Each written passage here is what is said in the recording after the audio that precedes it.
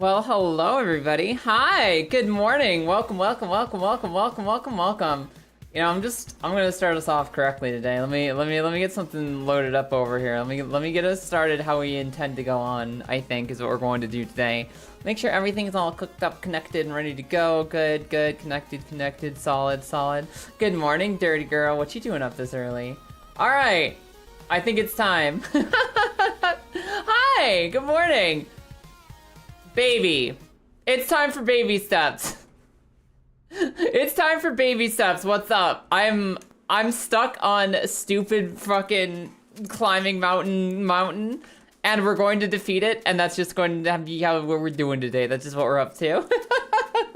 Good morning. Hello there, Hurricane. Hello there, Bacon. Hello there, Hot Girls Kissing. Hello there, Lemborn, and hello there, Dirty Girl. Witness. We are in the forest, in the mountains. We're trying to climb the Manbreaker, which I have renamed the Babybreaker today. We're going to defeat the Babybreaker, and it might take all stream, so I'm just gonna get started with some walkies. Hail the Lord of the Stairs. No! Nate's going to be the Lord of the Stairs. We can't let Jim have this. This is Nate's destiny, to climb the side of the mountain, to become the Lord of the Stairs himself by never using the stairs. We're going to win. We're going to succeed. We're going to support Nate. 80 streams of Bitchbreaker Mountain, as if. Hi, Lilith. Good morning. How are you doing today? Excuse me, this is the Babybreaker, clearly. It only breaks babies. It's only something that breaks babies.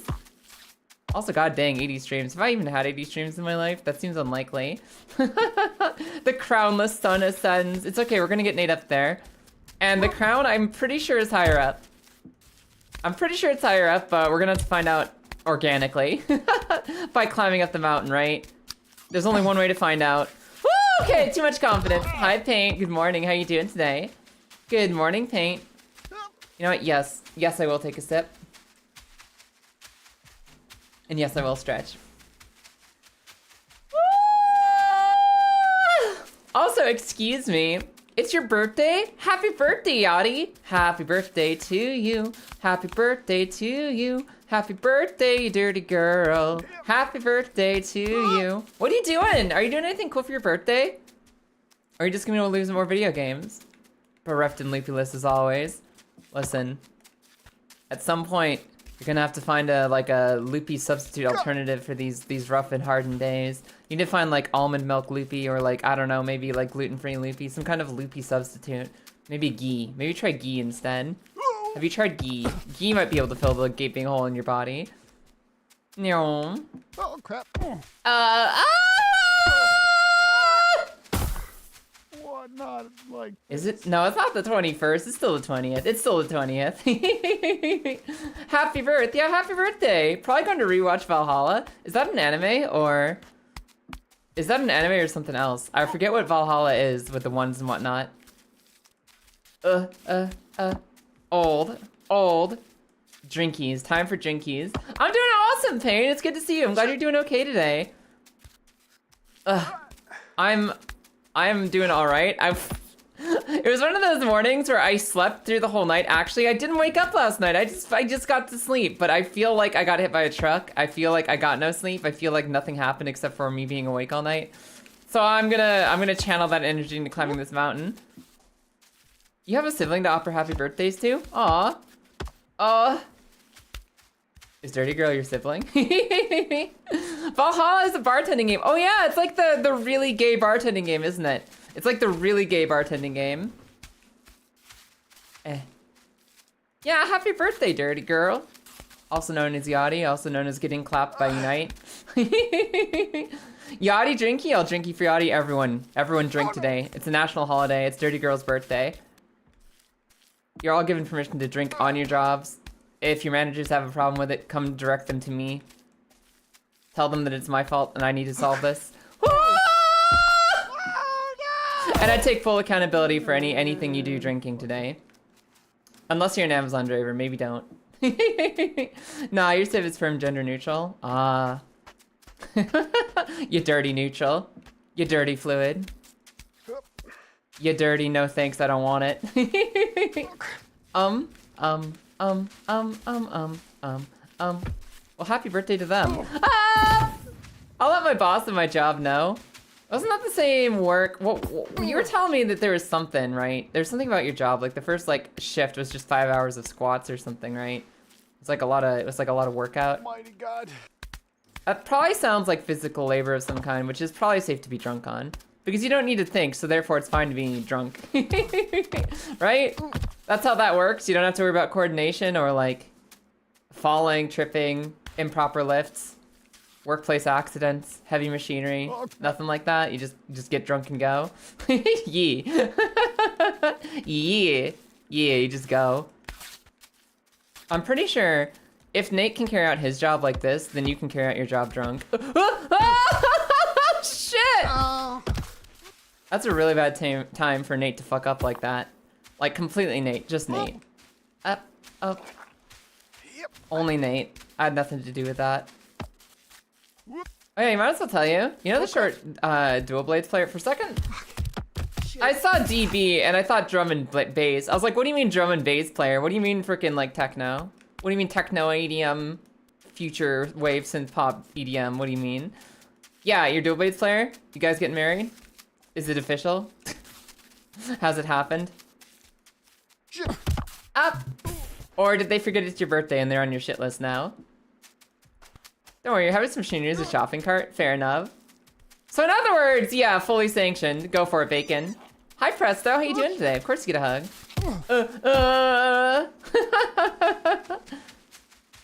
Probably brought a nice gift. Probably. I bet you they did. Eh. You never claimed you were dating? Actually, I asked you if you were dating, and if the two of you were dating, you said, yeah, kinda. I said, were you guys officially dating? And you're like, well, now that you mention it, yeah. Yeah, you did outright say that. You absolutely did. Quap on steroids? Kaiza, yes. This is Quap as baby game. This is baby steps. We're quapping right now.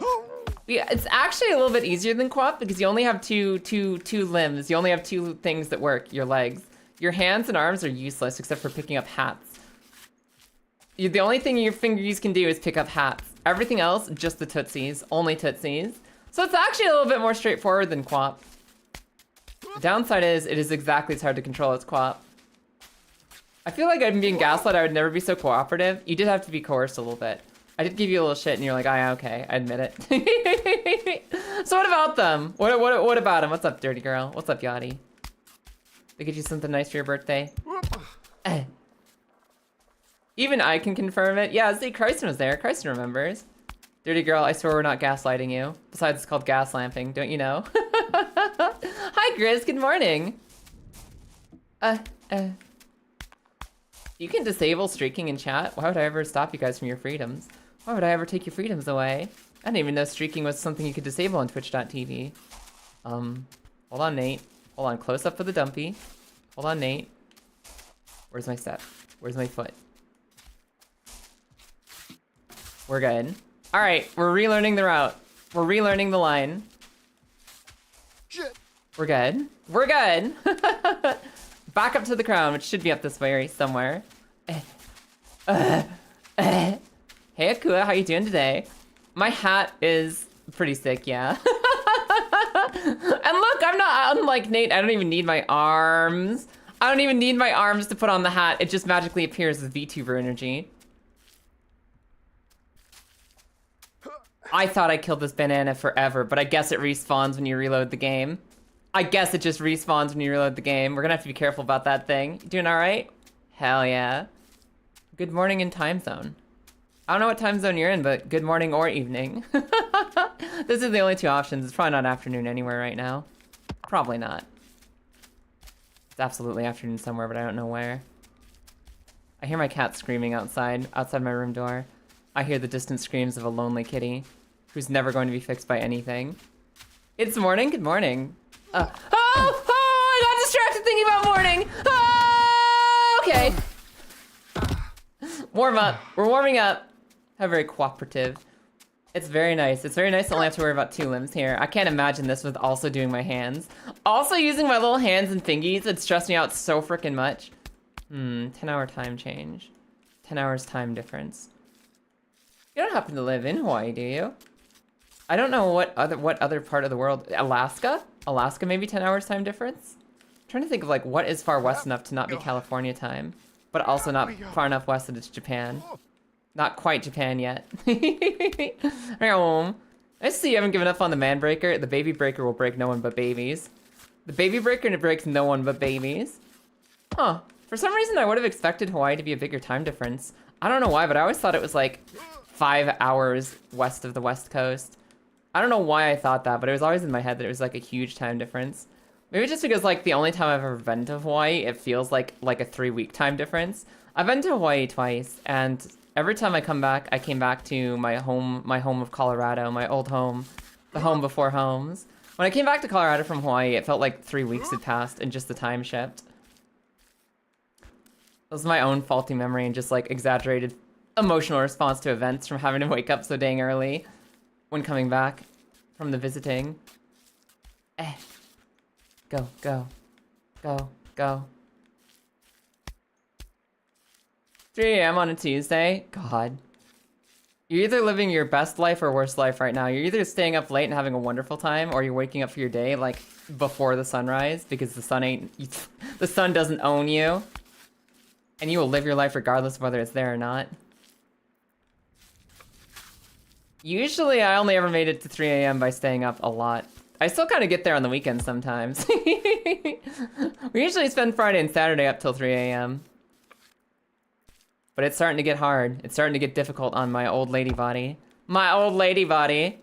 Unless I'm singing and dancing and raving. I start to get fucking tired around 2 a.m. I start to get fucking tired.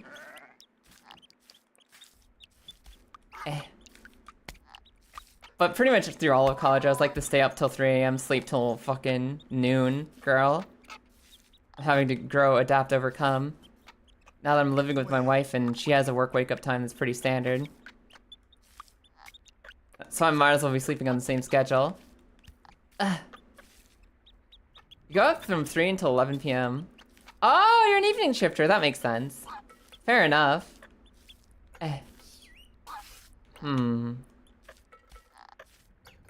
The only night shift I ever had was like the ass crack graveyard shift, the one that was like 2 a.m. until 6 a.m. It was half a shift because it was such a brutal time to be awake and such a brutal time to schedule your life around. And it was also working at FedEx warehouses, so it was like really physically demanding. So they're like, yeah, we'll pay you for the equivalent of like an 8-hour job for a 4 to 5 hour shift. Because goddamn, who wants to be here at 2 a.m.? Who wants to be here at 2 a.m.? I also started working at FedEx, like the warehouse distribution for FedEx. I did that like 10 or 12 years ago. And I was doing it, I got started right on the weekend of Black Friday in a brand new factory. A brand new factory that had just opened up. Right on the cusp of Black Friday when everyone is ordering everything from Amazon. My most distinct memories from that time are my manager with his head in his hands on the ground crying. And we were like, hey, you okay? And he's like, yeah, I'm okay. Oh, I'm all right. I respect that, dude. I respect that, dude. Because he used to be a cop, but then he decided to become a FedEx manager instead because he felt like doing something more respectable with his life. Shout out to that. So last weekend was horrific because you had to work way extra. Oh man, do you at least get overtime? Do you at least get the overtime? It's bullshit when nobody... Overtime should be like required when any time goes overtime. It's crazy that some places can still get away without it.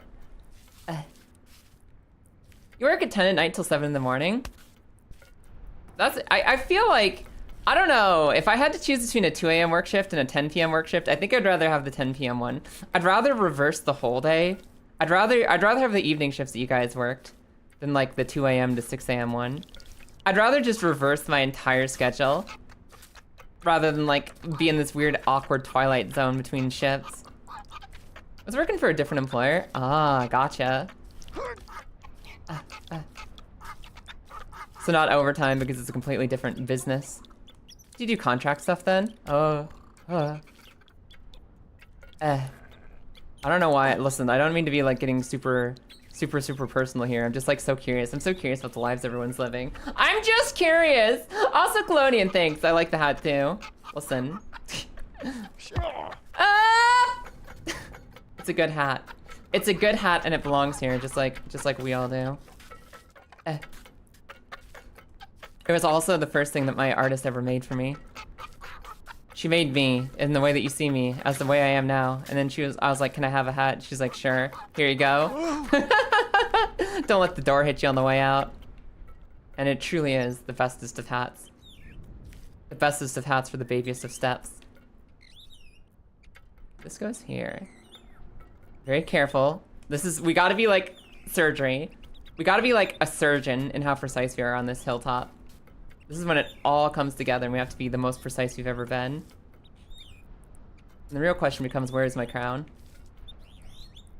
Where's my crown? I don't see it up here. I thought I had left it up here on the top of the Babybreaker, but I don't see it. Which means it did actually crash into the grass. I think it bounced off into the grass below. Let's see if we can figure out this step, as long as we're up here. And once we figure out the step, we'll take a swan dive off to the below times.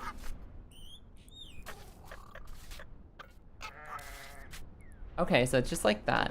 That's how we do the evil step. And there's no crown. There's no crown up here. It actually did fall! You saw it? Climb a little higher. I don't think it's up there. I'll give it a shot, but I've never made it higher than this point. I've never made it higher than this point, so the crown should be up here if I dropped it. I've literally never gotten past this. See? And the last time I was up here, the crown went like out here somewhere. So the crown is out in the grass somewhere. I think Silent Turtle was correct. The crown went flying into the grass somewhere. Unless I can find it in the dirt here, we gotta dig up the crown first. You work for a trade show. Oh, a trade show that comes around 4 times a year. So when they do come around, it's like a horrific work schedule. Gotcha. I'm worried that if the banana is back, the crown might be back home. If the banana is back, the crown might be back home. You might be right, Kristen. It's possible that the crown despawned and went back to its home at the campsite. It's possible that the banana peel got reshuffled, which means anything on the ground got reshuffled, which means my crown might be back at the campsite we started at. Which would actually make sense if it was up the mountain before and just now it's fucked up and gone forever. Because I'm not seeing it out here. I think because I didn't pick up the crown last session, it might have reset. Well. Alright, there's only one thing to do about that. There's only one thing to do about that. There's only one solution. We're not going on without the crown. We're not going on without the crown. We're not giving up without the crown. At least in your shift, you only have to deal with customers in the first and last hour. At least, Kaiza. That's something. Okay. Where was our campsite? Actually, where was the campsite? Where was our last camp out with Moose? I'm pretty sure it's like down in that clearing. Like, look at Nate's shoulder. Look at Nate's right shoulder. I think that's where our last campsite was. I'm so upset. Me too. Bye. Me too, but there's nothing to do but to go get it. There's nothing to do but to go get our crown back. Why this? Why this? Oh my god. Who designed the human body like this? I mean, the slow forces of evolutionary selection over thousands of years of time, and also cultural development in what we would consider hot, attractive, and desirable. In other words, Nate is the product of civilization itself. And I think we can all agree this is the peak human form. Alright, let's go back. Let's go all the way back to where this all began. As soon as I can figure out where that is. We'll just blast our way back up because we're fast and strong now. We're the fastest, strongest baby there is. We're gonna go right back up for the crown. With the crown, once we have the crown.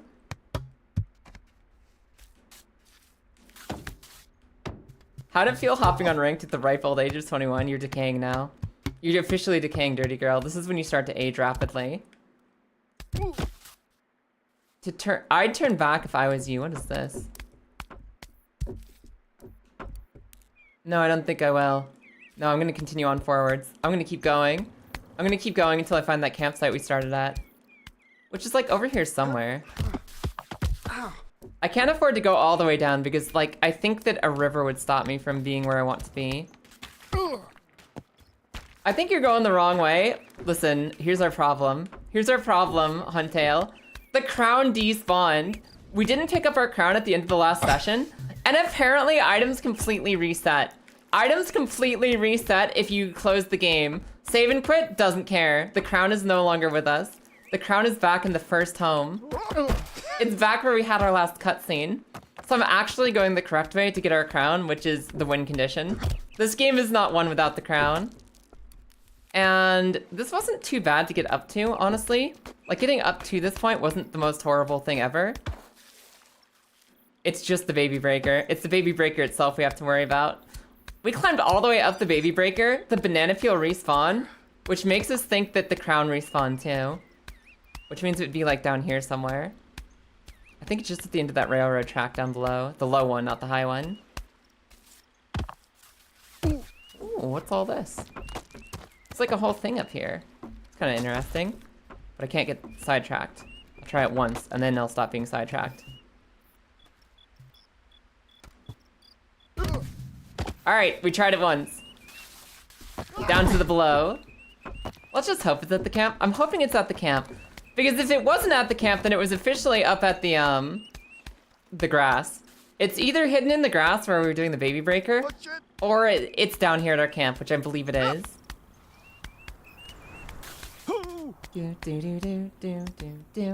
Zero, of course you get a hug. You had no work.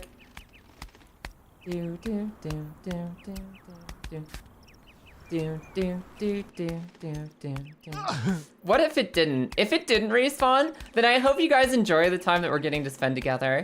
I hope you guys appreciate that I could have probably beat the game in like 10 minutes today, you know, one swift climb up the Babybreaker, and the game's just over for us. And instead, I chose to spend quality time with you. So, how about that? I mean, it could also be at its original location, what, at the bottom of the entire game? Maybe. But I find that highly unlikely. Because if it was likely, I'd be too sad to continue. All right, here's our camp. Let's see if the crown's here. Let's see if the crown followed us, or if the crown respawned down here. Let's see if the crown run is still active and alive. And possible. I'm a little concerned because I'm not seeing a crown. I'm a little concerned.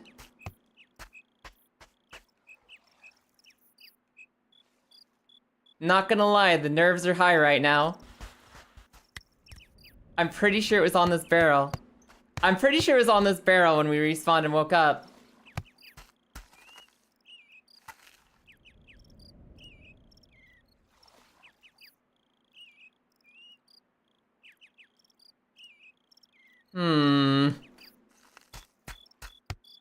Well, that's one theory bad.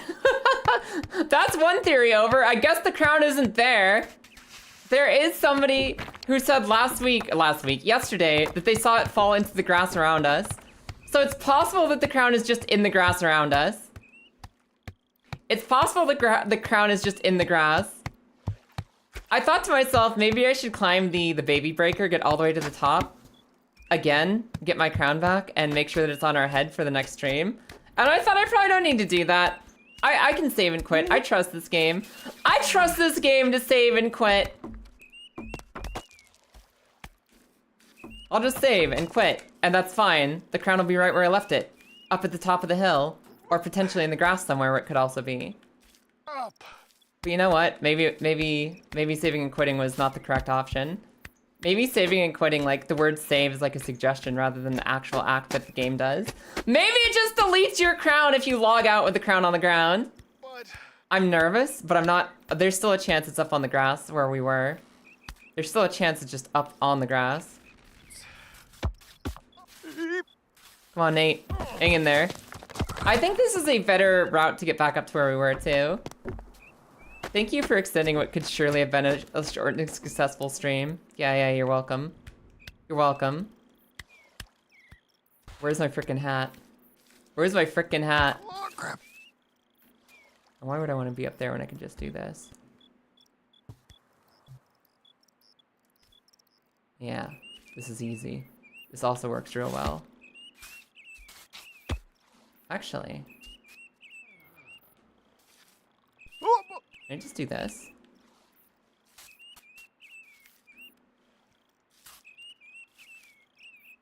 Can I just do this to stay on the high ground?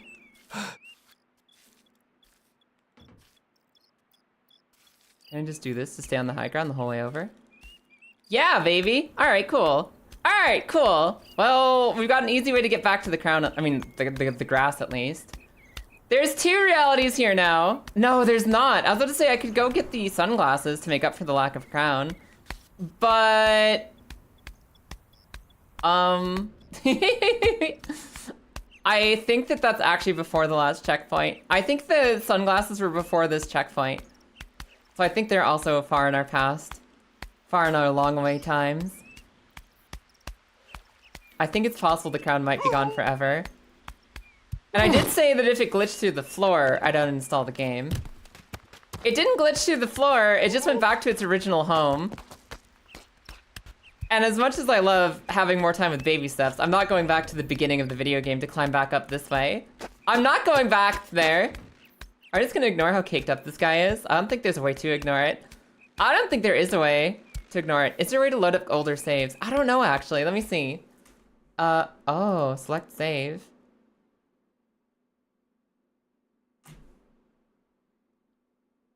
There's literally, wait, this level is called the Poison Mines? That's so stupid. There's only one save slot, apparently. There is a select save option, but there's only one save that we've used. Which isn't good. I don't like that. I don't like that at all. My crown! I'm thinking it's possible that it didn't unload the crown and it might still be up in the grass. But it's like way more likely that what Krysten said is true and it just would unload all of your items. It's way more likely it just unloads every item you have. Did I cross that bridge or did I just float away down the river? I think it just floated away down the river, yeah. Easy way back. I feel like my last save. Like, there's a chance it just loads me back at the checkpoint. Like, check this out. Select save. This. I've already selected it. I can't load it. I can't load it. If you hit the A button on it, it just, yeah, you're in that save. So it looks like that's a method to select new saves, but you can't just reload like that. I could technically Alt F4 and reload, but this is an easy climb. So I'm not worried about reloading this part of the climb at all.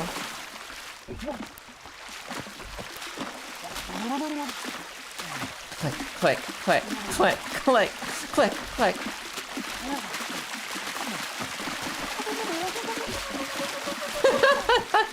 Majestic. Ah, majestic. So, we either start the entire game over and go back for the crown and play the whole thing from start to finish, or we move on with our lives and we actually embrace healthiness. We're still not using the staircase. Because I got news for you guys. If you are nothing without the crown, then you're nothing with the crown. If you are nothing without the crown, then you are nothing with the crown. If I can't become the staircase queen without a crown, I never earned the title in the first place. You don't need a crown, you need a commanding presence. The kind of commanding presence that solves puzzles and climbs Babybreakers. So, whatever. The crown lives on in our hearts. Assuming I can't find it in the field up above. Which will give a healthy amount of time to search for, and then we'll move on with our lives. There's another hat! There's the hard hat! Yes! There is the hard hat! I guess if I gather a hat, if I collect a hat, it can be my crown in spirit. Here's the question. Would gathering the other hat mean that we have a new hat challenge and we can still embrace the spirit of the crown by making sure we keep a hat throughout the whole playthrough? I know it'll be our, like, substitute stand-in crown. Or does that insult the very idea of the crown? Is that kind of a, how dare you stood where he stands?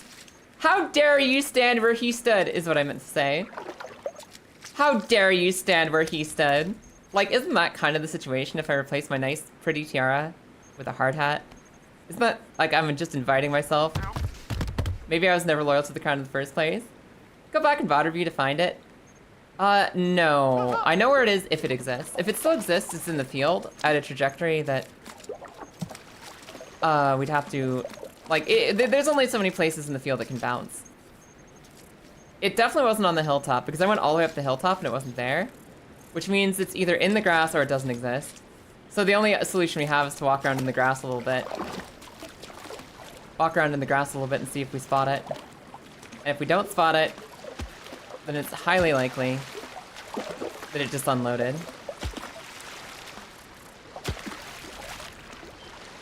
Hold on, Nate.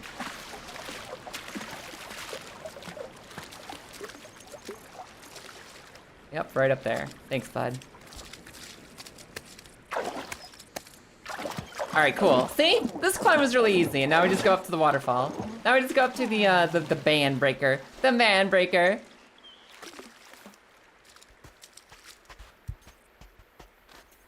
Which should just be over this way. Do. I think I rode, yes, I'm pretty sure I rode the water wheel up here. I think we successfully rode the water wheel up here. Keep that tiara's name out of your goddamn mouth. Exactly. Like, I feel like replacing the tiara with a hard hat, it would give us the challenge of keep a hat to the top of the mountain. It would give us the challenge, but it's no longer the hat. It's insulting to the hat. Dang it. Wait, can Nate just get scooped up in this thing? Kinda no. I was like, do I need to swim back to shore? Or can I just let myself get scooped up here? Come on, Nate. Come on, Nate. Come on, Nate! You're capable of this!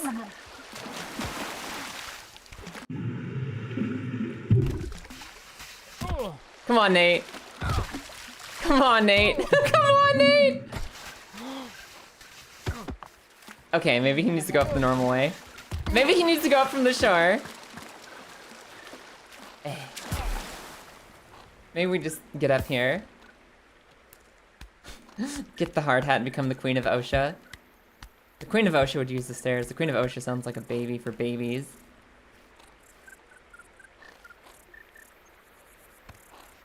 That wasn't decisive enough, Nate. That wasn't decisive enough. Let's try again. Flopping like a fish out of water. He is basically the swimming equivalent of a fish that's been dropped on the shore and doesn't know what to do with itself. He knows how to swim about as well as fish know how to walk. And I'm not counting those weird mud skipper things.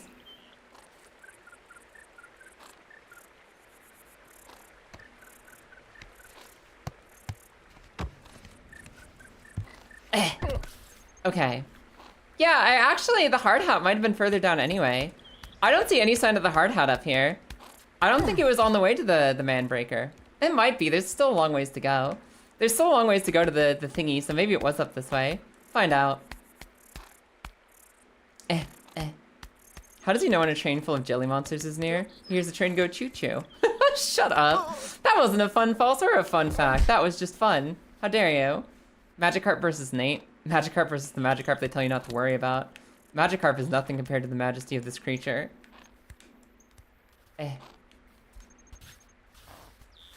Yeah, Lilith, at the time we lost our hat, someone mentioned they saw it clatter off into the grass. So I'm pretty sure it's either in the grass or it doesn't exist. I'm pretty sure it was this way too. I think this is the way to Crown. Well, this is the way to Mountain. This is the way to Staircase, to Babybreaker. And maybe also Hard Hat was this way? Maybe.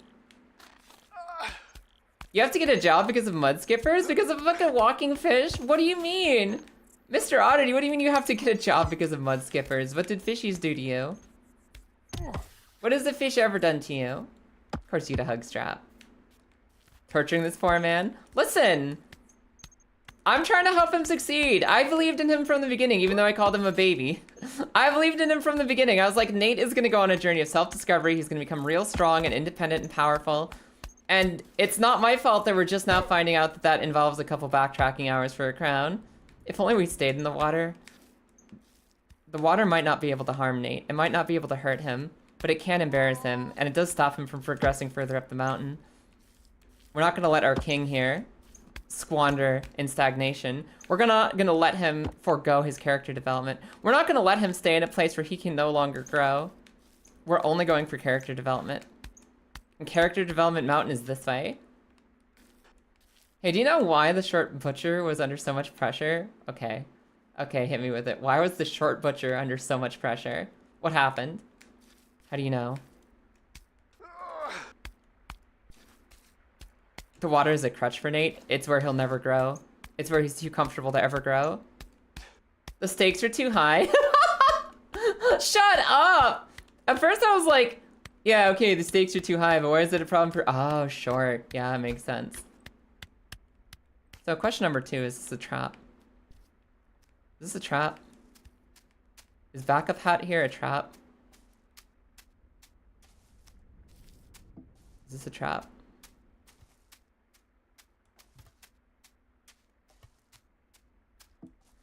Could this be crown 2? Electric Boogaloo? It's not creaking. It's not falling. So now it's a matter of making sure Nate doesn't stretch too far to get it. Okay, a little further, Nate. A little further up. Just choke up on the bat bud. Okay! We look worse than when we were bald. We actually look worse than when we were bald a second ago.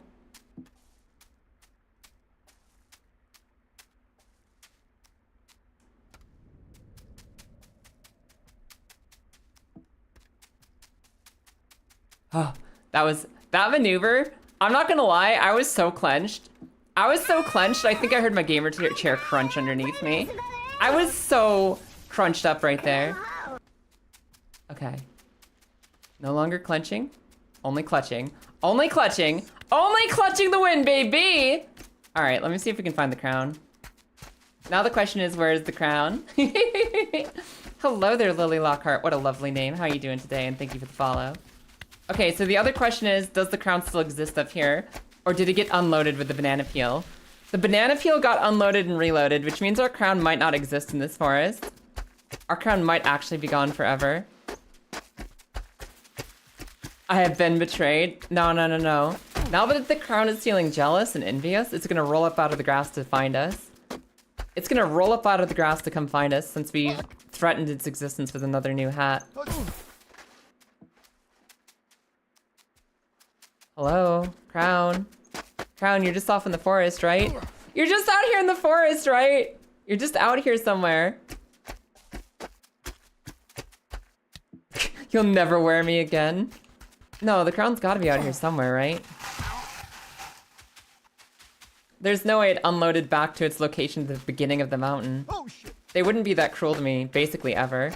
You know what else would be really fucked up? You know what would be really fucked up? What if I never wore a new hat again? What if I had never picked up this hat?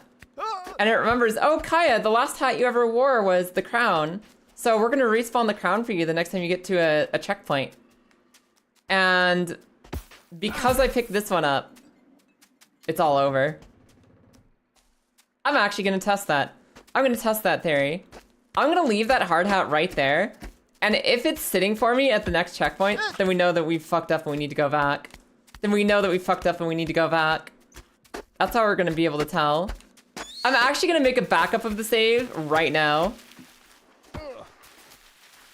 Before it's too late. The crown is gonna be really toxic and fight the hard hat.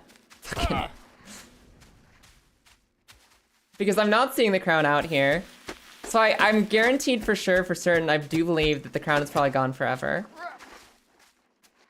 The crown is probably gone. We're not finding it. I'm not getting a prompt to pick something up. It's not like hidden in the grasses. It's not falling on the stairs. And I have a feeling that maybe if I had just left it be, it would spawn at the next campfire for me. So I'm gonna make a backup of my save before I got the hard hat, just in case that's true. And I will commit to, if I can save the crown by doing the backbreaker alone without it, I will go back and do the entire backbreaker with the crown despawn somewhere far below to make it spawn far above us. But I'm about to say we just go up the mountain. It's looking like it's not down here. Wherever it is, it's not in this field. So let's do two things. First, let's me walk around one more little moment here. See if I get any more pick up the item prompts. See if there's like one segment of this forest that has crown in it that I haven't found yet. But it's looking like nothing in this forest is asking me to pick up a crown. It's looking like it's gone. Then our next step is to leave the hard hat here and see if the hard hat teleports up with us the next time we find a campfire. Because if it does, then we have a way to crown! Crown! Crown! It was all for nothing. I found the crown. All right, let's go. I don't care about anything else that's happening. I found the crown. I don't care about anything else that's happening. We found the crown. Awesome. All right, we fixed it. Thank you for the clip sport. I appreciate it. Long live the queen. We're so ready. Hey, Gremlin. After all that heartache, after all that drama, the crown was just here the whole time. Silent Turtle is a freaking god. Ah! Silent Turtle is a freaking god. Had the god eyes, saw where this crown was the whole time. Hydrate. I'm a hydrate. And of course you get a hug. Ah. Oh my god. Hey, Lilith. Lilith, come back. Lilith. Lilith. Lilith. We're in the clear. We're in the clear. I'll never be known as the traitor to the crown. I spit upon that hard hat. Only the crown. The hard hat was an experiment. It was an experiment just to see if the crown could be resurrected. We didn't even need to do the science. The crown is ours. The crown is ours, baby. Fuck OSHA. What is it? A crown requires strength or something like that? What's the Godfrey quote?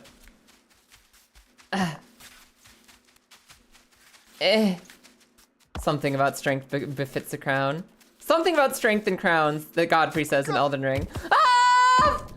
I'm watching where this crown goes forever now. I'm never losing the sight of this crown again. I'm only watching the crown as we fall. You know. You can get autographs at a UIC. Like, are there anime voice actors and stuff there, or are the autographs for like pro players?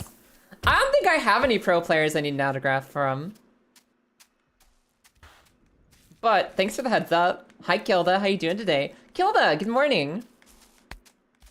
That crown. I can't believe I almost gave up on it. But I knew that last search through the forest was gonna be meaningful. I knew I had to search one more time to see if I could find it, and I'm glad I did find it. Now it's the worst timeline. Imagine if the crown ends up on the stairs. That's what I was thinking about earlier, actually. What happens if the crown bounces off of our head and lands on the staircase? If the crown lands on the staircase, I'm gonna have to put my footsies on those accursed steps. I will use the staircase to recover the crown if the crown gets stuck on the staircase. And that's the only time you'll see my little footsies touching that ladder of fucking frailty. That slop of compromise. That filth for the weak. It's the only time you'll ever see me using that staircase. That's solely and only to protect the crown. Oh, hold on! Nate! Okay. This whole entire stream, Nate, we gotta have a talk real quick, okay? Hold on, get your crown. Nate.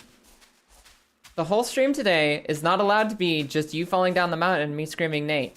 The entire stream today can't be 4 hours of you falling off the Babybreaker. We've got to make some progress, okay? So buckle up. The slop of compromise. Oh man. I wish I could even claim credit for that. You know what? Here. In the editing, we'll make it sound like, you know, I was the one who came up with that phrase. But here, you guys get to know the real honest truth. I didn't come up with the phrase, the slop of compromise. That's an actual thing you make in a RuneScape quest. There's like these two fucking bitch-ass goblins arguing. And you're trying to make food that they'll both like. And it ends up being this horrible, disgusting, porridge, nonsense, garbage food. That is literally called the slop of compromise. The slop of compromise, which I think is one of the most powerful phrases that's ever been uttered in the English language. So thank you, RuneScape. Thank you for the words. And thank you for the words being really, really, like, nice sounding in that rant right there. Thanks for being my muse. Hup. I appreciate it. It's like, there's been 2 different instances in my life where I've just thought that people around me are insanely ridiculously funny, and they are. They are insanely ridiculously funny. But I found out that like half the things they say are just references. It's just references to other things, and I haven't seen the references. And it's like, I'll see it in a YouTube video that I watched like 15 years late to when everyone else saw it. I'll be like, that's where that phrase came from? Yeah, I got it from there. Some of the funniest people I know are just vast repositories of information that have recordings of all the funny ways that anything has ever been said. And you just know when to let it out in the right moment. Is that a wholly unique sentence, Mr. Oddity? Is that the first time in English that anyone has ever said purple monkey dishwasher? That might be the first time. We're coming up with original sentences now? Like, what's the game? What's the game we're playing? I quote Big Top Burger all the time. Big Top Burger. I feel like I've heard that name, but I don't know that much about it. I know Bob's Burgers, but I don't know nothing about Big Top Burger. I've never heard of it before. Well, I mean, I've heard of it, but I don't even remember what it is. It's me. Actually, Lilith, and I think I mentioned this to you at the time, Lily actually does the same thing. That's why I said it's two people. That's why I said it's two people. It's literally you and Lily. Like, I just always think, like, that's the funniest thing I've ever heard in my life. That's the funniest thing I've ever heard in my life. Oh, that was just from a video we saw, like, years ago. Oh. Oh. And if I had a nickel for every time that happened in my life, I'd have 2 nickels, but it's funny it's happened twice, which is topical. It's a YouTube series. Big Top Burger is a YouTube series about 2 clowns that run a food truck. Aw, that sounds so fun. Sounds so whimsical.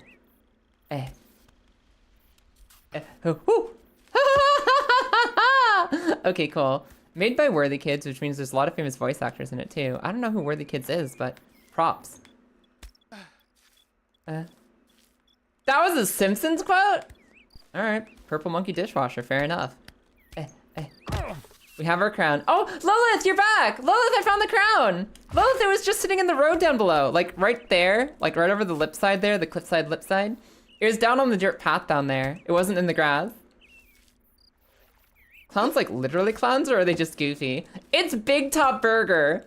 A big top is the name for a big circus tent. So, that's almost definitely literal clowns. You did hear me shouting throughout the house, yes? You glad you found it? Oh my god, yes, I found it. I found it. Didn't need to save scum or like reload or restart the game from scratch or compromise on no hat or nothing. Or nothing. I just got the crown. I just found it. I just found it! Yeah, they're actual clowns. Oh, hell yeah. Fucking love clowns.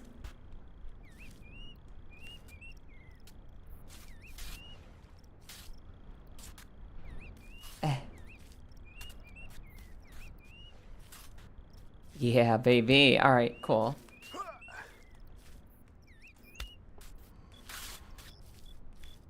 Okay. Come on. Come on. Come on. Okay, cool. I'm gonna take a drink. I've earned a drink. They have a rival food truck called Zomburger. So, like, run by actual zombies, or... like, actual zombies, or just, you know, the default state of all living beings between the ages 20 and 40 right now. In the current timeline we're living in. This way? And then this way. Nate? Okay. Okay, we're good, we're good, we're good. This is the very technical step right around the corner here. Right around the corner.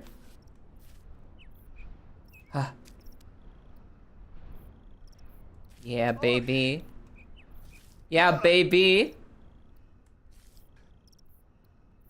This is the weird part. This is the I've had mixed results part of the mountain climb. This is where we start like this.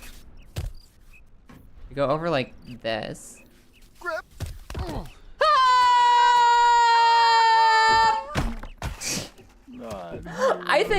I think that's the first fall in this game that's actually got me to like sink into my own neck. Like, I wanted to crawl out of my body watching that impact. I think that camera angle was a little too good. That actually physically hurt me to watch. That hurt to watch. Fuck you, hard hat. Like, I felt that in my bones. That was difficult. I'm sorry. I'm sorry for being too good at camera woman. That was brutal.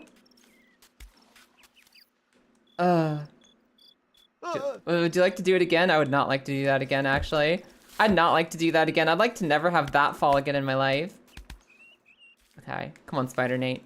Come on, Spider Nate. I hope if you beat this game, you unlock a power-up like a spider suit. I hope you get like a symbiote. I hope we become Venom Nate. I hope we can become Venom Nate. Venatum? I hope we become Venom Nate and we get a symbiote suit and we can just crawl walls and stuff. I hope we get superpowers that are like spider-like in nature. I just want to be able to climb walls after this game's over. I want to get New Game Plus where you just climb up the mountain literally with your little suction cup hands. Ah, and your silky spider threads! He's got butt game like a spider's got butt game, so I feel like he should be able to do it. He's probably got a spinneret in there. And somewhere, somebody's probably made art of it. Somewhere. Ah! Venom like the magic deck you have? What, toxic counters? Whee! Or do you mean like the actual Marvel Venom as the magic card? Because I forgot that like Spider-Man magic existed. Do it again, I missed it. You'll have to watch the clip. You'll have to watch the clip. Actual Marvel Venom. Oh yeah. Man, it's so weird for me. I still feel like I have a mini crash out when I think about how many weird collabs there are with Magic the Gathering now, because like to me, Magic was really cool as its own unique fantasy world with its own unique fantasy history. Like I was into the old school like grandma shit, like Invasion, the first time Phyrexia ever got invented. The first time Phyrexia existed. That was the Magic lore that I was really into. I liked when it was this really hardcore, almost Warhammer style, like insane apocalypse fantasy world. And then when it started to become like, oh yeah, there's also Transformers and Batman and Doctor Who and like all this other stuff, a little part of me was like, oh, I can't take the world seriously anymore, and I kind of missed the fantasy. And I still crash out a little bit thinking about how I miss when Magic felt like magic. On the other hand, it is really silly and fun to be able to, like, I have a Bilbo Baggins deck. Yeah, I'm using Bilbo Baggins, that's my commander. That's my main card. And it leads to some really funny moments with your friends. I think that Magic was maybe, I would say if I had a time machine to put Magic any way I wanted it, I'd probably keep Magic in its own universe. I wouldn't do the collabs. I'd just be like, you know what, let Magic be its own thing. Let it be its own unique fantasy universe. But I'm not gonna stop it. I'm not gonna like be too upset about it now. Because for all of the horrible, I can't take the world seriously anymore that it's done with its current collabs, I have had really silly fun moments with my friends. And maybe the thematic purity and the fantasy, like sticking to it of its own thoughts of an imaginary magical card game universe is not as important as having some fun with your friends. Maybe Magic was a more pure art when it was just its own universe. And maybe that made it better thematically, story-wise, lore-wise, personality-wise. But maybe that's not important. In a world that's gone on fucking fire, like the world we're living in right now, maybe I got to play the silly Doctor Who deck with my friends and they liked it is more important than, oh my god, the world makes sense in Magic the Gathering. So I'm gonna go out on a limb here and say that every time I get crybaby about like, oh, it's like Fortnite now. It feels like Fortnite. Maybe I should shut the fuck up. Because the much more important thing is that my friend got to play a silly The Master deck from Doctor Who and we had fun together. Like, don't get me wrong. Don't get me wrong. I liked the Magic world better before it was Fortnite. But the fun is what matters most. The fun is what matters most. And as long as people are having fun, that is everything in our timeline. Right now, that matters more than anything. Shit is on fire everywhere. Please put Venom in your deck and have some fucking fun with it. We deserve that laughter and that fun. So next time I crash out about Magic feeling stupid because of all of its crossovers, just remind me I'm a stupid hoe who literally said the opposite right here. And I don't get a right to complain anymore. You pulled the most expensive Venom too? Oh, is Venom like a really meta card then? Is he really meta, or is he just like you got the full art like mega rare variant of him? Oh, you got it from a collector pack. Wow. Fancy. Fancy. Is Hamtaro in Magic the Gathering yet? It's Hamtaro time. Jiggy jiggy kush kush woo. Man, I watched Hamtaro so much as a kid. My first hamster was named Hamtaro. I literally got a hamster and I was like, I will name him Hamtaro because that is one of my favorite shows. He didn't look anything like Hamtaro. He looked like carpet. He mostly blended into our carpet, which means when he escaped and got running around the house, he was hard to find. He didn't look like Hamtaro, but he was a hamster. Therefore, I called him Hamtaro because I fucking love that show. And also, the Hamtaro Game Boy Color games were legit. The Hamtaro Game Boy Color and Game Boy Advance games were so sick, and nobody understands. Nobody understands how much time I spent collecting sunflower seeds. Okay. Hold on. Everybody hold. We're getting an ad break, and I need to stretch. I'll be right back! I'll be right back, you guys. I'll be right back with you. Hold on, BRB. So, let's do a lover's kiss. Here, it's coming for it. How did I hit myself with that spell? How did I hit myself with that? I don't understand. I've got a bow of random effects. I'm not afraid to use it. Wait for it. Wait for it. Your weapon. Oh my god! Was she right behind me this whole time? Was she just right there? Our next goal is defeat the cliff without the cliff defeating us. I think that was some fucking... Oh.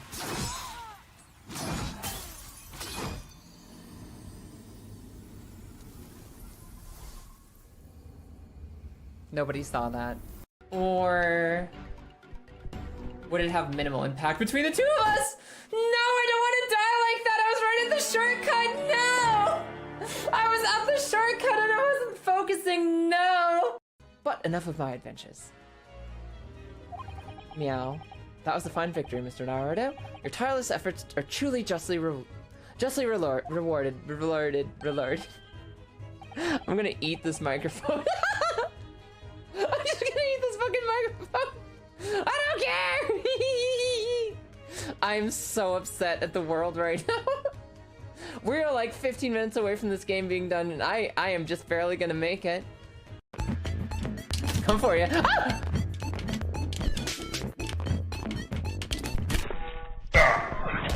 Boom! No way! No way you made that shot! Oh, I took the spirit spring jump up too high! Plunging attack. Oh. And a swinging Argonian. Swinging Argonian. Lilith? Are you okay? No, I'm not. Can somebody clip that for me so I can see it later? Is this it? Is this the end? Yeah.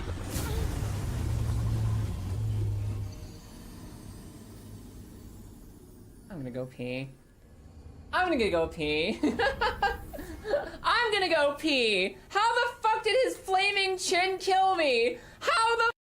This one gives me a purple rupee, you mother. What about you? 10. A recovery heart. A single 1 heart heal.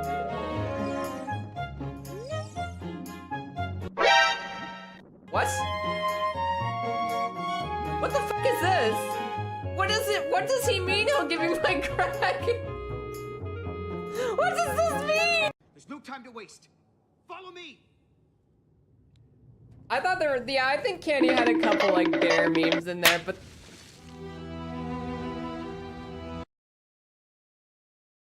Hello, and welcome back to Baby Steps. Welcome back to Baby Steps, the Babybreaker, where I'm getting reports that apparently Spider-Gwen's actual in-universe hero name is Ghost Spider. And maybe I was a little hasty to think that her in-universe name was Spider-Gwen. That answers all of my questions. Thank you, Clonian. If they ever release a Guy Fieri or other meme deck, you're into Magic the Gathering immediately to play it.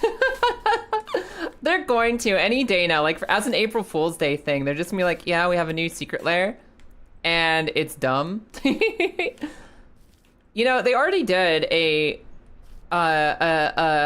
pair of decks that were cat and dog themed, which isn't full. It's not like full Guy Fieri, but it's kind of memey and also really cute. And we're still like sad that we like my wife really wanted the cat and dog decks, and it's kind of tragic that they were only a limited run that no longer exist in this world. But, they do occasionally do memes like that, so there's a chance. There's a chance you'll get your Guy Fieri commander one day. They did a Furbies deck? No. Is there a long Furby? Yeah. Is there a long Furby? Is there actually long Furby card? I don't care that I fell there. I need to know if there's a long Furby. Does long Furby exist? Also, where'd the crown go? Oh. Where'd the crown go? I didn't see where it fell off me up there. Where'd the crown go? I don't think it bounced very far. I don't think it came down. I don't think it came down at all. I think it's like up the mountain. Yes, there's a long Furby. Okay, there's that hat. What about other hat? Where is crown? I think crown is up the mountain. I think crown is up the mountain somewhere. One of the drops for the Furby deck was demonic Furby abominations. Yeah, they definitely have long Furby then. There's no way they'd skip out on long Furby. They really did a Furby deck though. That's fucking crazy. Huh. You know how I just went on this long speech about how, like, maybe I shouldn't be judging Magic the Gathering for having dumb collabs? And how I should be appreciating that people are just having fun with something that's fun? And I shouldn't call them out for having really dumb ideas that cheapen the idea of Magic the Gathering as a whole? But Furbies! Furbies! I give up. I give up.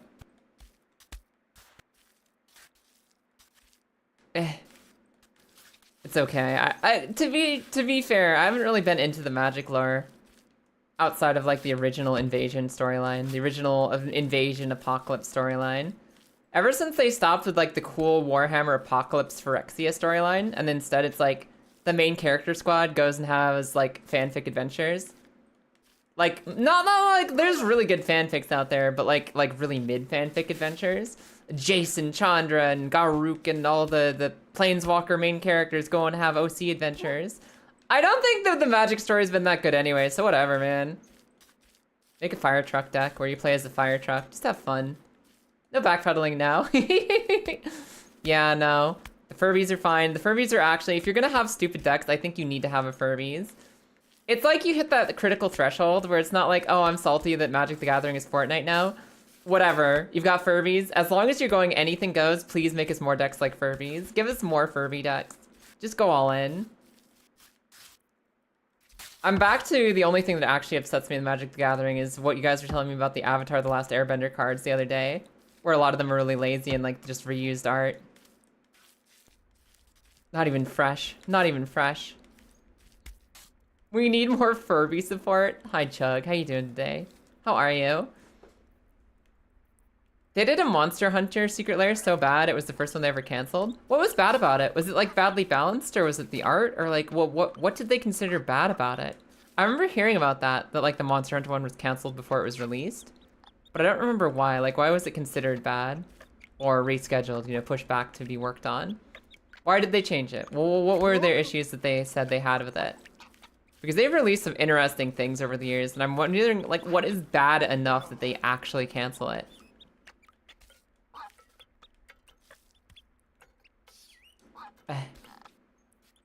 Release the full Furbexia. For like Phyrexian Furbies? Phyrexian Furbies? I'd pay for that deck. I'd pay for that deck. Hi Magpie. Yes, we're back on the Man Breaker, the Baby Breaker, the Bitch Breaker, the Breaker of Breakers. And our crown, I think, is up top. I think our crown is up here where we started to fall. I didn't see it on the ground level, so I think it's back up this way. It was all reskin cards. Oh, so there were no original cards in it. Because I know that a lot of times they just reskin the cards.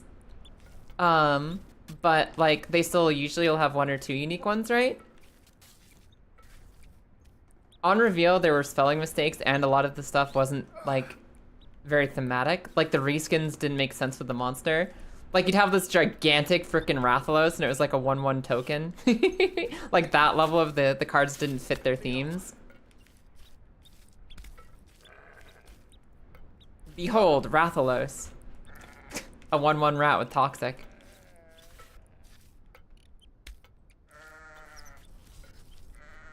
I can see that being bad. I can see how that would be bad enough that they just say fuck it, it's not happening anymore. Maybe we need to rethink this plan. Maybe we messed up a little bit. It was weird, yeah, fair enough. What is that emo magpie? What is that Bergie? Why is there a Furburgie? Why do you have a Furburgie?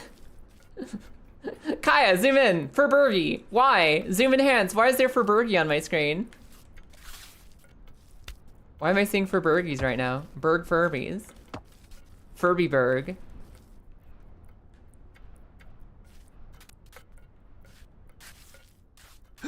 Oh, Nate, that sucked. Oh, Nate, no. Oh, we're never gonna find the crown like that. That's Beefy?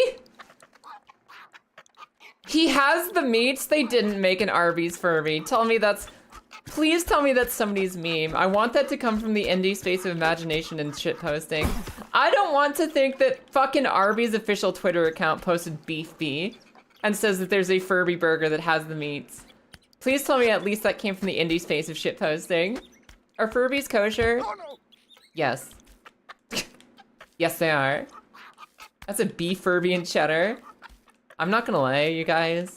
I'm not gonna lie. Arby's is maybe one of the worst fast foods out there, like from pure quality perspective. Arby's is not good. Arby's is not good for you. It's not good as far as fast food goes. And I miss it every day. I miss it every day. I would have a beef and cheddar right now if I could. It's probably the worst fast food I can think of. And I want one. I want one just thinking about it. Ah, beef and cheddar, hell yeah. The fake petroleum cheese on thin, oily, soggy meats on a crappy bun. Overpriced with some overseasoned curly fries. Please give me my Arby's right now. So I think maybe my time, my like 34 years living in America might have brainwashed me a little bit. I think maybe you should be looking at me the same way that Hornet looks at all the mind-washed bugs in the choir. Like in Silksong, you know how like Hornet feels bad for all the bugs who've been like just shredded up on Silk and forced to live in a corporate dystopian nightmare for the rest of their lives? Just going through repetitive motions because it's the only thing they understand anymore. Grip. Maybe I got a little bit of that from eating Arby's too often. I'm clearly trying too hard with my food. No, you have to understand. I still recognize the difference between quality. I recognize the difference between high quality and low quality. That doesn't stop me from craving the low quality. I fucking love low quality food. Just because it's bad doesn't mean I have to hate it. And just because I like bad things doesn't mean I can't recognize a good thing. Tell you what I can't recognize is where my freaking crown went. Did you see it? Wait, you said crown. Did you see it somewhere? Was the crown somewhere visible there, hot girls? Was the crown somewhere next to me? I'm pretty sure I didn't see it. It's an original. Beefy is an original creation from a sculptor who makes all sorts of cursed Furbies. Is that the original Long Furby account? Oh, you noticed it was gone, okay. Yeah, no, we fell from the top of the Evil Ledge. There's a place up here called the Evil Edge. It's what we call in the Baby Steps community, the Evil Edge. And given that there's never more than like a handful of people even like remembering that this game exists, I think I can take it upon myself to call myself the Baby Steps community. I might be Baby Steps' strongest champion. Out of all the people in this world who have played this game, which is a small number, I might be the one person who feels the strongest about this game as an art form. I might be the Baby Steps community, so that's what we in the community call the Evil Ledge. It is the Evil Ledge, and it's where I left my crown. I'm pretty sure it fell off at the beginning of my tumble. It either fell off at the beginning of my tumble and it's all the way up at the Evil Ledge, or it bounced off the mountain and it's way down below. Thanks, Clonian. Up. Shit. I might still be on track record for the Baby Steps speedrun world record %. Actually, somebody was mentioning the other day, I'm sorry, I forgot who said it, but somebody said yesterday that this speedrun for this game is less than 10 minutes. And I don't know what the circumstances are for that. I don't know if that's a weird physics glitch where you just like ragdoll yourself into the sky. I don't know if that's like a warp to the end of the game glitch. I don't know how you beat this game in 10 minutes. It's gotta be some kind of exploiter glitch, right? Because there's no way you just like walk up the all of the levels that fast. Maybe there's like a secret ending. If you do something in the beginning, like you tell Jim he sucks in a cutscene. Maybe there's a secret ending you can get to really quickly. I don't know what the context for the 10-minute speedrun is, but I do know there's a 10-minute speedrun of this game.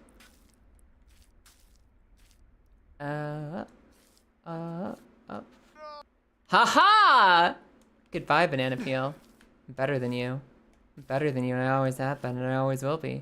I'm the queen of...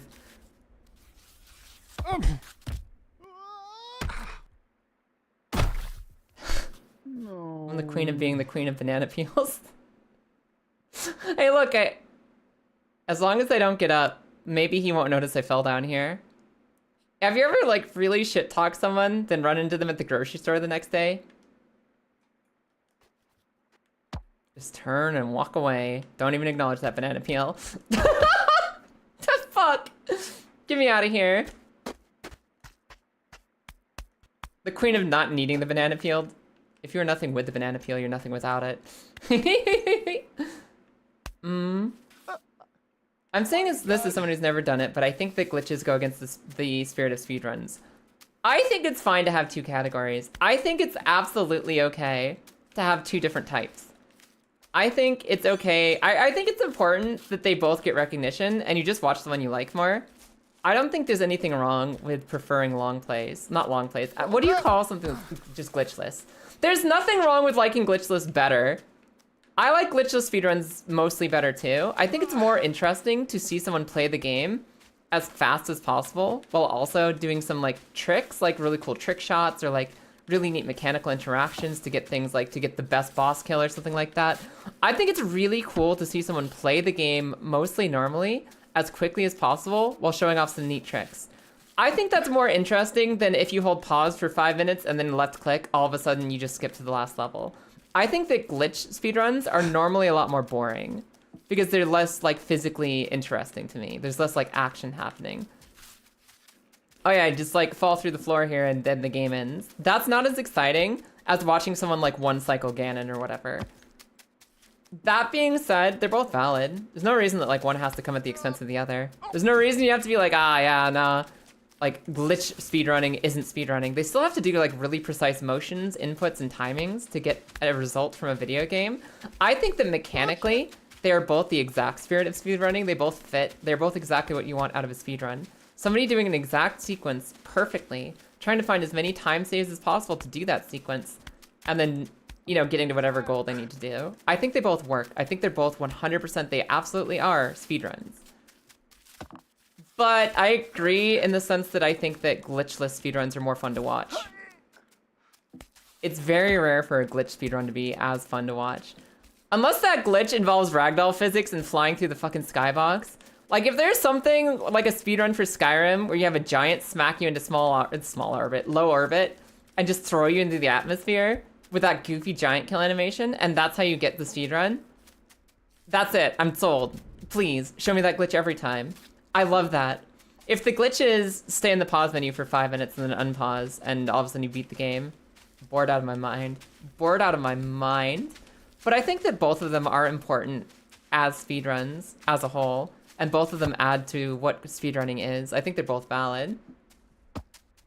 I think they're both valid, and we wouldn't have as interesting of a landscape for speedruns if we didn't have both. Even if I like glitchless way better too. Even if I have more fun with glitchless. I'm not gonna throw fucking glitch runners under the bus. Just because it's like slightly less watchable sometimes. I'm double checking to make sure my crown didn't like fall into a crack between some rocks up here too. Like I think my crown is up on the evil ledge, but it might not have been. Appreciate that speedrunning involves deeper knowledge of the game system than the game requires. Yeah, no, that's why I do like the speedruns where you get to watch almost an entire playthrough and they engage with that playthrough optimally. I agree, Kristen. I think that speedrunning is the most fun when you get to see the game being played the best. I like that more than pure exploits, I agree. But so it goes. Honestly, the big thing I like about speedrunning is just watching somebody compete at something that they are really proud of and they put a lot of time into and a lot of effort into. I love skill expression. I love learning to be the best at something. I love learning to be better at something. I love learning. So like, watching people compete and learn to be the fastest they possibly can at doing something, even if that something is playing some silly old video games, makes me so fucking happy. I love watching people challenge themselves to improve. Which is also why I play games like this. Everybody's like, rage game, you're playing the rage game. I'm playing the learn to get better game. I'm playing the learn to get better game is what I'm doing. And that's why I love these things. That's why I love Souls. That's why I love like games with hard platforming, games with hard bosses, games with hardness. That's why I like playing some PvP games when I'm in the mood for it. Like Marvel Rivals. I just like getting better at things and watching other people get better at things. Human improvement is one of my favorite things to witness and be a part of myself. I love it. I love it. I love it. I hate improvements. Well, thank you for the clip. Did you see the Reddit mod video? No, I actually got a thumbnail about that. It's the art Reddit guy that fucking Moist Critical's been going off about for a while now, isn't it? It's that whole like freaking Moist Critical Reddit mod drama nonsense. Where's my crown actually? This is the evil ledge. I'm at the evil ledge again and I don't see the crown. Where'd we lose it? It's gotta be some god-awful place down below us then. It's gotta be some god-awful place down there. Okay, so first things first, let's see if we can learn some more ledge tech while we're up here. See if we can learn some more ledge tech.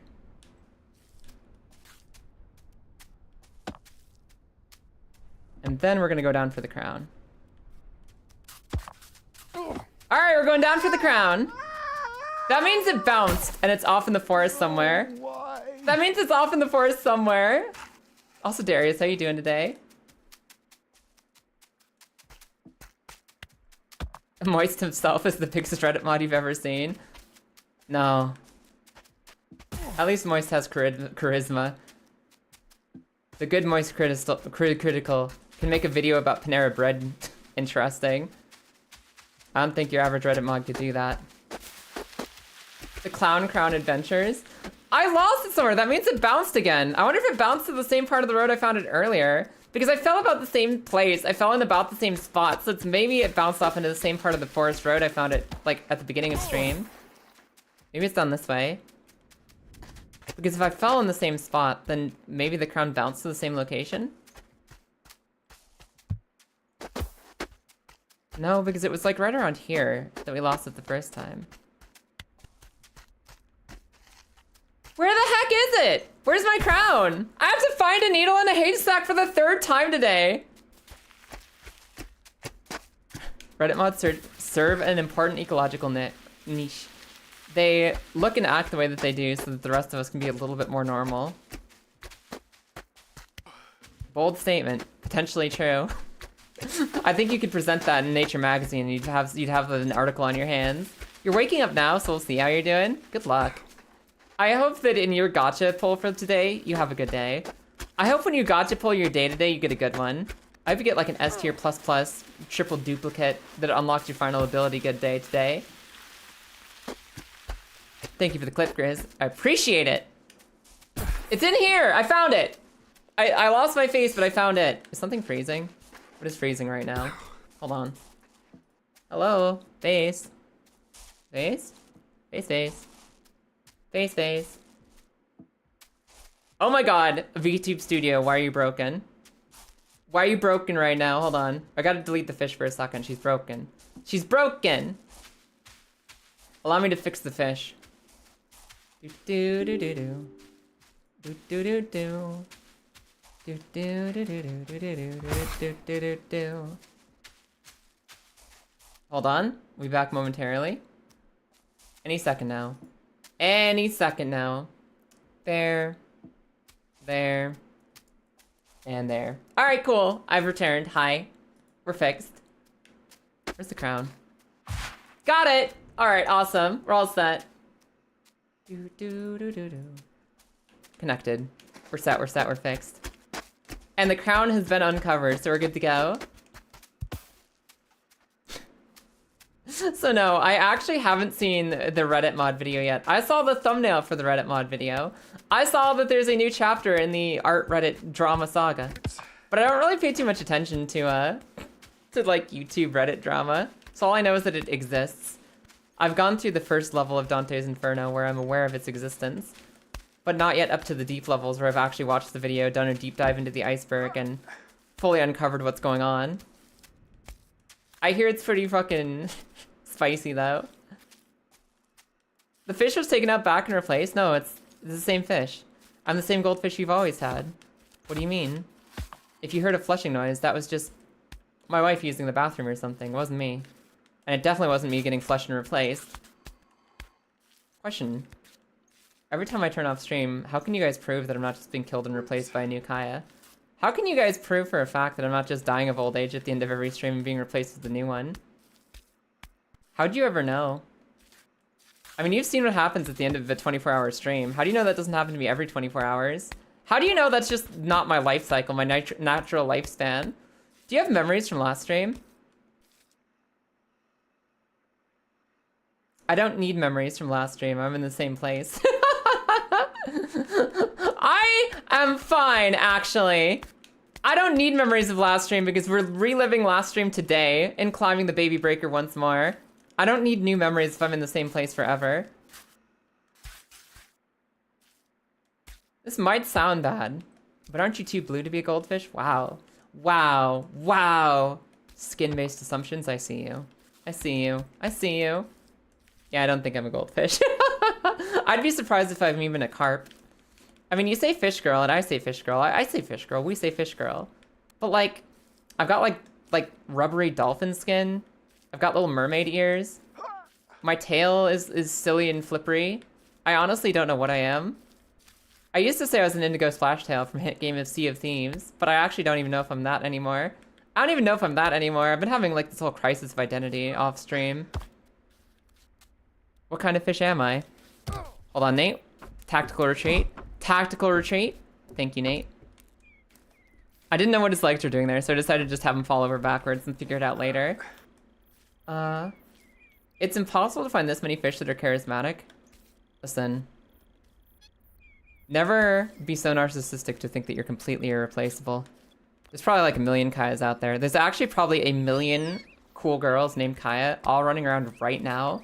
You could just hit me in the back of the head with a hammer and pick up a new one. Be the same experience. Be basically the same experience. I don't know what would change.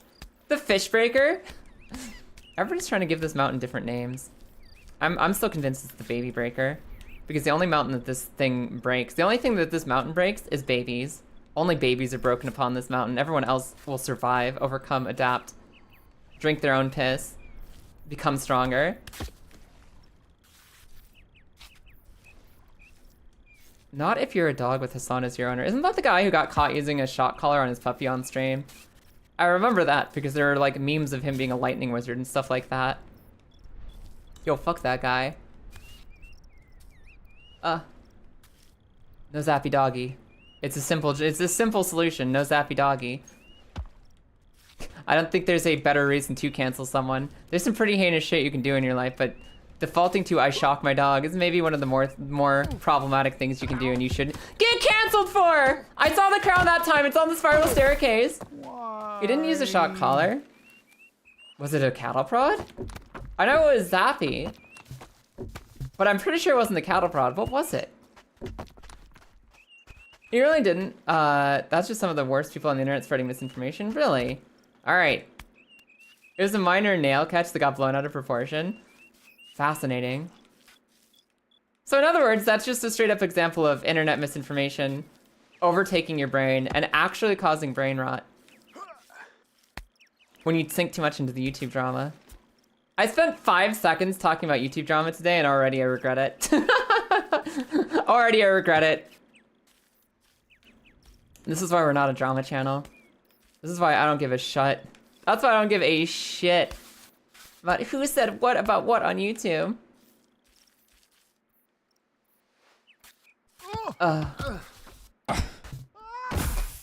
That can be something you go and discuss on Hassan's stream. I bet he's really interested in whether or not he fucking what the status of his dog is. Don't matter to me. Don't matter to me. It's not my content. It's not what I'm here for. That is like class 101. Class 101 on who gives a shit. Ah!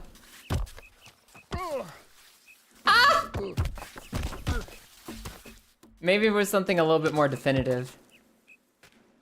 Then yeah, I do believe in calling people out for being ass bags. Like, if somebody is literally, detectively off of, like, obviously an ass bag, call them out. I believe you should call people out for being ass bags. If somebody does something that's ass baggy, absolutely call them out, hold people accountable, tell them that they're full of shit.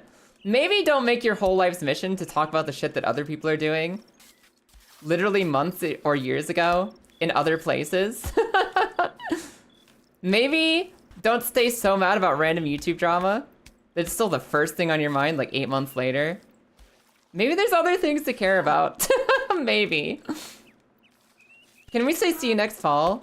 No, you can't, because after this one right here, which it's too late to say it to, I'm never gonna fall again. Easy. Easy.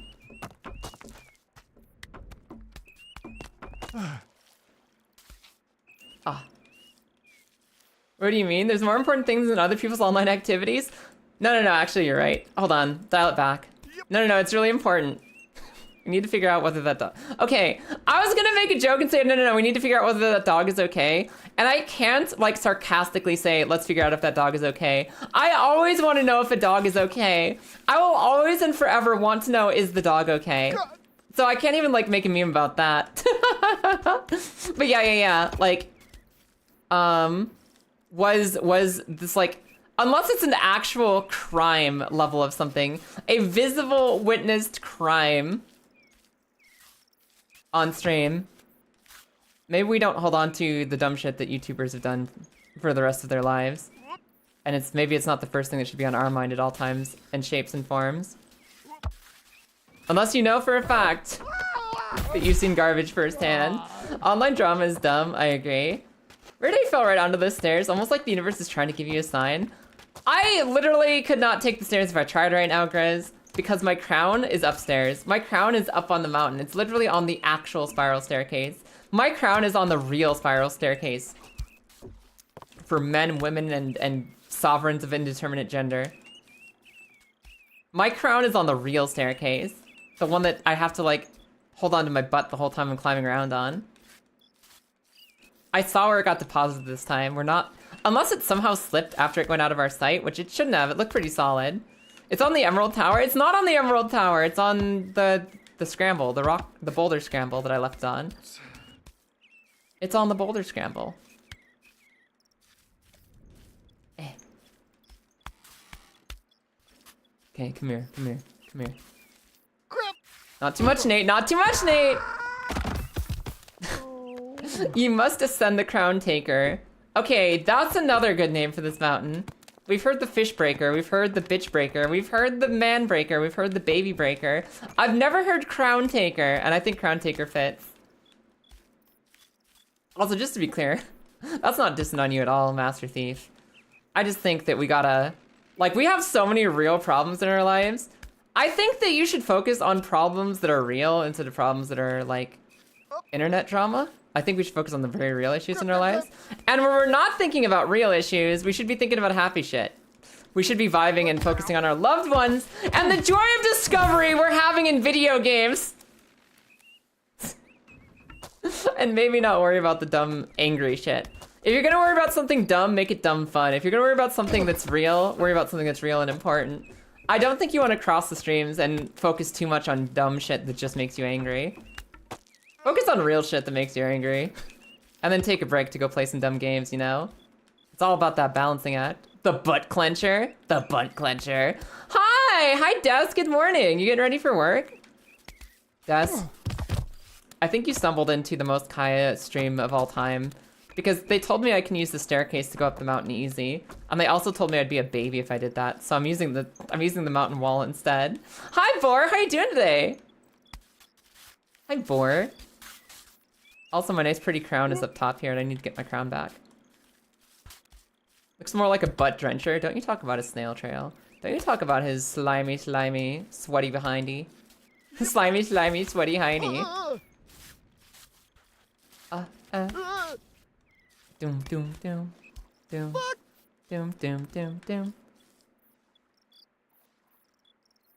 You guys get the cake. I'm gonna drink some water. Ah.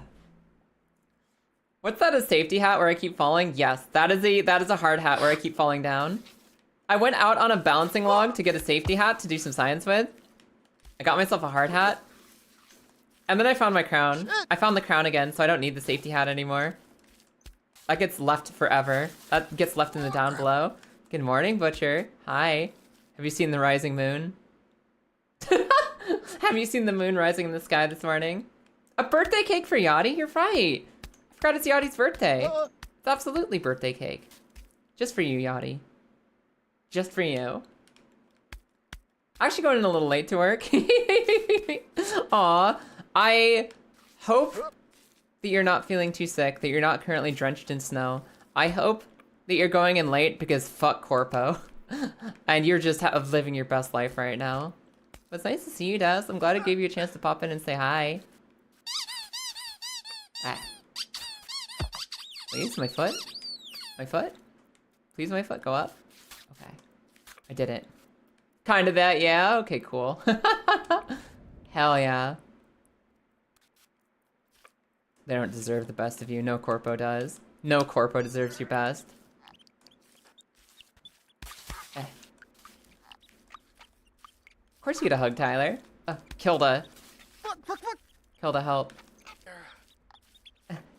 Hi, William. How you doing today? Wait, what is that emote? Is that stealing a little gem? Is that stealing a little gem? Is that what that is? You stealing gems right now? Ah! How did he fall?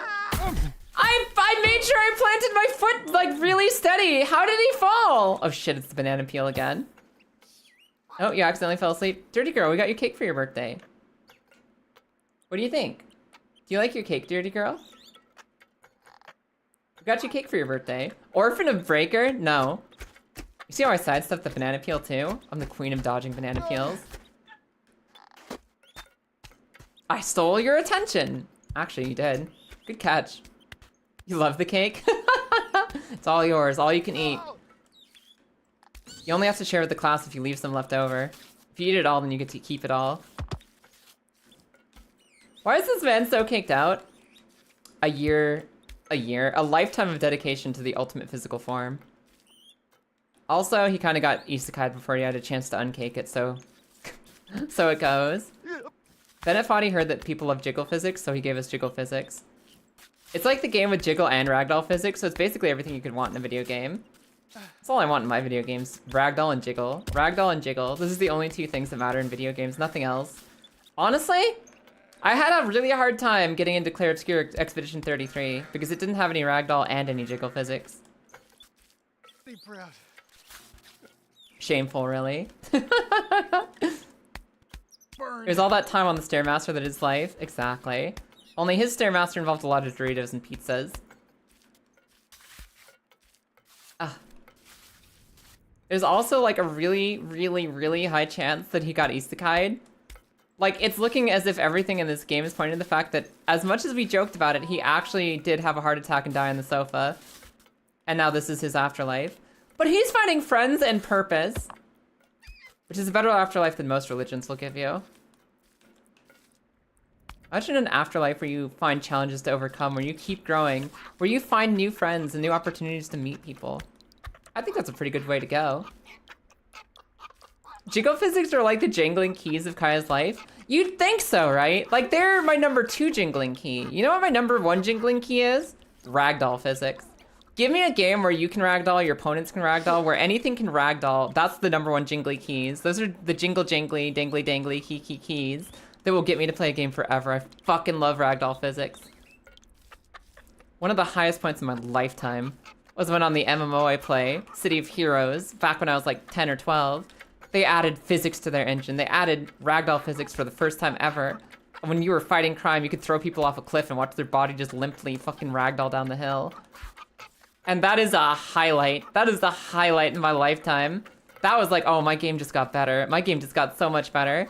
Now when I use the powers of a storm goddess to blow somebody off a cliff, I can actually see their limbs articulated as they go off the side of it. That's the most important thing ever, and I don't care if that paints me as a psychopath. I'll wear it. I'll wear that proudly. Man, if only real life had ragdoll physics. It's probably a good thing that real life doesn't have ragdoll physics, otherwise I'd be incredibly dangerous to be behind the wheel of a car.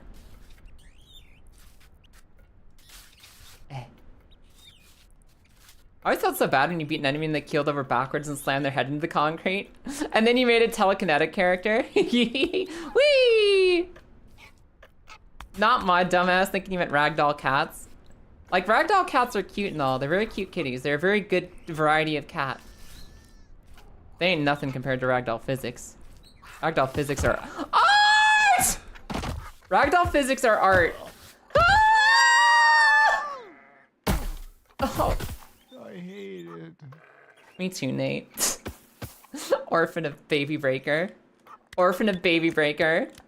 Betrayed by cat talk? No, the cat talk is more important than climbing this mountain. Everything that happens on this stream is more important than climbing the mountain. Confirmed, real life does have ragdoll physics and it's kind of surreal when you witness it. I was blessed with a ragdoll physics friend when I grew up. I had a friend who's basically, he was so dumb and he liked doing the dumbest shit on the planet and he kept getting into accidents and pratfalls that basically meant he was a character from Jackass. He was straight up getting into Jackass nonsense all the time. He was also immortal. I'm convinced he's immortal. I saw this kid like roll under a driving car. I saw this kid like flip backwards into a creek. I saw this kid like fall off of tall buildings. I saw this kid break into my fucking family home from the 3rd story window because he just knew how to do that natively. And he never got injured. He never went hospital. He literally never got hurt, broke a bone, anything. He was functionally immortal. It didn't matter what he fell off of, what he fell under, what crashed into him, and what part of his body he landed on. He just never broke. I think he was actually a cartoon character. I think he was actually a cartoon character, and I actually miss having him around. He got kind of weird personality-wise later on in life. He got like really deep into conspiracy theories, and like convinced that like the government was poisoning his children through chemtrails in the air. And don't get me wrong, the government is fucked up and rich people and governments do some fucked up horrible shit, but I start to draw the line at like milk is designed to mind control you. That's the part where I'm like, I have a hard time having a consistent conversation with you.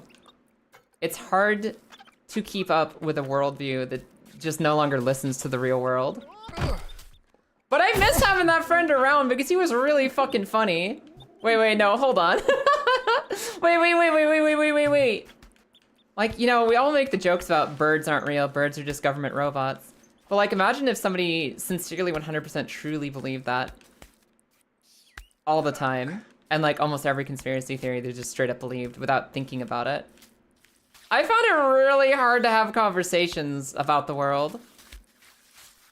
May have had too many concussions. Oh my god, you're right. Maybe there was too many concussions from that like cartoon character lifestyle. Maybe they started to take a toll.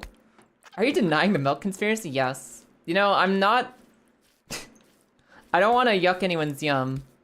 I don't want to deny too many people's versions of reality. I think one of the most magical things about reality is that we can find our own meaning and the stories that we relate to in it. I am gonna say if you believe that milk is government mind control, maybe I disagree with you. In fact, I'm gonna say I firmly disagree with you. I'm gonna say that rich people get up to some horrible shit. Here's my actual spicy take. I think that conspiracy theories are not a harmless hobby. I think they're a harmful hobby because if you're focused on the made up, hold on, let's get the button screen for this. If you're focused on made up imaginary stories about stuff that government and rich people are doing to fuck with you, I think you start to lose track of the actual things they're doing to fuck with you. I think if you're sitting there telling yourself that Bigfoot is real and not just a confirmed hoax that people literally came out and said we were lying about, if you think that Bigfoot is real and you think that milk is government mind control, then you're looking at the stupid, silly, made-up story and you're not looking at the actual horrible things they do to control your life and influence your decisions. Like, you know, convincing poor people to hate each other. You know? Like that kind of thing, the things they actually do. And so I think it's actually really harmful to get into conspiracy theories. Normally I'll say, I don't want to yuck your yums, have whatever hobby you want, live in whatever reality you want to live in. But for conspiracy theories specifically, you are blinding yourself to the actual fucked up shit that people do in our world. And not in a good way, not in a hee-hee, we're coping in a slightly unhealthy way, but we're at least coping. Yeah, it's straight up. The biggest thing about conspiracy theories is that they are distractions to keep you not looking at the actual fucked up shady shit people are doing. So I'm sorry, but fuck conspiracy theories, even as a hobby, even as a casual, teehee, I want to read Bigfoot for fun. Fuck you. No. Fuck you. At least give me something exciting, like that soup is full of 3D printed meat cubes. 3D printed meat cubes. Imagine if we had meat printing. Imagine if we actually had meat printing. I'd buy a meat printer so fast. As long as it was like actually high quality meat, I would buy a meat printer so fast. Print me a burger, please. Yeah, no, exactly. I mean, that's basically what I'm saying, Grizz. It's like conspiracy theories are specifically encouraged by people who want you to not be paying attention to the messed up shit. Why do you think Alex Jones sells so much fucking vitamin stuff? Why do you think he sells so much stupid scam like mineral water? It's because he's actively participating in the fucked up, horrible, zombifying machine that is capitalism. And trying to screw over as many people as possible. And he's trying to distract people by yelling about the frogs. And being a larger-than-life personality. That kind of thing. Real conspiracies are the worst thing in the world, group projects. Man, group projects suck ass. But I kind of miss it. I just miss school in general. I like college a lot. I liked going to college. I liked learning things and having projects to work on that were involved around that learning. I know that there's still like a lot of ways to learn and teach yourself outside of colleges. There's like unstructured ways to like teach yourself and like learn new things. You can even form a group. You can start a club. You can have group lessons with a club if you start a club and just self-teach new hobbies and skills. But I miss college. College is fun. I like college. I like college. I don't like the frickin' student debt financial model that colleges are built on. But actually going to college is sick. And I miss my classes every day. I wish I had the money to get another degree just because I like going to school. I like school a lot. You only like group projects where you got to choose our group members. I appreciate the idea of not getting to choose. I appreciate the idea of forcing students to learn one another, to work to each other's strengths or weaknesses, to get different perspectives from people they normally wouldn't seek out themselves, and to get a little group variety in the classroom. But yeah, it does suck ass when you're just stuck with that one person who you know is not going to do anything until the last minute when they submit their slides and say, oh yeah, can somebody read these off for me? I even miss group projects. I like college. College is fun. College is fun. You would print the perfect Wagyu marbling? Dude, I'd kill for a 3D meat printer. If I could print meat, just print meat. Oh, I'd buy so many refills of pink slime. So many pink slime refills. Print off my own burgers, print off my own bratwurst, print off my own steaks. When do we get food replicators? When is food replicator actually a thing we get?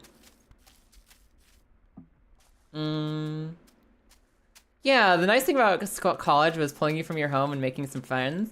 That's the other thing. That's why I like, oh, this is why I listen. As somebody, I have a background in this. I have a degree in library and teaching, specifically in the context of teaching in schools and stuff like that. My master's degree is in library and information science in the context of teaching in schools.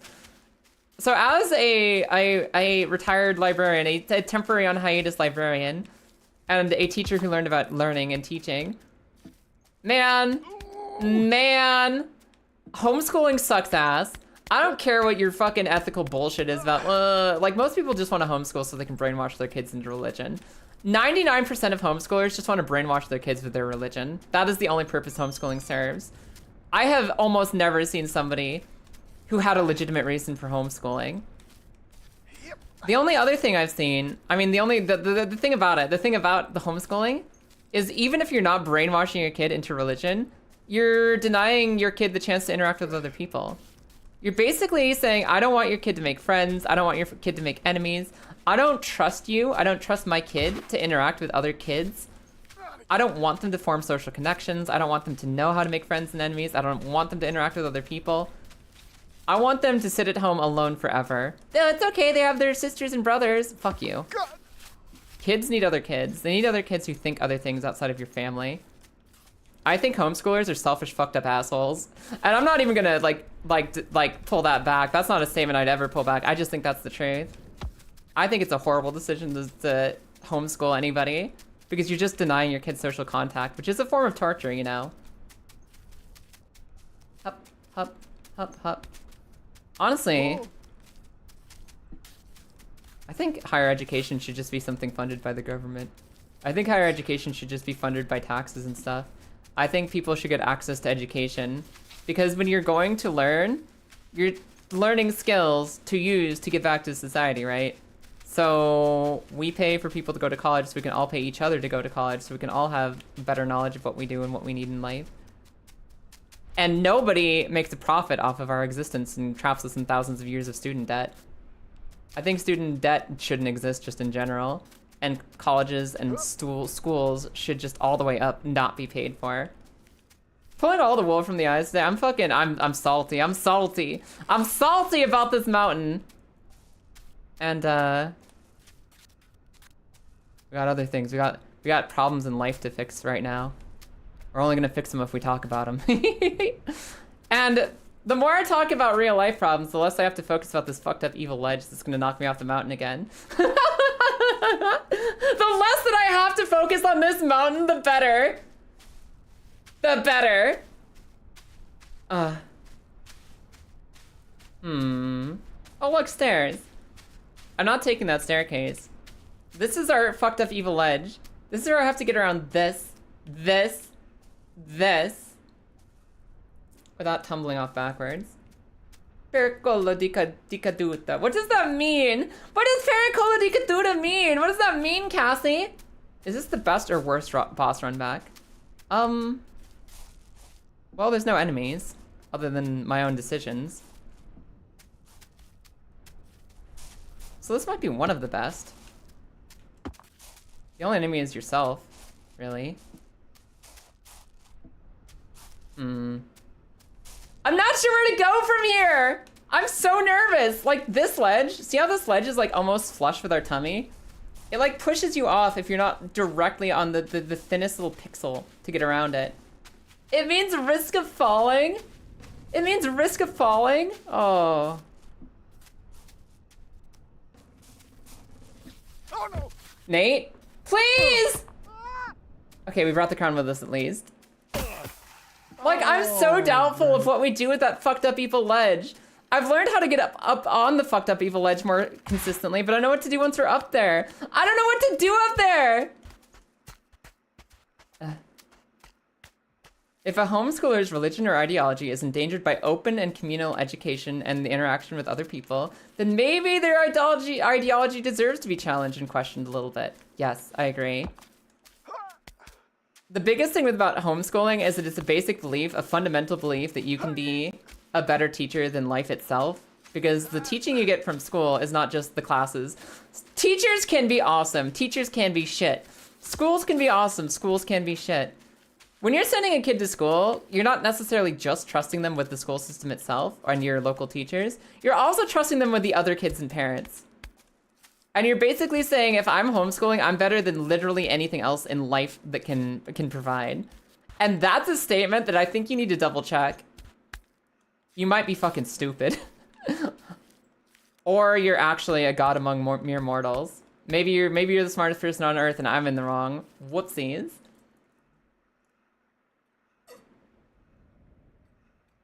What did I tell you? Pericola de caduta is what you told me. Shit! And then you had to explain to me what that meant. And while I was thinking about what that meant, I tumbled off the mountain.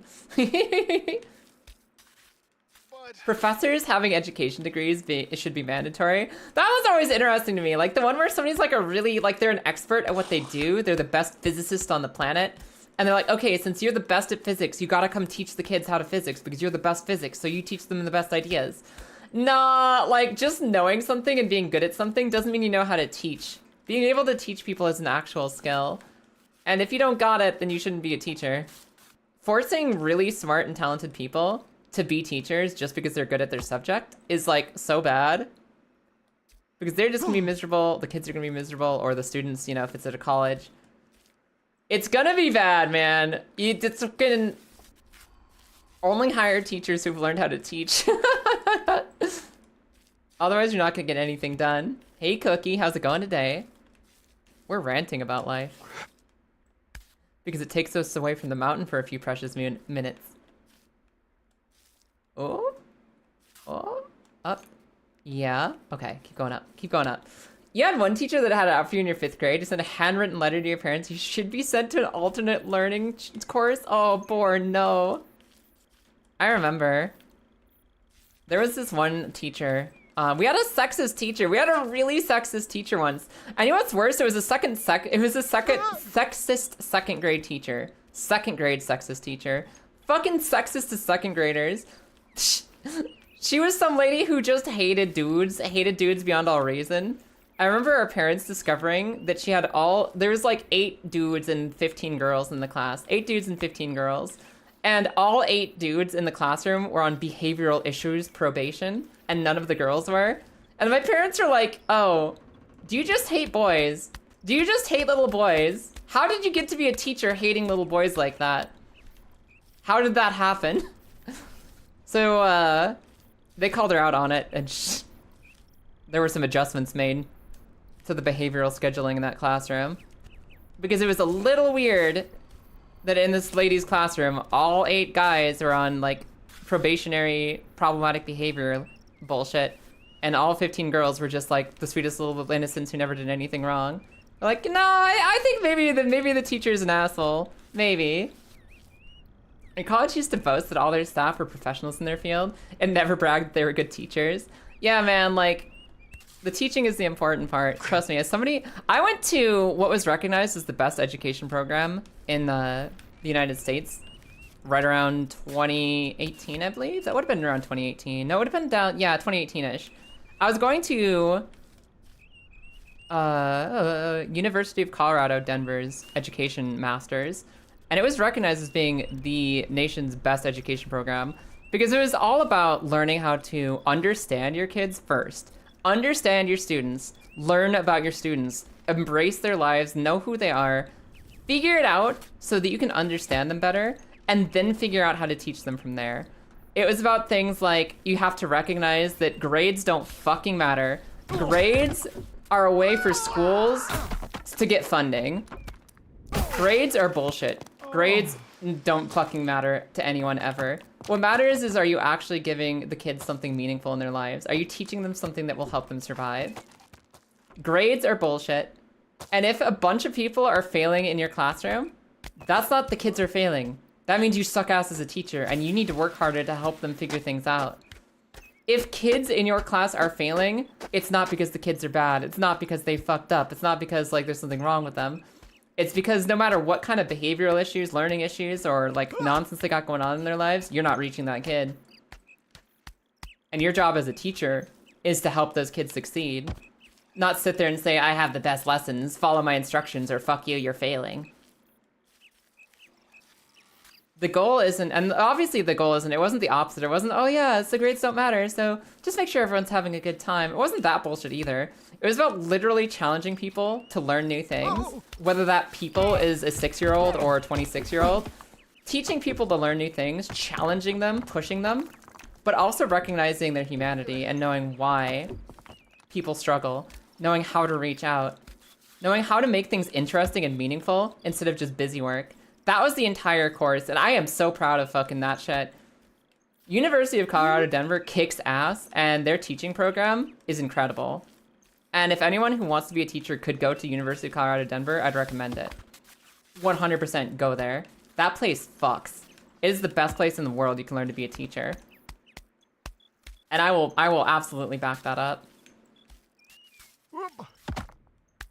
So yeah, in general, teaching, like actually teaching, it's a psychological challenge, it's an empathetic challenge, it's a getting to know people challenge, getting to know what they actually need to survive and help and work. You have to know your subject material, yeah, but more importantly, you have to know how to reach people. How to reach people and how to help them reach their own inner strengths. There is almost nothing harder on this planet than teaching, and it's criminal that it gets paid the worst. That it's like the worst paying job in almost any country you can speak of. And we just don't recognize its inherent value. And that's my soapbox on teaching for the day. That's my fucking rant on teaching for the day.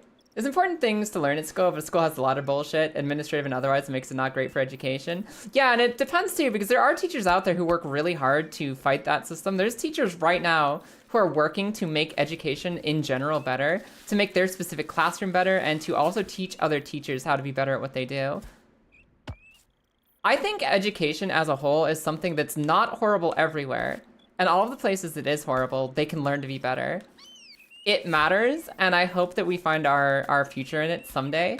And I know that if ever I step off of streaming, I'm gonna go be the best teacher in the world, and I'm gonna convince every teacher that I'm around and interact with to be the best teacher in the world too. That's the big when I'm not streaming plan. Go back when I'm like 40 or 50 or something and be the big queen of teaching. Because kids deserve help. And not even kids, but like college students deserve help. Literally anyone who wants to like have a safe place to learn and actually grow as a person deserves that shit. And I will absolutely go somewhere to make that happen. The second I'm not being a dumb fish girl on the internet. And that's how I feel about teaching. My favorite story is the only reason you passed your required math course in college is because the teacher was so bad everyone was failing and the dean had to step in. Yeah, no, if everyone in the classroom is failing, a lot of teachers will get smug about that, like, you little shits know nothing. I don't know. Why are you teaching so bad that nobody in your school is passing? Dingus? Dingus? Oh my god. Yeah, no, absolutely unfair, Nen. Alright, hold on. Hold on! I gotta stretch really quick. I'll be right back. I gotta stretch and get some new water. I'll be right back with you guys. I'll be right back with you guys. Be right back. Bye! What the hell? I thought he died! Wait.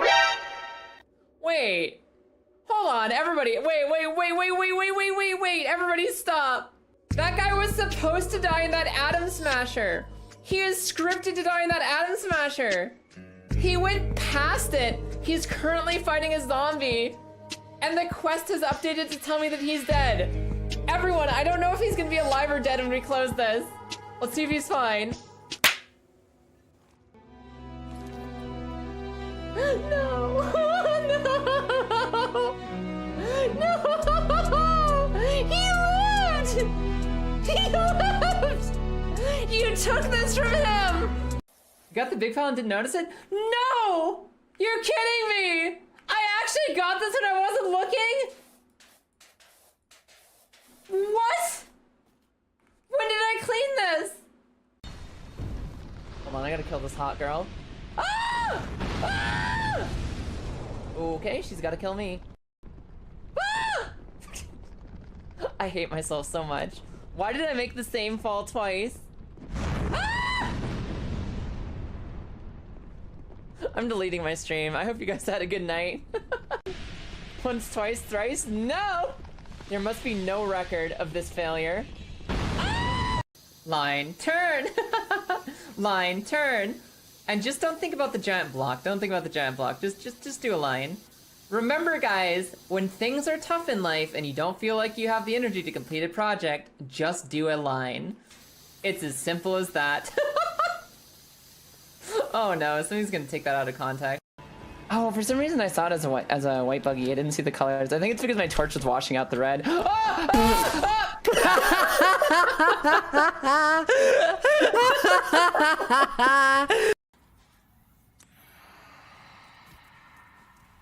gonna assume that you Heidi fucking motherfucker! Oh, there's a hole. Holy shit, fuck him! Let's go. Okay. Okay, we're fine. I think I did it. I think I did the thing.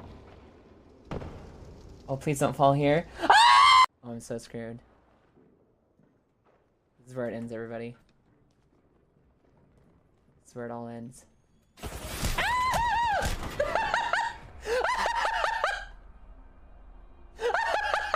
I did it! I did it! I did the— Hi! Welcome back, everybody! Welcome back to Baby Steps, Big Butt, and Chill. And also ranting about education. Hi, what up? Hello. I've returned. I got myself some water. I like this quote from Grievo. In order to convey information, there must be a bridge between the known and the unknown, and that requires swimming across the river, building a foundation on both sides. For the student, with the student. I'd even say with the student, because one of the biggest things you learn in a good education program is that students have life outside of you and your classroom. They've learned things too. They learn things that aren't in your classroom. They can teach that to you and to each other. You're always gonna be like the expert on whatever subject you're teaching and whatnot. Or at least 99% of the time you'll be the expert. They might have actually read ahead and gotten past you. But for the most part, you'll be the expert. That being said, every kid knows something, or in, you know, college, every non-kid, every student knows something that they can bring and teach to others, and that you can learn from them. So a good part of like good teaching is actually learning to listen and work with the kids instead of just working at the kids. And I have really strong opinions about fucking education, so we're gonna be on this for a second. We're gonna be on the education topic as long as we're on this fucking mountain. I like this thing. This is an interesting take from Des. Is that one of the biggest problems with students like using AI to write their papers is that they're not learning how to do their own bullshitting. They're not learning how to do their own essay bullshit. And if they don't learn how to bullshit themselves, then they don't learn to recognize it in others. That's a really interesting take, and I never really thought about it like that. I never really thought about that. If kids aren't even writing their own bullshit papers, they won't recognize when somebody else is bullshitting them. I can see an argument for that. I can see that. Of course, there's all kinds of problems with like... There's problems with just bulk essay writing, like just defaulting to make your kids write essays all the time. That's kind of a problem because like just forcing kids to write shit they don't care about isn't really the best way to test anyone's knowledge or learning of anything. That being said, if you're going to write an essay, usually the problem is, oh, they're not learning anything for themselves if they're just having someone else write it. But when you write your own bullshit, I think you have a point, Des. When you write your own bullshit fake I don't care essay, it helps you see when other people are doing it. And maybe if you don't write your own fake bullshit, it gets harder to see other people's fake bullshit, which makes you easier to trick in this fucking world. Maybe you're right. Maybe that is an unintended other downside to kids like just letting chat GPT write their essay. They don't learn how to bullshit for themselves. Every student has a lesson for you if you're willing to listen. Exactly. And let me tell you, fucking guys, it was so cool to be in a master's degree education program that actually and honestly believed that every student has something to teach you, the teacher, and it's your job to listen to it. I thought that was sick. That place was so good. Best college I've ever been in. Best college program I've ever been in. I was so proud to be part of that thing. And the only reason I didn't completely get an education degree is because I decided I wanted to... Okay, teaching. As you can tell from the way that I talk about it, I care about teaching and education a lot. Teaching and education is a full life commitment. You're dedicating like 18 hours of your day, every fucking day, every year, to babysitting and teaching about like 100 to 200 children. Maybe adults if you're going into college teaching. That's a huge energy investment. That is a lot of energy. And I decided I wanted to have stupid Kaya adventures before I give my whole life away to a purpose, a cause. Even as important as I think education is, I wanted to live my own life first and do education second. So even though it matters a lot to me, I want to do Kaya adventures first. Dumb Kaya adventures. Education later. Hold on, Nate. Nate, just fall backwards a little bit. Okay. We're still here, and we have the crown. We're still here, and we have the crown. We're okay. Can he get that at that angle? Can he get that at that angle? Can you get it? Is it gonna be okay? Hold on.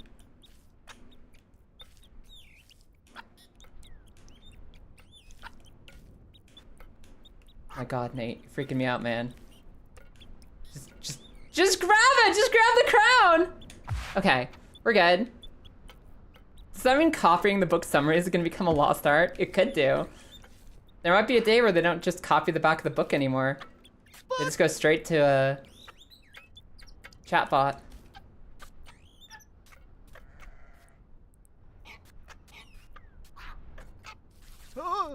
Hmm.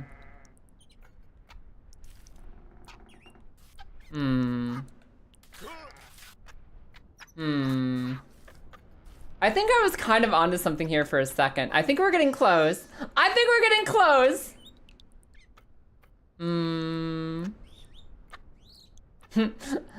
International Baccalaureate Program. IB, therefore IBS. Funny. Eh?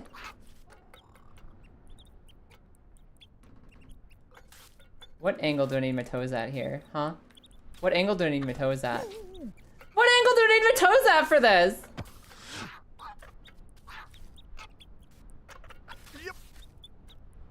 How do I do this? We've been getting so close.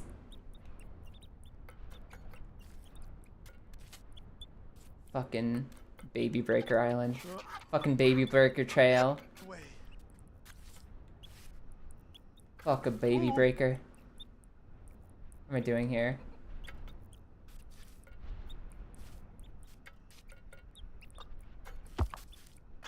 We almost did it. Come on, Nate. Just get your foot down right there. Right there. He just needed to put his foot down right there! I think our crown is gonna land on the spiral staircase. Or it's about to hit us. Like, that's so close to what we need to do! That's so close to what we need to do! And that's like the last major obstacle I can think of is how we do that. I feel like we almost did that. That's like almost what we needed. Gotta sweep the leg. Yeah, like I think that's gotta be what the secret is, right? What? Okay, well, my crown was there. Stairs look comfy. I'm not taking the stairs, lol. I'm not breaking on the mountain. I'm pretty sure we have to take a risk and sweep the leg really hard and just get ourselves like tangled up. Like sometimes Nate like spaghettifies his legs trying to get them up somewhere. And I think I need to get my legs spaghettied and up and then lift. I think I have to take the biggest risk ever. I don't think there's a safe way to get up that ledge. I think the evil ledge demands the most evil of sacrifices and we just have to risk it for our biscuits. I think the only way we're getting up that is if we really, really push. IB program was supposed to be based on international education standards, but a lot of it was just volume of work. Yeah, that's one of the worst things you can do as a teacher is just create busy work. Creating busy work is like the #1 sin in teaching. It's the worst thing you can do. Just do this a million times. It's like #1, busy work. #2, standardized tests. Standardized tests and busy work are the two greatest evils in all of education. The most difficult thing about education is that it's hard to quantify a good education with metrics. People in our society look for numbers to say, did you do your job correctly? Let's see how many numbers you made. Let's see how the numbers you made so we can say you either made good numbers or bad numbers, therefore you are worthy of our time and you're worth hiring to do more work. So with teaching, that's why they have grades. They're like, we gotta make up these numbers to be like, how many of your kids passed or failed? How many of your kids got 100%? These are numbers that will tell us how your kid's numbers. But education isn't about that shit. Education is about teaching your kids to think for themselves, about giving them a safe place to interact with each other, about giving them a place where they believe that they're powerful and they learn how to overcome challenges. They learn how to overcome challenges. They start to trust themselves. They start to learn how to build their own knowledge. And they learn how to peek through the veil of bullshit that we're surrounded in our lives and figure out how to actually take care of themselves in a real way. And you can't put a number on that. You literally cannot put a number on that. That is so subjective and unquantifiable and like fuzzy. And people who decide how much do we pay teachers and how do we make more schools, they hate the idea of something that you can't measure. So instead they're like, I get the grades up. Don't fuck up. Hi Navirius, welcome in. And because of that, we get forced into these awkward artificial situations where grades exist and testing exists, standardized tests exist. Because you can't put a number on, does this kid actually feel more seen today? Have they figured out how to look at their life more critically? And can they solve problems now better than they could before? Nope, number. Tell me number. Can they solve appropriate number? Did they put 1,000 words in their essay? That's bullshit. And we're never gonna improve. We're never gonna improve educating or society if we don't learn how to just appreciate good teachers for being good teachers in a way that doesn't fucking like, we can look at without needing direct numbers for it. I might be wise, Cookie, but I wish I was, agile. I wish I was agile! I don't care if I know stuff about education. I want to climb Nate Mountain. I want to climb the mountain so bad. I just want to be coordinated right now. How much fun have you had playing this game? Okay. I don't know if this game keeps track of how many times you've fallen. I don't think it's like Jump King. I don't think there's an actual number to tell me how many times I've fallen. Unless it's gonna tell me in the credits. I don't know how many times I've fallen off. But I do know I've had like a lot of fun playing this game. I think people who call this a rage game, people who think these games are about rage, are unenlightened. Unenlightened! They don't understand life. Because this game is not an exercise in pain and suffering. This game is an exercise in challenging yourself to be better. And you know what? I love that more than anything. So I'm having fun. I've been having fun since hour 1, and I think we're like 34 hours into this game right now. Actually, how deep are we? How deep are we? 28 hours, or 28 and a half hours into this game. Am I having fun? You better fucking believe it. I'm having the best time of my life. I'm learning how to control something awkward. I'm having hilarious cutscenes. I'm becoming a better gamer than I was just a few days ago. I'm growing, improving, and overcoming internal emotional struggles to get here. And I am fucking loving it. This game is amazing. It's actually one of my favorite games I've played on stream. It's literally my default option when I just want to have fun today. Also, it's a good excuse to just talk to everyone. Maybe there's a statue somewhere like Dark Souls 2. A statue that does what? It makes the game more challenging? Do you mean like the Covenant statue that sets you in hard mode, or what kind of statue? Why reject Samsara when you can learn to love it? What is Samsara? The heck is Samsara? I do miss seeing Lilith play Jump King. Me too. Although... that's a situation where she is legit not having fun. So like, even though it was fun, there were moments of genuine fun watching Lilith play Jump King. I also know that she actually was not happy playing it. Like, actually unhappy. And that's something, that's where like the rage game becomes something I don't want to watch anymore, is when somebody's not having fun. When they're not enjoying themselves anymore. When it's like actually causing pain. Don't get me wrong, there were some really fun reactions, some amazing moments out of Lilith's stream, but I want her to be happy. I want her to be happy and play games that she actually enjoys learning. There's other games that are really, really hard that are a lot more fun than Jump King. No, you don't. Yeah, I love when you're enjoying yourself. I love when you're having fun. Listen, the Jump King screams are funny. And then it hit a point of actual pain where it's not funny anymore and I just want you to be happy again.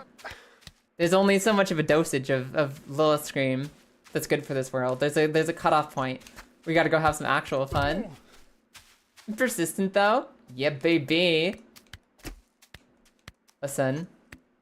I might not be the most agile Nate on the planet, but I will learn to be the most persistent, stubborn Nate on the planet. I'll be the best at being Nate here. I will guide him to victory! I will guide him to victory! Samsara is Buddhist suffering. Okay, so what makes it Buddhist? Is samsara suffering and Buddhist, like in the concept of Buddhism and samsara, is it suffering for a purpose, or is it just like the general concept of suffering in general? You entered your Nikko arc and your brain just said mew. Dirty girl, you've been like, it's been your birthday for less than 7 hours and already you're losing your brain to cat noises.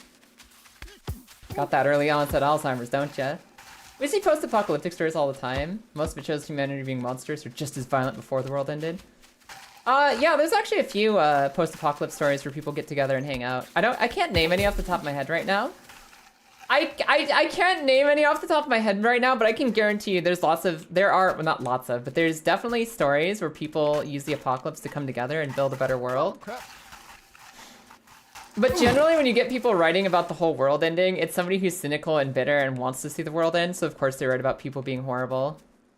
Because human were the real monster all along. Human were always the real monster. And I think you get that from people who just genuinely don't like other people. No. It wasn't even a cat noise, it was just the visual of a cat. Fair. Yeah, no, like, I think I've experienced a couple apocalypse stories where people are cool with each other and it's not just, oh, and then the bandits and zombies fucked each other over and the community of people eventually ate itself alive. Like, I'm pretty sure there's a couple good ones. I know that I've experienced stories that are not just post-apocalypse makes everyone hate each other. I know that stories like that exist. I'm not thinking of any that come to mind immediately, but I know they exist. Human were the real monster all along. The real monster. Shit. Because I don't like people and I want to write a story about how much people suck and I hate people and people will just be horrible to each other the first chance they get. It's like, do you know why society exists in the first place? Actually, hold on. I've got the argument for absolutely everyone who believes that, like, the apocalypse will bring out the worst in people. The apocalypse will mean everyone just hurting each other. The apocalypse will just make people, like, descend into their worst possible instincts. We lived in a post-apocalyptic society. When we were fucking chimpanzees in the forest and we were, like, basically Neanderthals. When we were, like, back in the caveman and cavewoman times. Back when there were literally no rules and all we had were our base instincts. Do you know what we did? We spent, like, tens of thousands of years building society where we can live together, fucking take care of each other, open little bistro restaurants for each other, and make anime for each other to enjoy. We literally built society because we lived in a world with no rules and no structure, and we said, what if we just worked together and made something nice? What if we just made video games, you guys? What if we did that? So I think actually, the apocalyptic writers who think they're so edgy and cynical and they're so smart and they've got it figured out, they know for a fact that if society goes away, humans just destroy each other. Literally the last time we didn't have society, we went and we made society because we like taking care of each other. We're literally living in a post-bioapocalyptic movie. The dinosaurs got hit by an asteroid and died due to, like, the ash cloud freezing the earth over, right? Although I don't remember if that had been contested recently, if it turns out there was some other reason the dinosaurs got wiped out. But we literally lived through that earth-wide apocalypse, evolved from frickin' primates, and decided, let's build a world where you can just go buy video games at GameStop. We've already been through that shit. We've already been through that shit. God. The writers weren't around for that.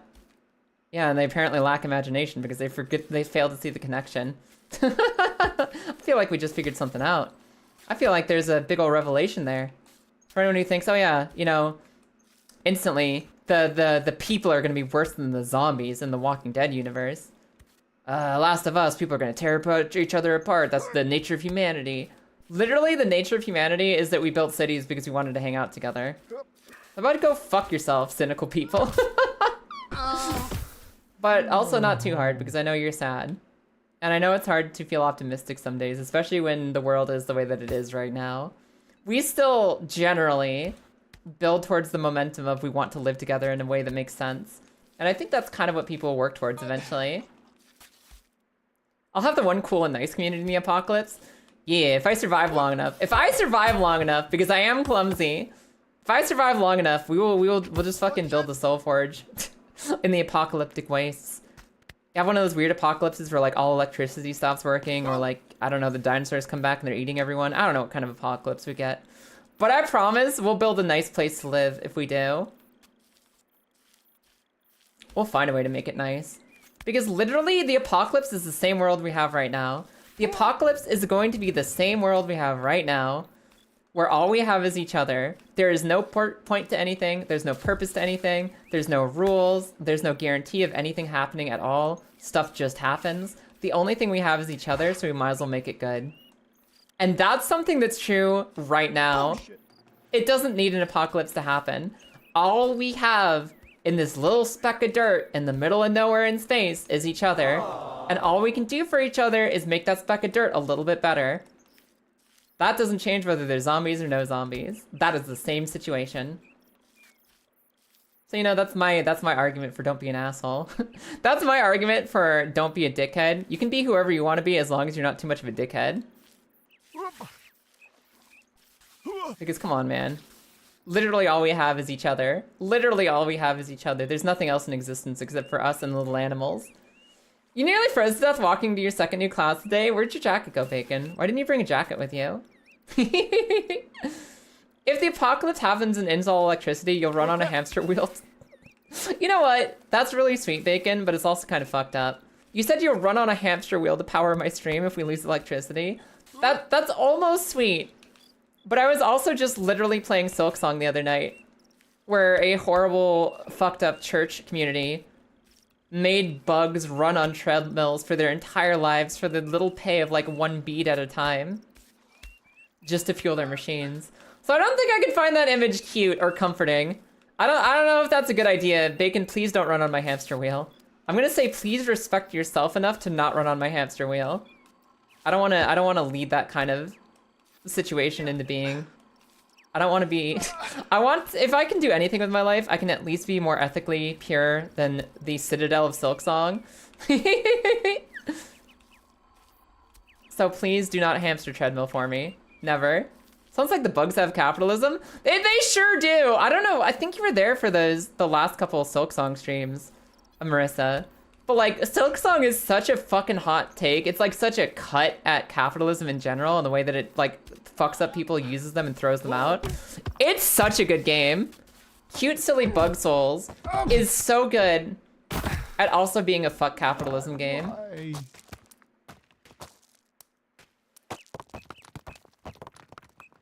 What's that sound? I'm like paranoid that the crown is still falling somewhere because I could hear rocks crumbling. And we can just voluntarily take shifts like a job of sorts. Yeah, we can voluntarily take shifts on the treadmill. Like a job of some kind. No. Nobody's running on my hamster wheel. If there's one thing I'm doing on Twitch TV, I'm not starting a cult. I'm not starting a cult. No matter how well-intended you might be, we're not starting a cult here. That's like one of the many signs of it's time to put Kaya down. If I say, oh yeah, sure, hop on a hamster wheel to support my lifestyle, please get on a hamster wheel and run forever so I can keep streaming. If you see me doing that shit, no, put me down. I've gone too far, I'm too corrupted. It'd be a communal support, right? No. Destroy me, no treadmill. No Kaya treadmill. No Kaya treadmill. Hi Maze, how you doing today? I'm doing amazing. We're ranting about capitalism, the way that education has failed us. The way that apocalyptic writers fail to recognize that people are actually pretty cool and, you know, have been building in a post-apocalyptic society for the last, like, 25,000 years. And also, I'm trying to climb Baby Mountain. How are you doing? How are you doing today? Isn't that what I'm already doing? Lilith, I swear to God. You think you're making a yee-hee ha-ha, but you fucking... One more thought train like that, and I'm literally just gonna go work at a gas station. That's it. Immediately leaving to go to gas station times. I won't be able to take much more of that. We don't have gas stations here. They're called petrol stations. All right, I'm going there then. Sorry guys, no more streaming. No more streaming. I'm going straight to the gas station. I can't live with my karmic burden anymore. Think of the professional cyclists who need to keep their physique. Oh yeah, I'm paying them in workouts.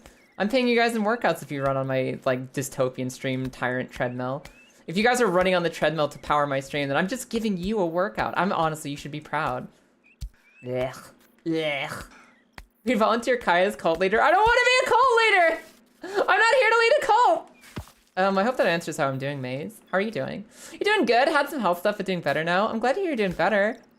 I hope you didn't start a cult, because I'm afraid I might be. I'm also afraid that I don't know where my crown went. I don't actually see where it got off to. Oh, there it is. Okay, we're good. Got it. Hi, Scribbler. How you doing today? Paid in glute expansion. You say glute expansion, I immediately see Jujutsu Kaisen. Immediately, I see Jujutsu Kaisen when you say glute expansion. Crown. Laser focused on that crown. You're right, cult leader. Fuck it. Ah! No cult! Wait, but listen, it would be a pretty good cult if you would actually care about each other. That's the danger though, right? That's the danger. You start saying, okay, but it's a good cult. You start saying it's a cult, but.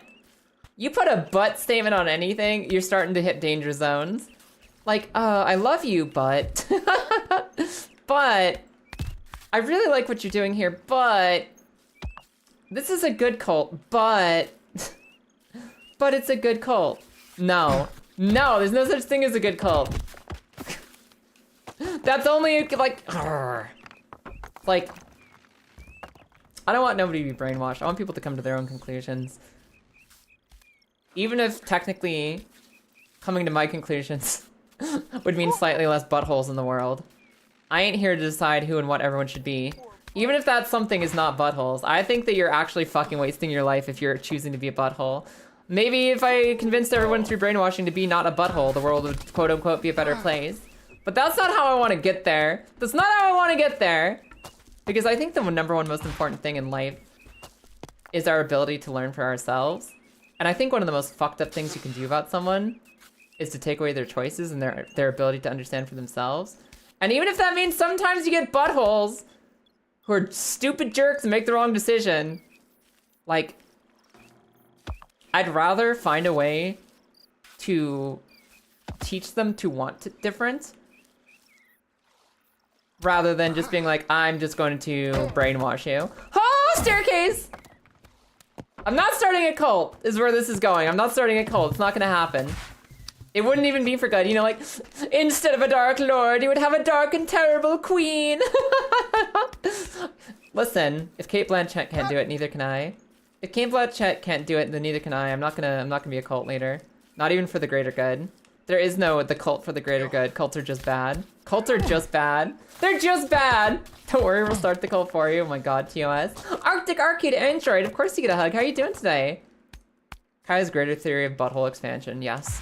I know that's not the words you said, but those are the words that immediately came to my mind. And this is the same woman who said I want to go and revolutionize education about 15 years from now, but so be it. Sometimes there's two wolves inside of you, and one wolf wants to go provide a safe place for children and teens to grow and become their best possible versions of themselves, to face the world that threatens them, to defeat capitalism through love, and to move on to a bigger and brighter future. Sometimes you have that wolf, and sometimes you have the wolf who wants to say butthole domain expansion and climb a baby mountain. And sometimes both wolves are active inside you at the same time, and that's just your life. Fuck. Where's my crown? Where's my crown? Also, hi, Colossus, how you doing today? But not all cults are bad. Yes, all cults bad. All cults bad! Where'd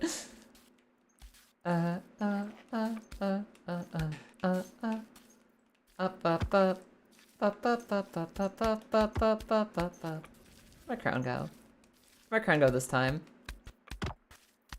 I'm like mostly getting better at this game, but I'm also like, I'm getting so impatient with the same rewalk we've been doing that I'm just like being less careful going up it. And I'm making silly mistakes. Sometimes both wolves are actually inside of you. It's a very successful furry convention.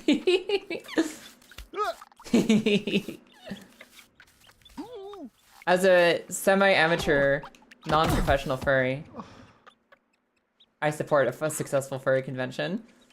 Throw me to the wolves and I'll come back a father? Alright, listen, I'm having a hard time. Now there's two wolves inside of me again.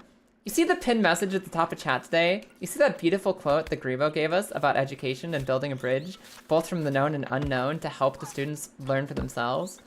You see how that's the quote of the day today? That's the message I have pinned? I also really just want to pin Boar's quote. Throw me to the wolves and I'll return a father. What the fuck, Boar? That's so funny. What? That's so funny. How can that? Can I pin two messages? Can I have two top messages of the day, actually? Can I have two top messages?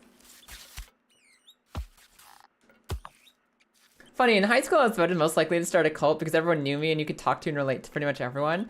I didn't unlock those powers until like college. Maybe I was a little bit that person, but I was also kind of awkward as a teenager. In high school I was awkward. I was starting to become the cool person that I am today, but I was definitely still a massive dumbass. Because, you know, most teenagers are. And I hadn't fully come into my power set yet. I was still like learning how to fly and whatnot. So like high school Kaya was kind of cool, but she wasn't like the friend to all living beings yet. She wasn't like I can connect with people girl. She was kind of just hanging out and chilling on her own girl. And then right around like college and post-college is when I actually learned how to befriend people. That's when I like really came out of my shell and started connecting with people much more easily and consistently. And maybe I'm selling myself short because I always had friends. I always made new friends. I always had new friend groups. Like I was constantly in a state of knowing a lot of people growing up. But I feel like I was really like isolated and angry more so when I was a teenager. And it wasn't until like mid-college when it was like, okay, I'm actually good at being around people now. Like legitimately good at being around people. You had anime fangirls that everyone called your ducklings? Aww. Aww. Okay, I take it all back. Des can lead a cult. Des, you're allowed to lead a cult. I trust you, Des. I know Des is actually cool and like legit, so she can have a cult. That's fine. But just for her. Up! I had a cool high school nickname, but I always felt embarrassed when people would use it without knowing the context. Boar, what was your high school nickname? Boar, what was your high school nickname? People just called me Spooky because I was like one of the 3 goth girls at the school.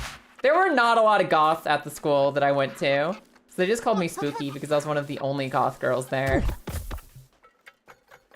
Okay, cult leader, what is our cult about? Fucking nothing, Canary! Nothing! Who's watched With You Our Love Will Make It Through? Never heard of it. Is that an anime or is that something else? You were called Bone Crusher Boar?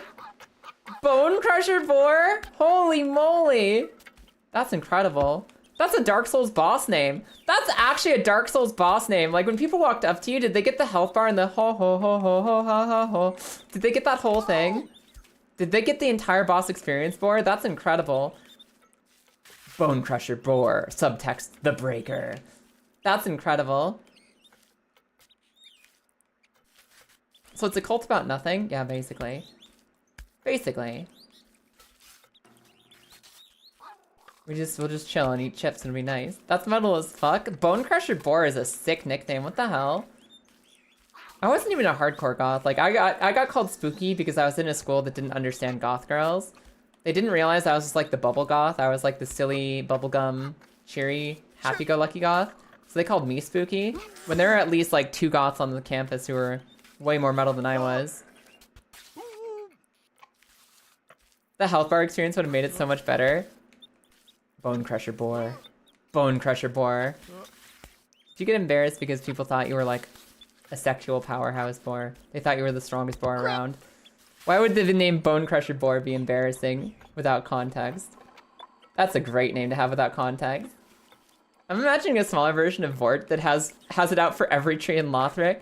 Imagine fucking Tree Crusher Vort. Bone Crusher Boar. That's why you named yourself Tree Kicker, because it's kind of similar to Bone Crusher, but you know, more friendly. Unless you're a tree. You think of Bone Crusher Boar being like a golden hippo fight? Yeah, I can see that. I can see that. I think of the big boars from Dark Souls 1. You know, the armored boars that exist in the Undead Burg? That's what I think about. Oh no! Okay, back up. We're almost at the easy part. Like, technically from here, it's pretty easy to get up the mountain. I just need to be a little bit more coordinated, or patient, or both. Just walk around cons with a health bar over your head. Has anyone ever done that before? That feels like it's such a good part of a cosplay. Like, you can cosplay a boss, yes, but who's going around to a convention with an actual boss health bar hanging over your head? I feel like if you do the full health bar and you have it like on a wire over you or under you, depending what kind of game you're from, I think that completes the cosplay for a boss fight. I hope someone's done that. Somebody has to have done that at some point. At some point. That has to have happened.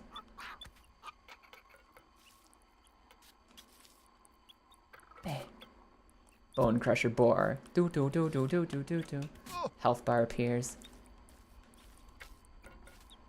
I think I've seen a Metal Gear Solid guard with the exclamation mark over their head. Incredible. That's good. That's a good one. I'm sure there's some people who've done that for a World of Warcraft quest too, where they like have the exclamation mark over their head for quest giving. How many trees have you kicked? Actually, that's a good question. Some games don't like the kicker in your name because it's too violent. Wait, you mean like online games? You're trying to make a profile or a username and they're like, kicker? That sounds like TikTok bullying. That sounds like bullying. We don't allow that here. Kicker? Imagine kicking anything in our video game. Disgusting. You're so violent, Boar. I don't know why I associate with you. I don't know why you have a diamond in my channel. I can't believe you kick things. It's disgusting. It's actually a Galaxy Brain idea. I want to see somebody show up to a con with a health bar now. Des, you do cosplay. The journey falls to you. The duty falls to you now, Des. You're a cosplayer. You're a cosplayer. Cosplay with a health bar next time. Do you remember the Sahara Forest? That's an amazing response. Hey, Boar, how many trees have you kicked? Do you remember the Sahara Forest? What do you mean, forest? Gasp. A forest so violently kicked it's been replaced in our history books as a desert only. Holy shit. I can cosplay. Perhaps I do take that idea. Listen, you don't even have to say it's from chat today. You You don't even have to say it's from me. You don't have to say it's from Griever. You don't have to say it's from the Soulforge community. Just say you came up with the idea. You did it. Give them some of that classic essay bullshit. And honestly, if you follow through on it, you've earned the idea anyway. You actually follow through on the health bar cosplay, you've earned the health bar cosplay. No, Nate! Okay, watch the crown. There it goes. It's that way. It's directly down that line. Oh, this is so painful.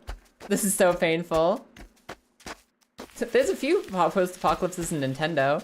I keep forgetting Splatoon is apocalyptic. I keep forgetting that Splatoon is literally in the apocalypse. Pikmin technically yes, also. Guys, where do you think the crown bounced off to? How far do you think it bounced? Like, there's no way it went all the way off the mountain. There's no way it went all the way off the mountain. That was a violent drop. That was rough. Crown has been repossessed by the Lady of the Lake. No, it's up here somewhere. It's up here somewhere. It's not down. It's not down any further. It's definitely on this mountain. Make sure it's not in the dirt somewhere, visible. Okay. So it's in the forest somewhere. It's in the grass somewhere. Do objects bounce in this? Yes. But not too far! Not too far all the time. Sometimes they slide to a stop in the dirt. They 100% can bounce. They tend to be a little heavy, but they can bounce a bit. If you had infinite money, you'd pull off a Commander Gaius cosplay. Oh, hell yeah. What about not having infinite money and doing a really, really, really budget Commander Gaius cosplay? Like, made out of cardboard boxes and stuff. Like, what's to stop you, huh? Get some PVC pipe for the lance, get some cardboard boxes for the boar. I don't know. Wear some garbage bags for the armor. Just get in there. Just get in there.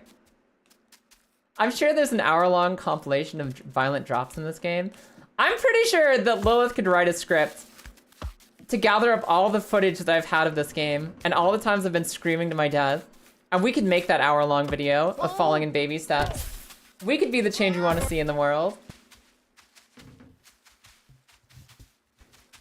Are you cosplaying the mount or the rider? Yes. Yeah, I already said you could. I was about to say, like, that's literally what it's all about. Oh, it's called dramatic tension. You don't gotta get all fucking ego about I already told you I could. I'm telling everyone else that you probably could. It's providing information to the viewers. And giving me an excuse to toot my own horn about how cool you are. Because you're a professional. And you're very cool at what you do. And maybe that could be a video that we put out. Just an hour. We haven't fallen for that long. We haven't fallen for a full hour yet. I doubt that we have enough footage of falls to do a whole... No probably. No probably. No, you get the probably. Because it incites discussion, interest, curiosity. It gets to set up the dramatic tension. Or I get to say, yeah, she could probably do that. And you just come out and do it because you're badass. But because it wasn't a foregone conclusion, you get to surprise people with the skill. Incites question of competency. Nah, no question here. No question whatsoever.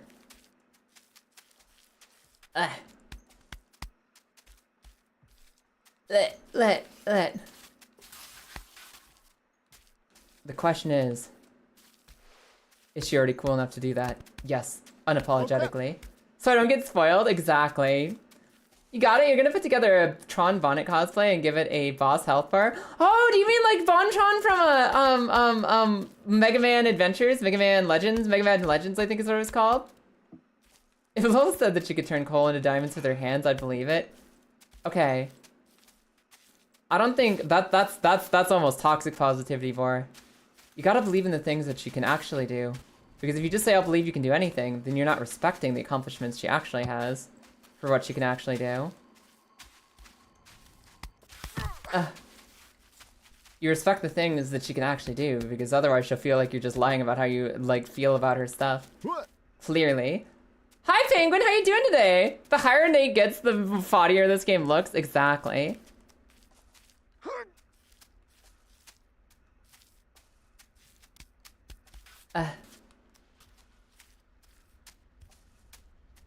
You actually respect for her because you know that because you know that you wouldn't say it because you don't lie. So you'd only say it if you could do it. I mean, that's fair. I moderately believe in the ability to do a thing.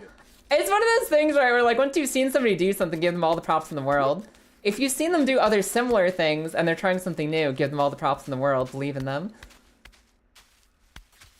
But like, it's also important to not just randomly flatter people because like, man, if you just say, oh man, Kaya, you're so cool, I bet you could probably chew up a jet plane with your bare teeth. Then it's like, I don't know if I could do that. And you just saying that makes me think that you're just saying nice things because you want me to hear nice things. maybe base it on the fact that I also just chewed up an like a MiG-64 jet engine. Then maybe I could chew up a stealth bomber too. I don't know why that's where my brain is going for examples. I'm going back out. I'm climbing back out of this metaphor. I'm climbing all the way back out. Eh.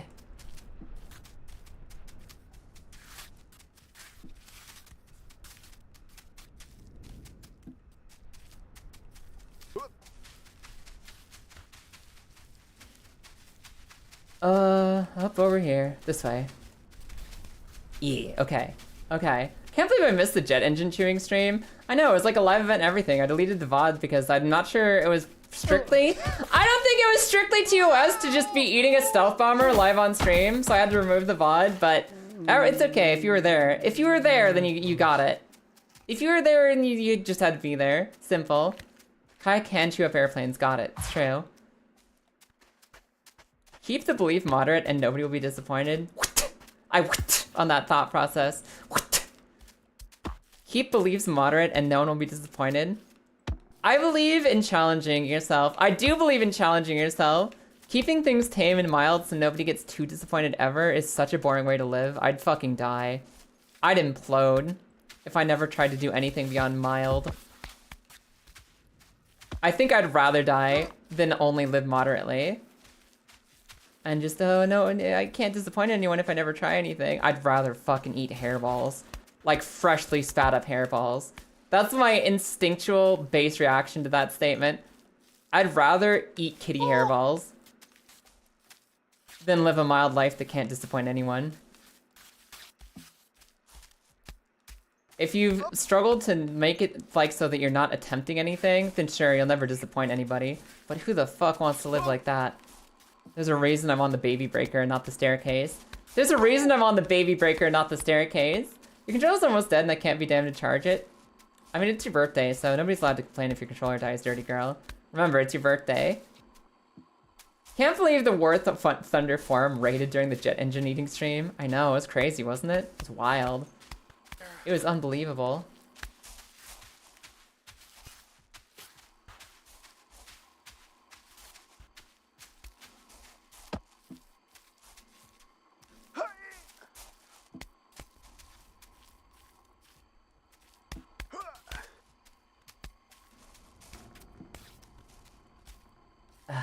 Up, up.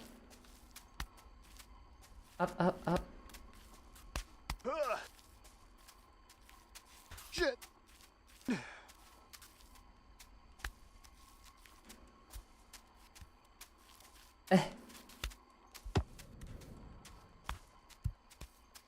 Okay. I think we're almost up to the evil ledge again. It's been a while since we've seen the evil ledge. I don't know why I've been so consistently messing up on the stuff under the evil ledge. I think it's maybe impatience, but we're almost back up to the evil ledge again to get our reps in for how to climb the final hurdle. The final hurdle before we get a nice little, like, checkpoint. I've seen a fence railing above us that means that there's actually a promised land where things start to get easier, and we're almost there.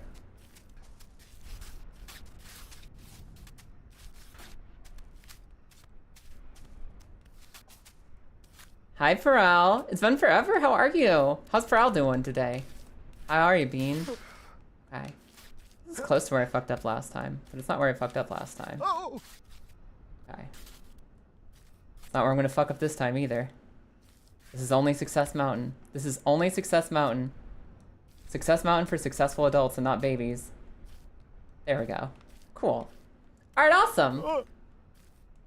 Eh.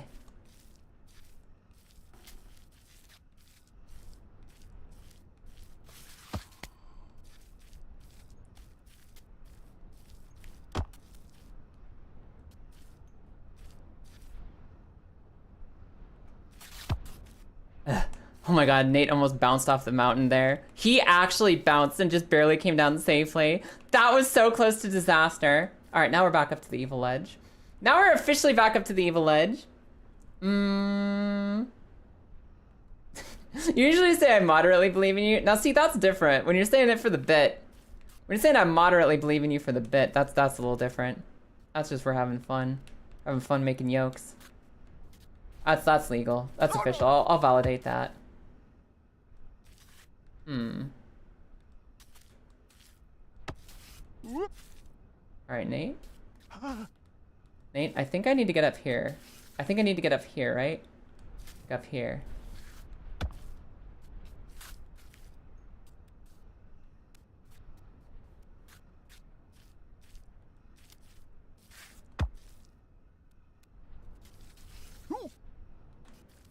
Yeah? How do I get my leggy over there more? How do I get my leggy back over there? So I'm thinking that what I need to do is get my toes on this, like far out as I can on this little nibble of rock, and then get my leggy up on that side. I think we'll be okay. Finished a big part of a personal project? Oh, hell yeah. You don't gotta talk about it if you don't want to, but what project was it? You wanna talk about your project at all? That's super exciting. I don't know what you're working on, but I'm proud of you. Fuck yeah. That's so sick. Overcoming a personal challenge to get something done that you care about is one of the sickest things you can do as a human. I think it's cool that you did it. As long as your project wasn't like a successful serial killing. As long as your project wasn't a successful hunting of another human being, I'm proud of you, and I want to hear more about it.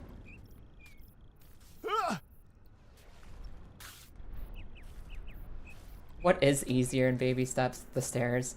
The stairs are the only easy thing in baby steps, and I'm still not gonna take them. I refuse. Oh. I'm so nervous! What the heck? What do we do up here? This is the hardest part of the whole climb. How do we do it? You're intending to make build guides for Elden Ring? Oh, that's so cool. Hell yeah. So the project was some kind of prep for that? If you're planning to build the guides, then you haven't built the guides yet, but you got some step for it done? Got some important prep work done? Okay, come on, Nate. Come on, Nate. We only spend so much time up here on this part of the mountain. Surely you can get your little leggy up where it needs to be. Ooh.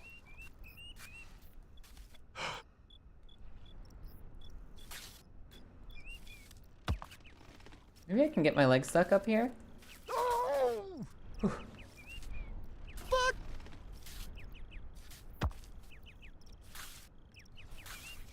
Oh. I'm so nervous, man. What do we do up here with 2 feet and a heartbeat?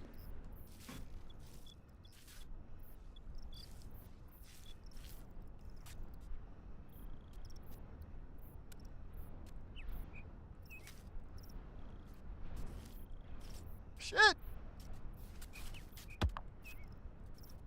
Please? Ooh.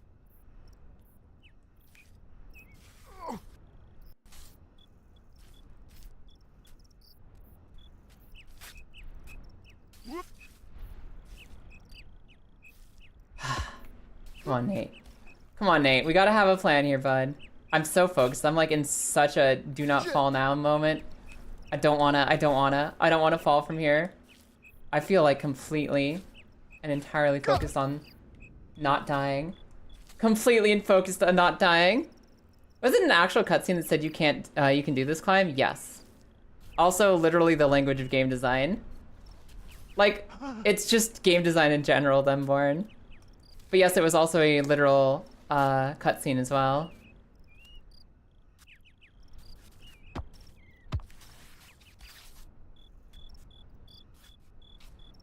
Yeah. Oh shit. Hold on. He's falling a little bit, but not forever.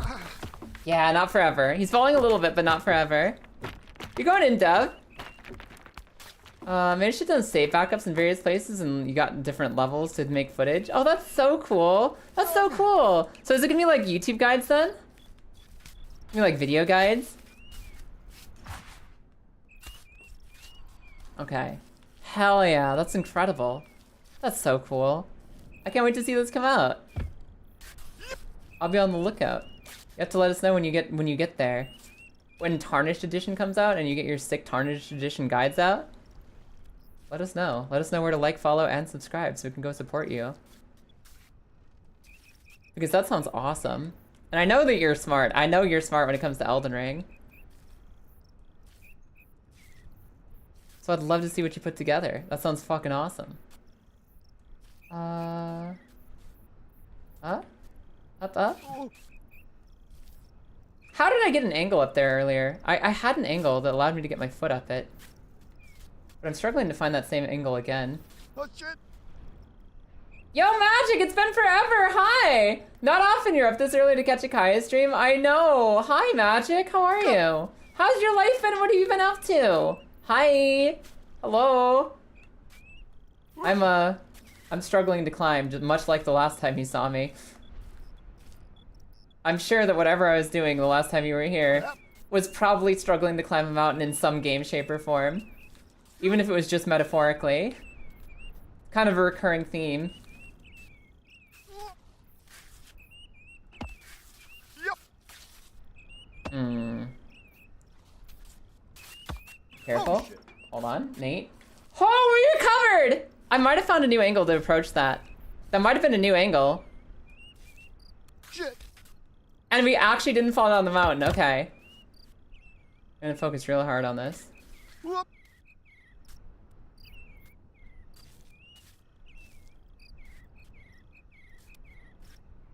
Shit.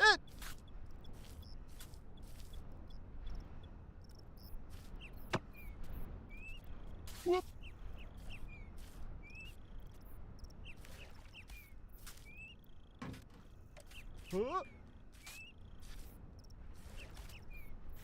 Huh? God. Okay, hold on, think about it. Hold on, think about it. The noises he makes are giving me anxiety. I know, the little like, oh shit, oh. The constant panic from Nate is infectious. And it's making me nervous. I don't want him to fail. I want him to succeed here. And he's making me panic with his little noises. His little noises. Shit. I need to find the right pixel to get his leg on.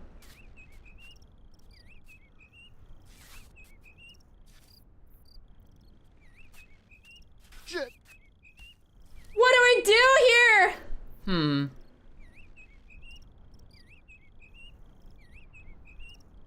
gonna try... This doesn't seem to be working. So I'm gonna try the other route one more time. I'm gonna try this up, where we go up this way. I'm gonna fall backwards safely. I'm gonna fall backwards safely before we try anything too crazy. Get that crown, thank you. If we're gonna fall, Nate, let's fall with grace.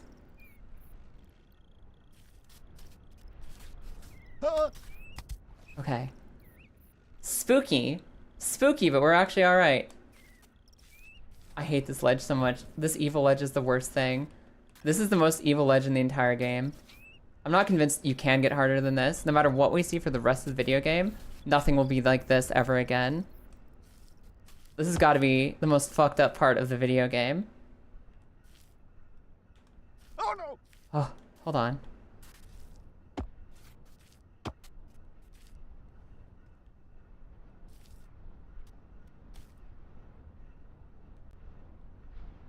Theoretically, I can get my foot out here.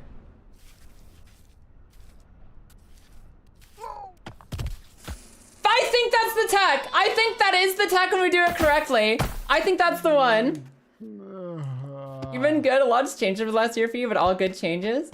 You're getting a second cat and helping your partner move out. That's so cool. Congratulations. That's a lot of good news. Cat and partner hype. That's so cool, Magic. Good luck. I've been doing incredible. I've obviously moved out. I think you popped in once since the big move, so I've obviously moved out to the United Kingdom with my wife. I'm learning how to do YouTube, and I'm slightly getting better at YouTube over time. I've got some plans. I've got some plans for my first like actual big YouTube video. I've been enjoying editing a lot, and I've been struggling to keep my focus, as one does when trying to learn a new skill for the first time. But I've been having an amazing time otherwise. We're also about to get stuck in ad jail, so I'm gonna pop off to ad jail for a second. I'm gonna stretch my legs to use the bathroom, get myself psyched up for the rest of the climb, and I'll see you guys in just a few seconds. Okay? I'll see you guys in just a few seconds, by which I mean to say like 3 minutes. I think I also have the idea for how we solve that cliff climb. I think that what I was trying there was the correct move. I think what we need to do is we need to go up the side of the hill the way I was doing it, then just confidently walk around the edge of the fucked up ledge. The fucked up evil ledge has the solution, and I think I finally see it. I think I finally see it. We'll see if we can get back up to it and finish it up before dinner time tonight. But for right now, I'll be right back. Bye! To envision a perfectly blank void space, perfect darkness. It is an empty, empty existence. Then, within that void, within that emptiness, put a single plate, a microwave plate, the kind that you get in the center of a microwave when you are microwaving. On that microwave plate, there is a single hot dog. And that hot dog is rotating slowly, spinning, spinning in the emptiness. And that's about my brainwaves right now. That mental image is the speed at which I'm processing everything. I guess join me. Maybe one day the hot dog will cook. Maybe it'll explode in the microwave. There's only one way to find out. Don't kill that mushroom. Did I do bad? Kaya, I killed the enemy. I did that. I got bored. All right, as a bat. I got bored again. I'm never speaking to you again. Can you imagine all those like tens of thousands of years of life's development on Earth? All of those multiple thousands of years of fucking human culture development. All of the people who have lived, died, learned how to make fire, learned how to cook food, learned how to wash your hands before delivering a baby so that maybe you don't get disease, learned how to have war and win war so that you could live today. All of that, all of human creation is for this. Is for this moment right here, where horse girls go to Isekai's face. I hope you're happy. I'm sorry that all y'all got work tomorrow. I don't have work tomorrow. I'm sorry that you. That was so tough.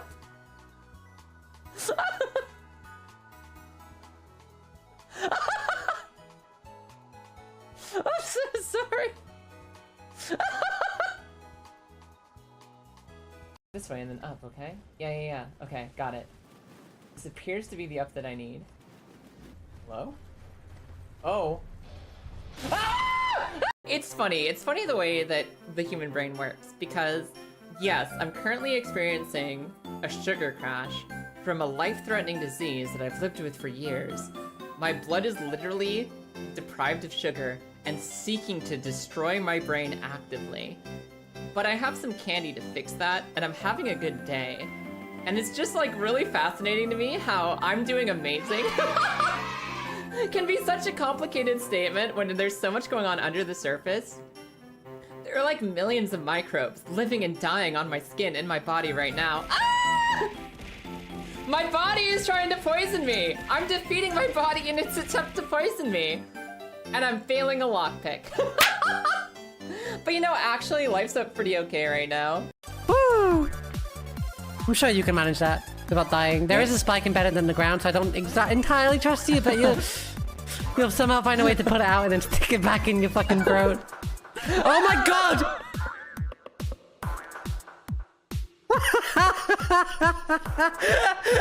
I'm going to a toilet break. Somebody please clip that. If not, Kaya, clip that. I'm going for a fucking toilet break. Holy fucking shit.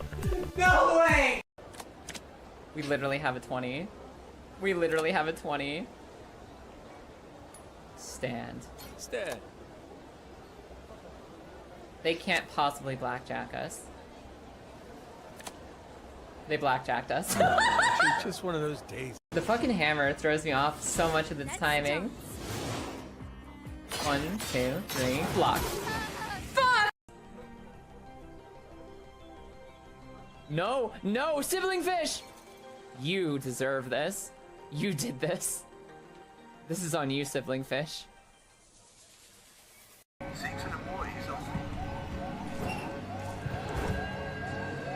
You'll never find me. Woo!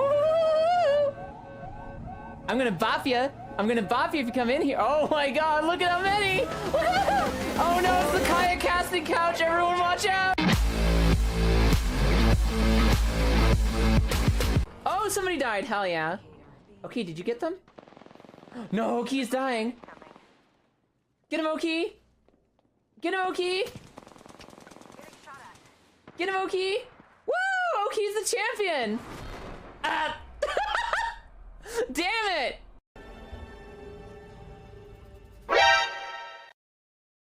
Yes, exactly. Lilith, I'm gonna kick your ass. Lilith, I will fucking destroy you. Lilith, I will fucking kick your fucking ass and smash another 900 times. What the hell? Okay. For those of you without context.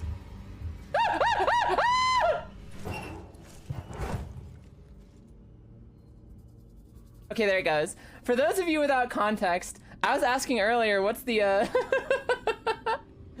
what's the hotkey to hold your breath? And Lilith told me E. Guess what? E gets you out of the fucking... It gets you out of the fucking. You go out of the fucking if you hit E. Where are you? I'm loading in, you fucking impatient whore. It's not my fault you take so long.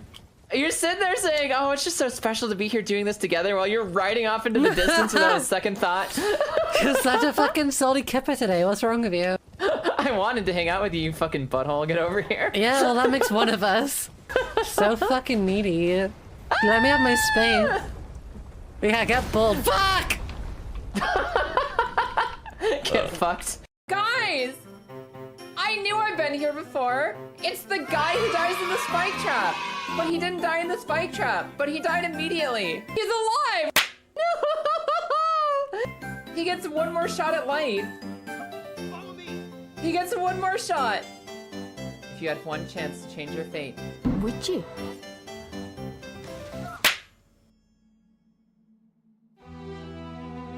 If you could change your fate, would you?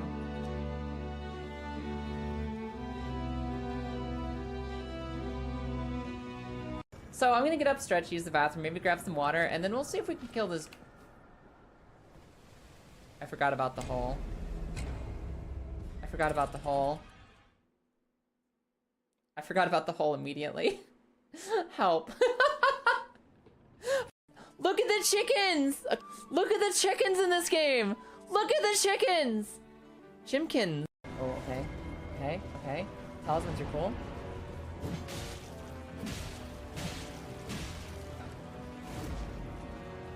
We're getting closer, y'all. We're getting closer. We just have to avoid the axe. Ah! Uh-huh. Oh my god. Oh my god. Fucking take his arm off. Oh. Oh. Okay. Alright. Let's just... Remember guys, you can't do anything new up there. Oh. What is this? What is that? I thought he couldn't do anything new. Hold on. No, no, guys, this is gonna be hilarious. Look at him. Look at him. Look at this man. Look at this man right here. Watch this. Good chunk.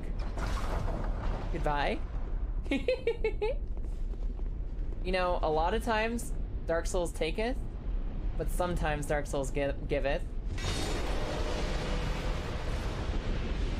Sometimes Dark Souls just straight up giveth. Yeah, it's funny how you can get attached to things so much when you're a kid that, like, it doesn't matter whether it's good or bad. Like, you can just watch it a million times. A lot of the things we liked when we were kids are, like, just okay. They're just alright. But you get, like, attached to it, right? Because it's the movie you have. It's the movie you have. And you don't always get new things to have as a kid. You don't always get new things. So sometimes you get attached to something just because you're a kid and your family can afford it and it's yours. It's your thing. And you just love it because of that. And I think it's really cool, like the nostalgia bonds you build with something because of that. Some things you go back as an adult and it does not hold up quite the same. Some things maybe don't hold up so good. And some things are actually like as magical as an adult as when you were a little child with no taste. Sometimes you survived being a child and having no taste, and actually that thing was pretty good in fact when you go back to it. Holy shit, we're 4th place! And you guys thought we were fucking cooked. You thought we were cooked. Special Week is winning. She wasn't even the banner girl. Where's my horse? Guys, where's my horse? Where the fuck was my horse? Hilarious for who? Ah! You fucking died. I fucking died! Ah! Am I just supposed to not be stubborn and do this? Is this the solution to all my problems? It literally might be the solution to all my No! Woo! We're okay. Yeah! Woo! I turned him into sheep, then I fucking broke his ass in half! Ah! I'm a sheep! Ah! Get out of here, get out of here, get out of here! Altered version and not the base version? The fuck? Or other way around? Golden needle from next to turtle. That was a real slow spear! And it still hit you! Why do you stop in the middle of the road and I'm the one who gets shot? I was watching you go, it was great. Oh my god, it's Epona. Huh? Oh my god. I'm so sorry!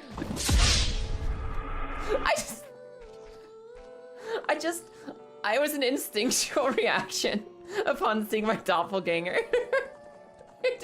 You can't open doors? Can't open doors. The only doors you can open are locker doors. How do you find the generators? Oh, there's so many levels.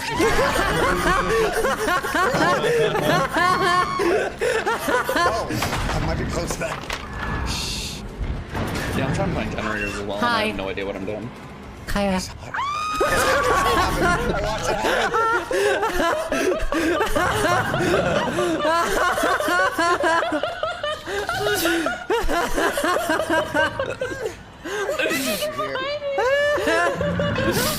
Okay, I can turn on a dime.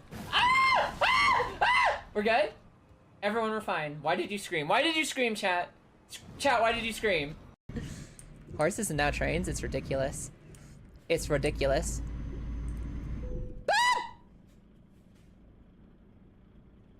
What happened? What the fuck? How did I do that? Wait a second. How did I do that? What happened? What side am I stuck on? I can't even tell. It's like directly in the middle. What happened? What did I do? What are you doing? Why are you too close to me? Oh, we have infinite momentum. Keep going. Keep going. Keep kicking me in the. Woo! Ah!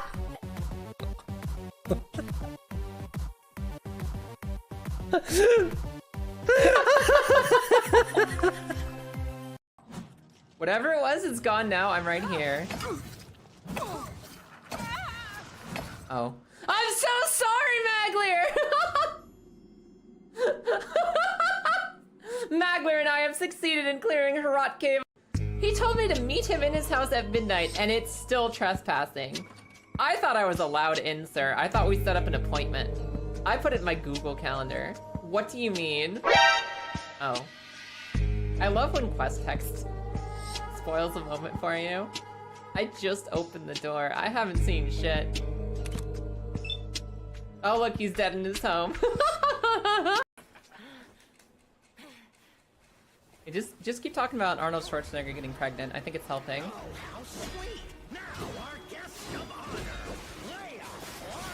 I'm pretty sure it's the thing that's helping us the most right now. You see this? You see this shit right here?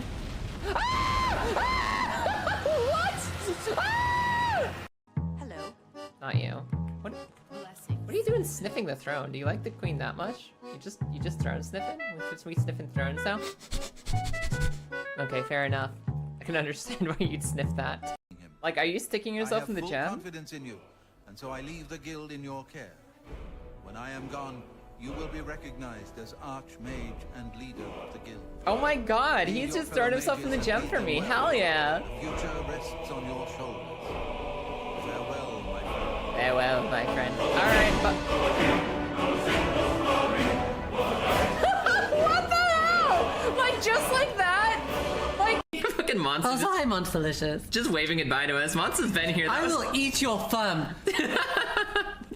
My thumb's right here. Yeah, well, I reached for the fucking D-pad and my fingy touched your fingy. Yeah, that's because you have long Which thumbs. is complete. What do you fucking mean? I have long thumbs. What the fuck is that even meant to mean? It means that your thumbs are long. Do you need a definition of How? long or thumbs?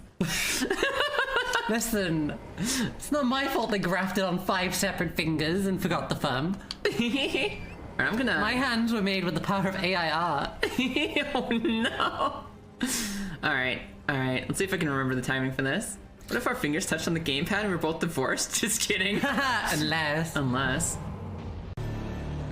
Knife the eyeball! Ah! Wait. Alright everybody, sorry about the extra long AFK break. I had to take care of some business. I have returned. Hello. We are not there yet. Hi Ty, good morning. Good morning Ty, how you doing today? Hi. What up? We're not quite there yet. We're struggling to learn the tech on the final step of like the hard part of the mountain. There's one particular corner that's like extra hard to learn, and I'm trying to figure it out, and we haven't seen any success at all. We haven't seen a single lick of success, not even a little bit. So we're trying our hardest. You still have your crown? That was almost not true. That was so close to not being true today. We loaded back in. And the banana peel that we kicked off the mountain earlier had fallen or had been replaced. It got reloaded up to the top of the mountain. It got set back up on the staircase. And because of that, we thought there was a possibility. We thought there was a chance that maybe the crown reloaded back to its original location. Maybe the crown got sent back to the bottom of the mountain. Maybe it got sent back to the spawn zone. There's a small chance that it was gone because we didn't have it on. It wasn't on our staircase, and we couldn't find it in the forest. We couldn't find it anywhere in the grass. So I actually walked my ass all the way back to the campsite where we had our last cutscene to see if the crown had been replaced on the tree stump near the campfire. I went back to see if that was happening. And we went all the way back there. There was still no crown. We thought it was gone. We thought it was gone forever. We thought it might have reloaded back to the beginning of the game because it replaced other loose objects and props. And we were kind of scared. But I got lucky, and while I was walking around the forest looking for it, I happened to find it just sitting in the middle of a dirt path. Just sitting in the middle of a dirt path. Where it had bounced like extra mega long. So we maybe spent the first 90 minutes of stream just looking for the crown, going back to the beginning for the crown, figuring out the crown isn't back at the beginning, and then just happening to find it on the way back up. But it does mean that we have it. It does mean we still have it. We've gotten up to the fucked up evil ledge a couple times. I think we found some new tech for it. I think I know what the line is now. I'm pretty sure we've seen the actual line in motion after our last big fall. I didn't get the step, but I think we actually have the path. I think we actually have the plan for how to get there now. Now I just need to get back up there safely. I just need to get back up there and we'll be good to go. Ugh.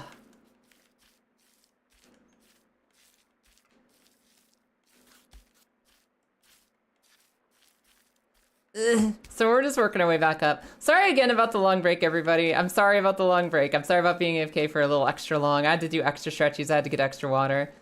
I just deal with some stuff. And we're back now. We are back. Also, I read that completely wrong.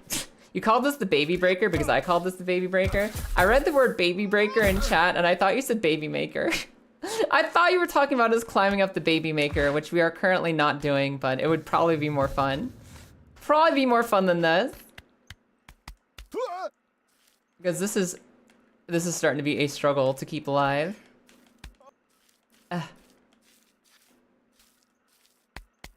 What? What, Ty? What? So hypothetically, if the crown fell on the stairs, did Kai use the stairs to go get it? We've already dealt with this hypothetical doomsday apocalypse scenario. We've already dealt with this question of what would happen. The answer is, if the crown falls on the stairs, I will rescue the crown from the stairs. I still won't use the stairs to go to the top. I will never use the stairs to climb the entire mountain. I won't even touch the stairs if I can help it.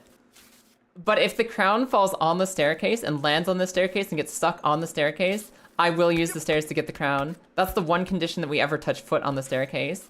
The only time we use our feet on the staircase is if the crown falls on it and I need to go rescue it. Because the crown is more important than my pride. The crown is my dear friend who's been with me since the beginning of the game, and it's more important than my pride could ever be. It is the most important thing. Oh no! Kaya, do the face. Yo, pizza pasta.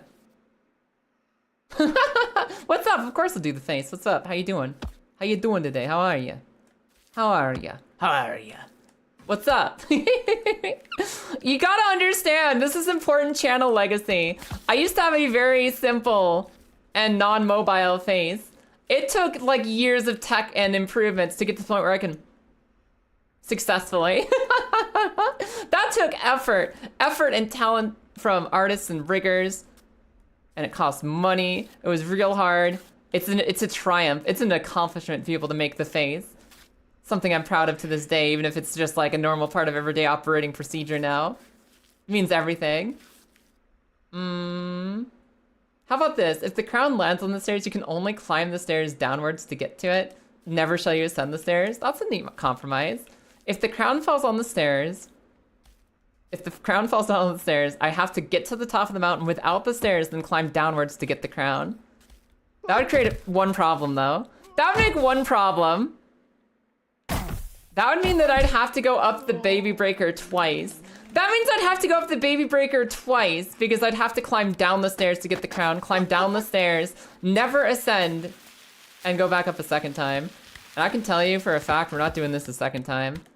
I don't care how much I love a challenge. I don't care how much I want to prove myself. I don't care how much I want to be better than the staircase. We're not doing this twice. We're not doing this twice. Hi, Blaze Rider. How you doing today? Welcome in.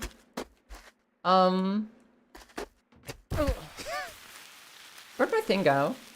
Sounds like a really good motivation to not lose your crown on the stairs. I don't have a choice where it bounces. Like, I think I'm demonstrating that right now. I don't actually know where this thing went. It did land in the grass. Yeah, it landed in the grass and it probably bounced a ways. So like, I don't know what ink. Oh. Crown? Crown? Crown, crown. Got it. Got it. All right, we're good to go. Magic. Have you ever played or seen this game? Question. Important question. Magic Malokay. The one and only Magic. My dear sweet Rig sister. Tell me. Oh shit! Have you seen this game before? Do you know about the stairs? Has anyone warned you about the stairs, bro? They told you, dog. Yes, you have seen this start to finish. So you know about the cutscene, right? You know about the taunting on the staircase, right? You know about the Stair Lord interaction. And you know I'm never giving in.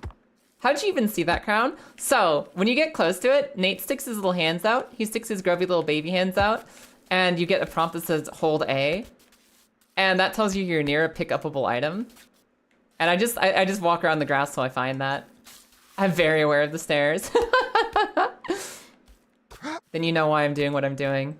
You know why I refuse to use the staircase. You know why I'm here. You understand. Not after the way Jim treated me. Never.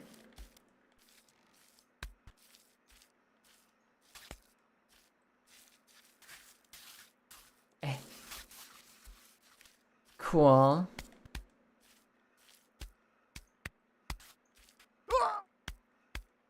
Good. Good, good. Less to explain then. You know everything there is to know about this this side of the mountain. The Babybreaker itself. I'm wondering what I can do to guarantee my success when I get up, because I have no idea how to make it past the evil ledge. I can get your revenge on what, Ty? What do you mean you can get your revenge? What revenge? What do you need revenge on me for? Is this about gang beasts? Is this about the plus U gang beasts, or is this about something else? revenge on magic. No, that's good. That's a good revenge to have.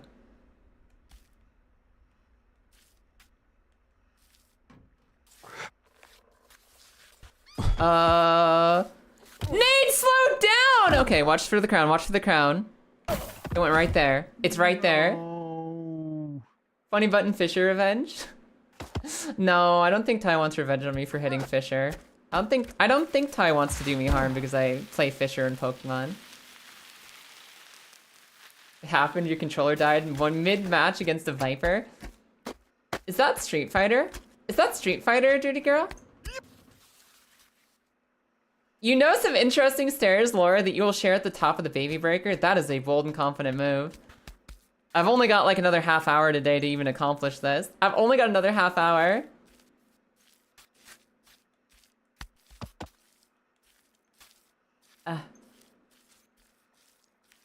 I think I'm definitely making it to the top of this Babybreaker. I think I know how to get to the top, and I think I will do it. I believe in myself. Oh, no.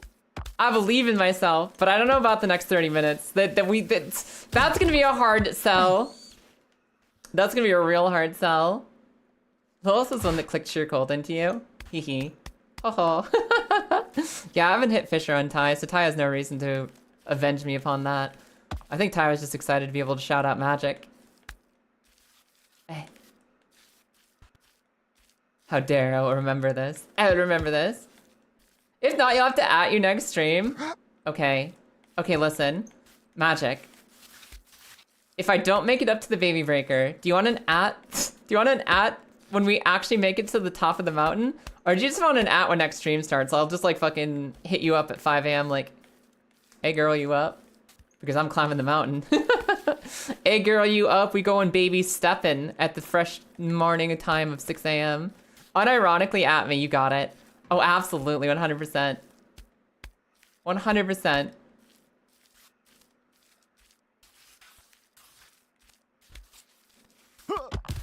What was that? Nate, what was that?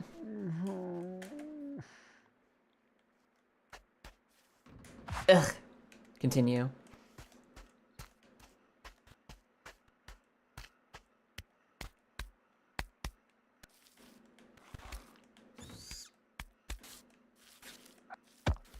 Cat is too blue right now. Well, you better say something then, Marissa. You gotta be the change you want to see in the world. You're upset at how many blue names we got in chat. You want to see some more pink out there? Maybe I'll speak up. Oh, speak up. You gotta tell me about your life. You gotta tell me what you're planning to do next.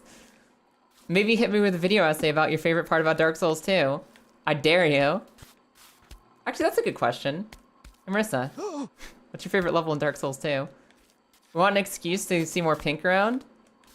Marissa, what's your favorite world or area in Dark Souls 2?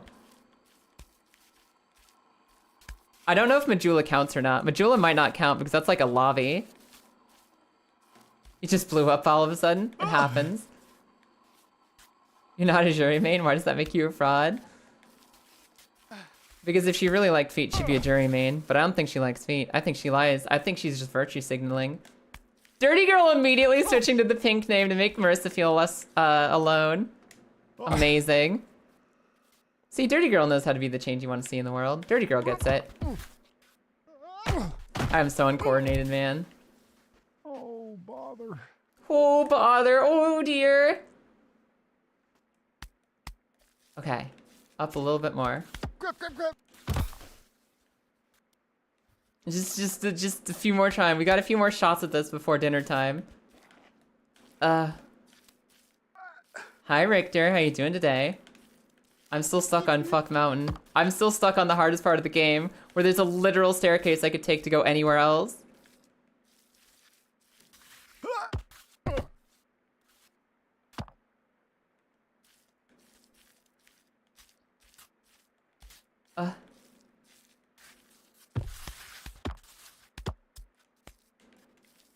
Eh.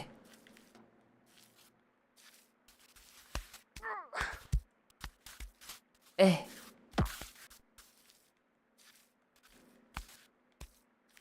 There. Is that crown really right here? Yeah, it is. Okay, fair enough. I do enjoy Broom Tower. Really? Well, do I remember which one Broom Tower was? Broom Tower is the It's the DLC Lava Tower. It's the DLC Forge City, isn't it? Yeah, with the Broom Knight and everything. Okay, I can get that. I think I couldn't say any of the DLC areas are my favorite. I'm trying to think of what's my favorite place in that game that isn't Majula, and it's really hard not to just say Majula because I really like Majula. It's pretty and it's nice. Maybe what's the name of the harbor with the big old pirate ship? What's the place with all the messed up darkness monsters and pirates and stuff? What's that underground bay called? Because I like that one, the place with the flexile sentry. Dead Man's Wharf? Yeah. Yeah, Pirate City. I'll take Dead Man's Wharf as my favorite area. I'm pretty sure there's gotta be some like pretty open air like forest area that I like even more. But maybe Dead Man's Wharf #1 until I remember another place I like more. Oh my god, Dirty Girl, you're going off. You play Marissa mostly? I wanted to like Marissa because it's fun. It's just fun in concept to play big Wrestlewoman. But I don't like grappling. I don't like grappling and grapplers. And I also don't like big slow hits. I like medium speed characters. I like medium speed. Well, maybe like sliding towards the side of fast characters. Medium or fast characters. I'm not a big fan of like slow heavy hitters. I like bonk, but I like medium bonk. So Marissa's a little too slow for me. I could never get into her even if I wanted to try. Could never play a grappler. Yeah, I guess she isn't a grappler, isn't she? She's just a big heavy hitter. She's the big punch. She's the Falcon Punch character. She's like the Ganondorf of Street Fighter. But no, I need to play something faster. I need to play like Bayonetta tier or whatever. No Man's Wharf. That's what the zone is called. Okay, yeah, I like No Man's Wharf. That's a good one.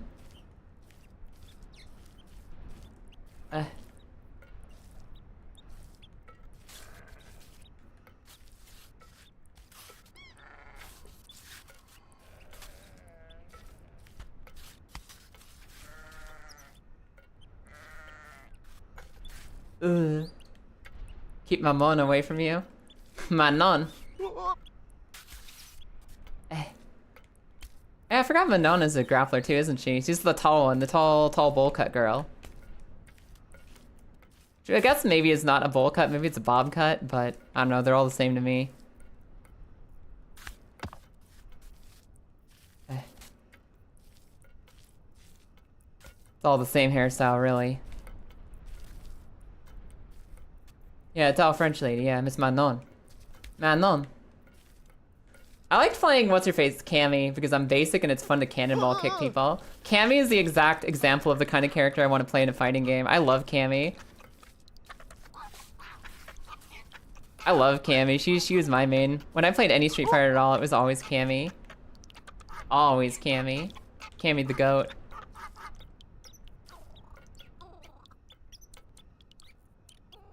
Let me step a little bit outside here so I don't kick myself off the ledge.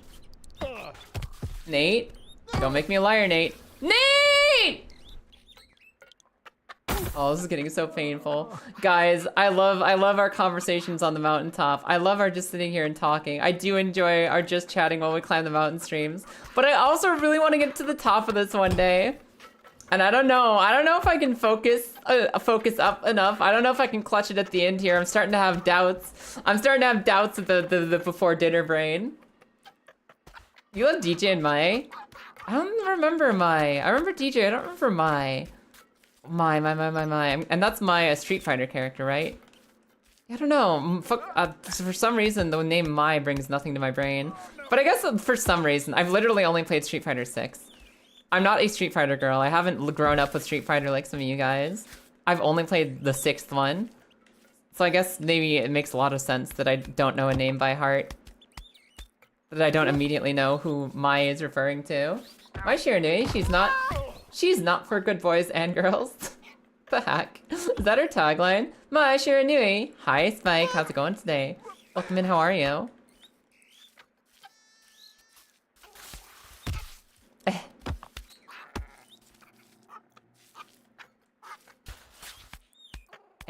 Oh shit.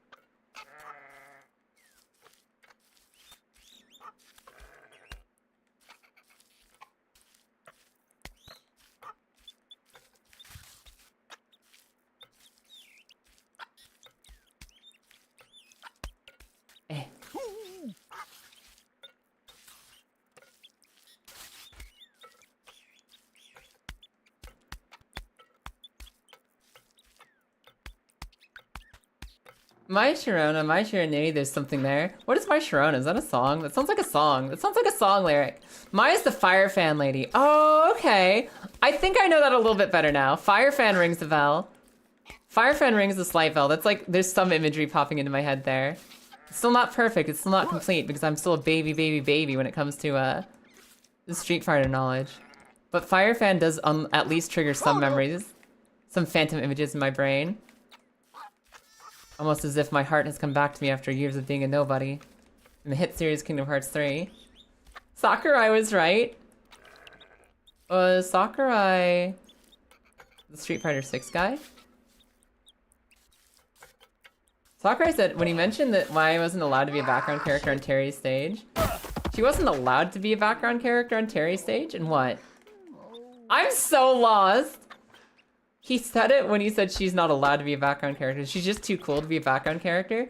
My Shona is a song by The Crack from 1979. It actually inspired Weird Al's first big hit. My baloney. Really? I guarantee you Kaya knows who the character is but doesn't know her name. Does she wear a red dress with a white trim? Does she wear like a full, it's not really a dress, but you know, like a red top, like a red cloak and mini skirt, it's not a kimono, it's like a mini skirt fucking thing, and then she has like white trim with red outfit. Is that her? Is that am I crazy? Am I crazy? Yeah, that's her. I got her! Okay, cool. She's like a very ecchi, she's a very softcore shrine maiden. Fair enough. Okay, yeah, I gotcha. I do know her now. Yeah, it's her. Figured it out. Because like, even when you don't play a lot of Street Fighters, it's almost impossible not to see the Street Fighter characters everywhere. It's such a huge part of game culture. Even if you're not a fighting game gamer, people just know Street Fighter. Everybody knows who Ryu is. Some people know who Ken is. And I've already forgotten that new guy they're trying to get to replace Ryu. It's like, who is the guy? They made a new character, they're like, oh, this is the main character now. He's the main character for Street Fighter in Street Fighter 6. Luke, that's the one. Freaking Luke. Luke Fighter 6. He's maybe not as memorable, but I understand that he probably has a lot of fans and people love him, but he's not like immediately iconic yet. He needs a few more years in the oven. He needs a few more years before everybody's like, oh yeah, Luke, Pocket Sand Man. I do remember him for Pocket Sand. The Pocket Sand is very memorable. And one day Luke will be as memorable as his Pocket Sand, which sounds like a horrible, horrible burn. It sounds like I'm talking trash on this dude. I'm not. I actually believe in him. One day he'll be memorable. He's just not there yet. He's not Ryu yet. Maybe with enough Pocket Sand he will be. The Luke amiibo is bigger than Ryu. Like, the Luke amiibo is bigger than Ryu as a person. Like, you put a Luke amiibo right next to the real life person Ryu, and the amiibo is bigger. I understand. How big is Luke then? Alex Lee has done such a good job with him. Is that voice actor? Alex Lee has done a great job with him. Is that a voice actor or is that a player? Is that like a professional player? Then the Ryu amiibo. No. I like the first way you said it more. I like the first way you said it more.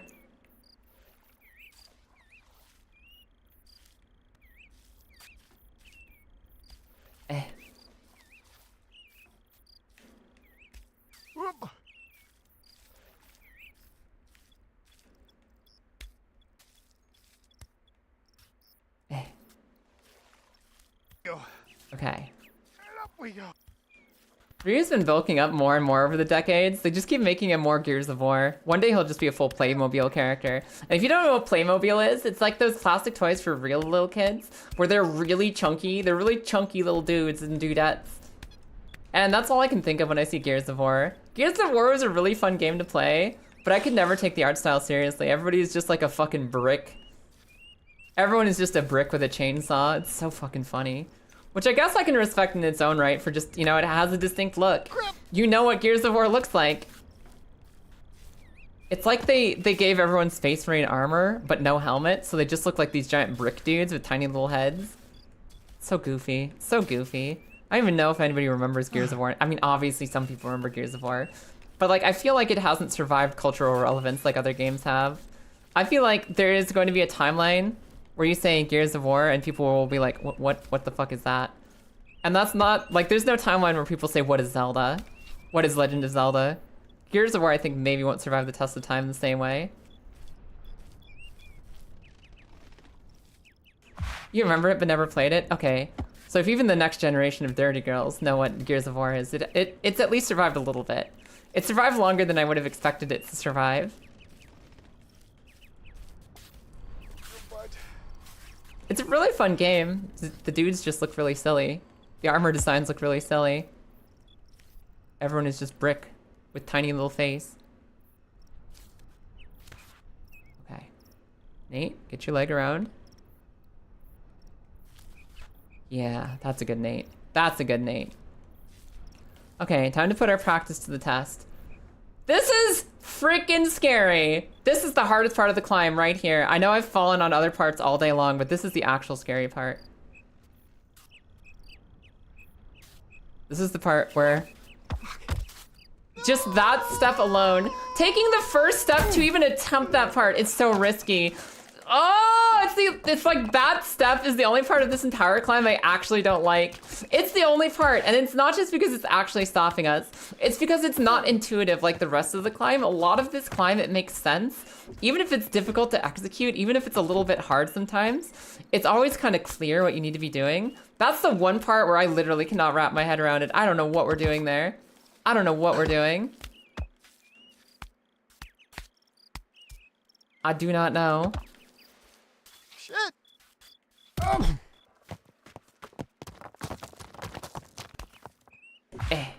Mighty God. More guns should have chainsaws, I think. Don't get me wrong. I appreciate that.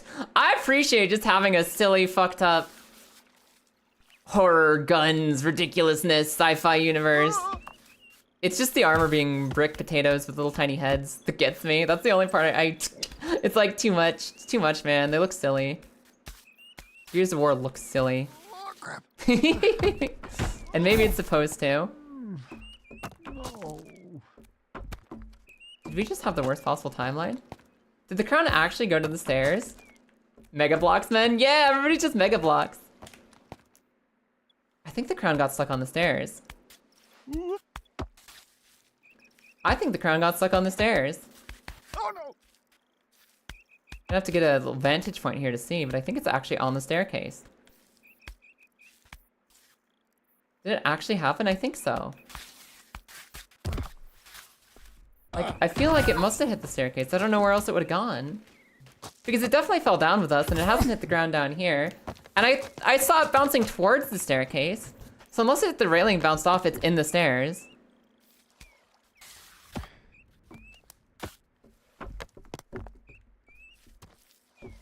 You were like fucking around. I was fucking around too.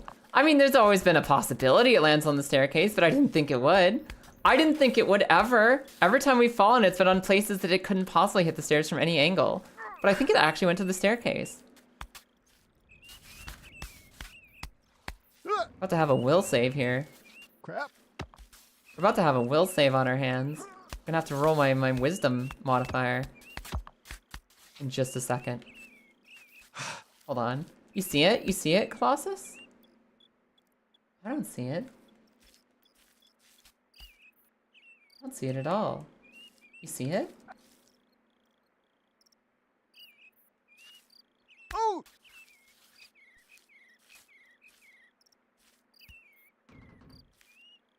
You saw it earlier. Is it on the stairs? Is it actually on the stairs where you saw it, or is it down on the ground somewhere? Because I feel like I'd be seeing it right here if I was going to see it at all. It's not on the stairs. Oh shit! Oh. No! Ow.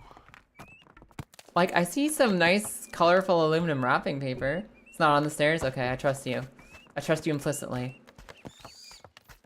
Where else would it have gone? Did it fall on the mountainside, or did it fall down here somewhere? Because there's like the... Wait a second! It was disguising itself! Oh, you're a genius, Colossus. You're a genius. I had the prompt, look here. See how Nate is reaching his little force hand out? See how he's reaching his hand out for the hard hat? I saw him doing that, and I thought the only hat down here was the hard hat. It was camouflaged in the dirt next to another crown. Next to another hat that had me convinced that I was like nowhere near the actual one I needed.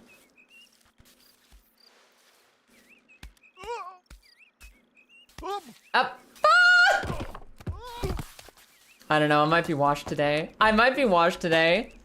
Today is apparently not the day. I have to make sure no matter what we do, we log out with the crown on our head. So we don't have to go hunting for it again next stream.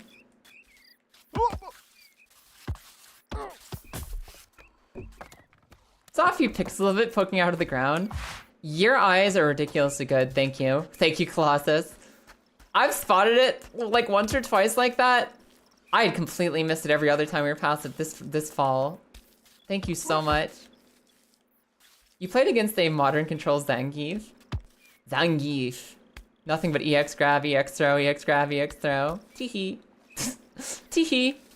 You have fun? You have fun, dirty girl? You have a fun time with Zangief?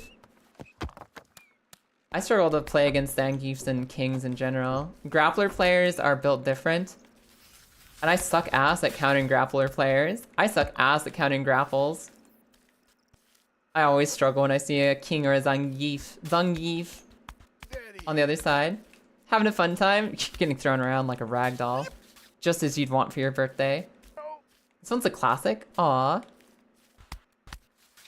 Do you look down upon modern controls users? Do you look down upon those using modern controls, dirty girl? Is there a problem with modern controls users? Is that what you think? It's your birthday, so I'll let you keep that opinion.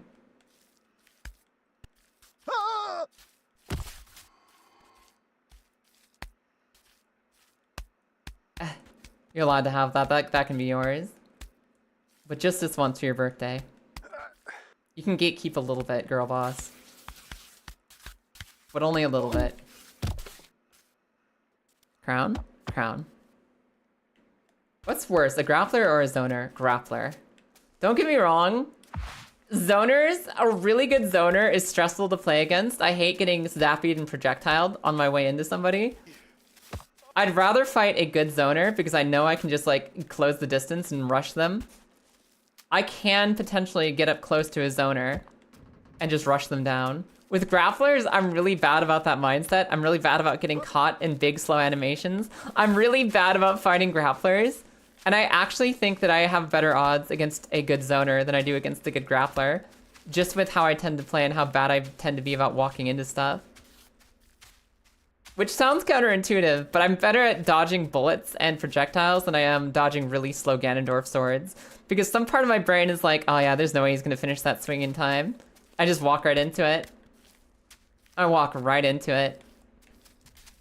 And grapplers tend to be slow, strong and slow with their grappling.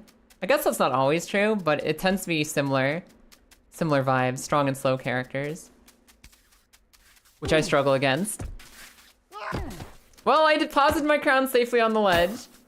Do you play Rivals of Ether 2 at all? No, but I feel like I should. This is the like second or third time somebody's brought up Rivals of Ether 2. And it sounds really good. And I know that the original one was like really well liked, so I'm kind of tempted to check it out. But no, I haven't played it yet. I'm not a gamer who plays Rivals of Ether 2. I haven't even seen the trailer for it yet. I don't even know what the game looks like. All I know about Rivals of Ether 2 is that Rivals of Ether 1 had the mods where you could play as almost anyone. So I haven't tried it yet, but I love Smash, so maybe it'd be a fun time.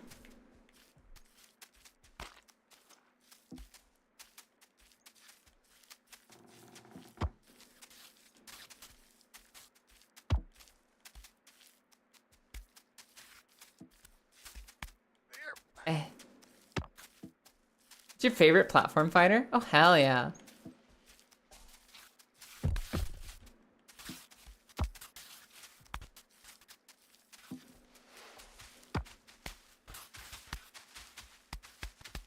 Okay. Up, up.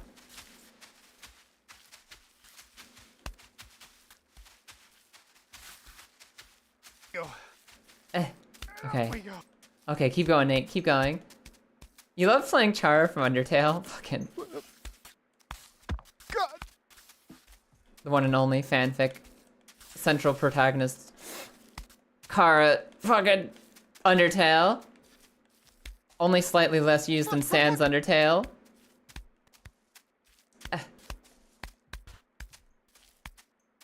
I'd play an Undyne. You know, I was thinking about like, is there any Undertale character that I'd play in a fighting game? Undyne 100%. If they made an Undyne character for Rivals of Aether, I'm in. I'm so in. I'm all about that. I fucking love Undyne.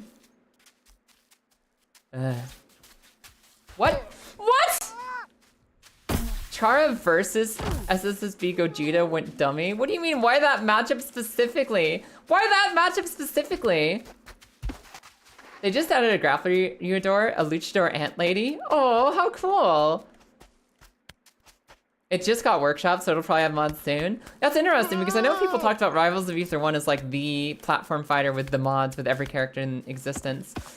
And that was like what set it apart from Rivals of Aether 2. So I didn't know they had planned to add in modding support for 2. I thought they were gonna keep 1 as like the mod game and 2 would be like its own thing. That's kind of cool. So you're gonna be able to beat everyone in Rivals of Aether 2 as well.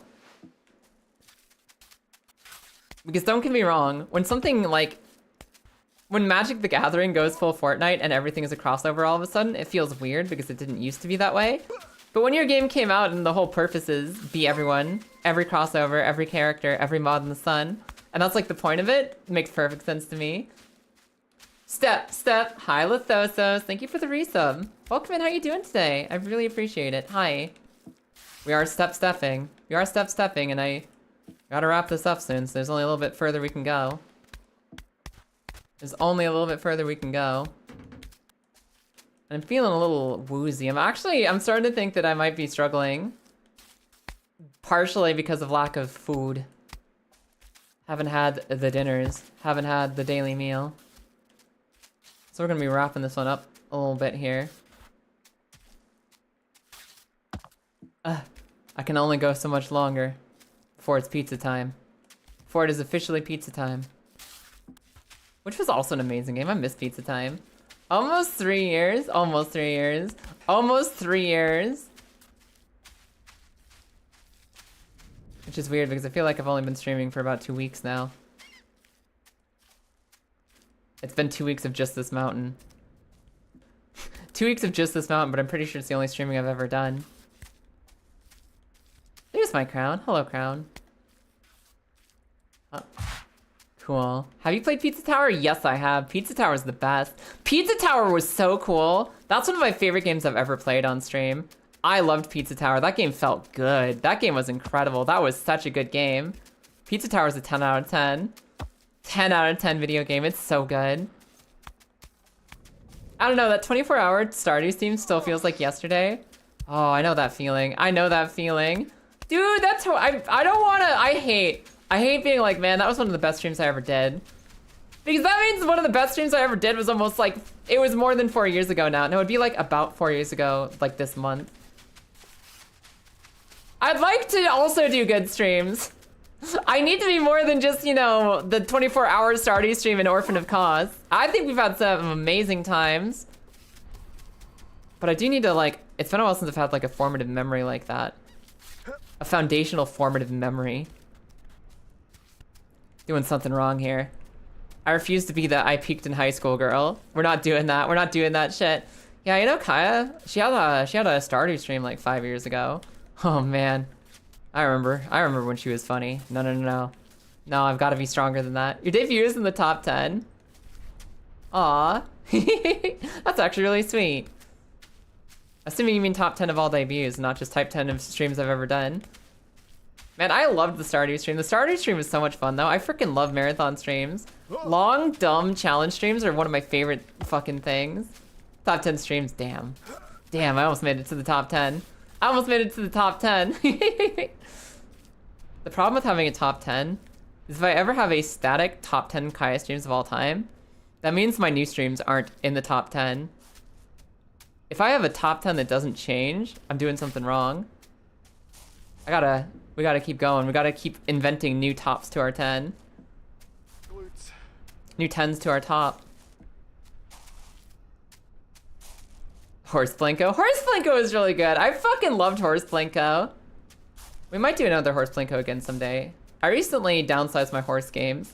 I recently got rid of some of my old horse games that we never got around to playing or that we tried and like didn't get more of. I wouldn't say no to more Horse Plinko someday.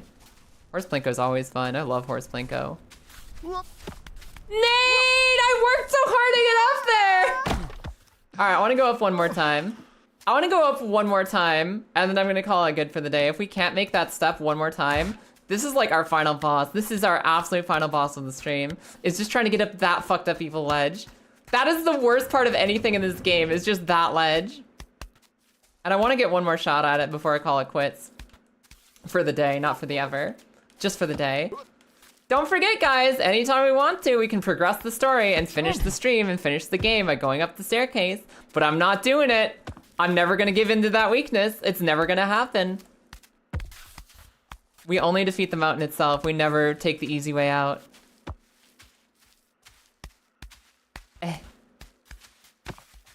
Never ever. Just gotta beat this one cliff climb bit. This one bit.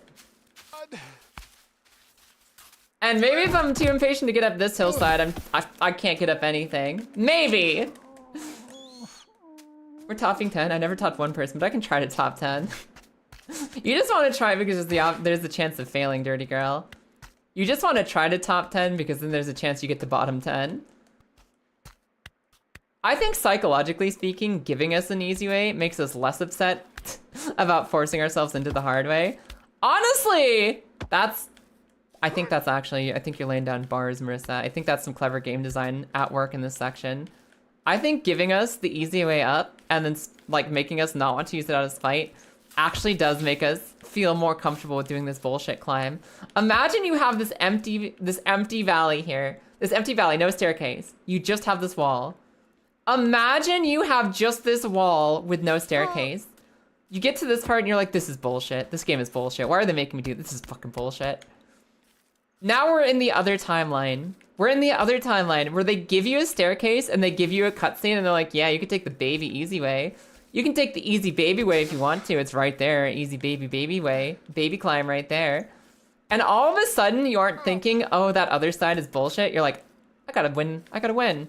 I gotta win versus the stairs. I need to defeat the stairs. And you might think, where's the good game design in this game? Right there. Right there. Bennett Foddy sees the line. Bennett Foddy sees the line between what will this section be with or without the stairs. He knows what's up. He knows how to make the good game and not the okay game. Magica was also good. Magica was a good time. Got a question for you, Tyler. I'll ask it after stream. I do have a question because now I'm curious. Magica was a really good time though. Surrender! Surrender! Collab streams in general are just great. I love hanging out with people. I like finding people that are just good to be around and being around those people. It's like my favorite part of streaming. It's why I do streaming instead of just video recording offline. Being around people is the best part of having the internet. It's also the worst part of having the internet, but it's mostly the best part. Yeah, it's a Bennett Foddy game. This is done by Bennett Foddy and 2 other people. I think it was a 3-dev team. I think only 3 devs. Bennett Foddy and 2 other people are on the credits.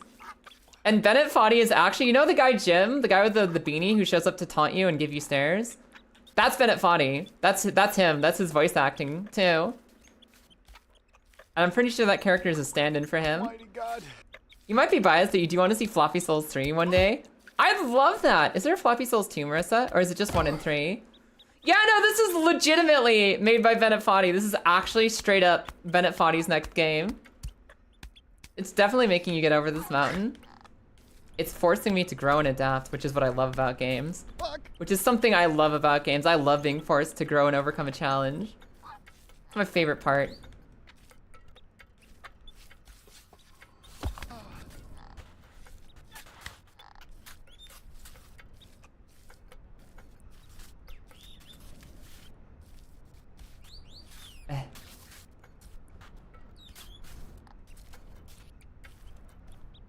Okay.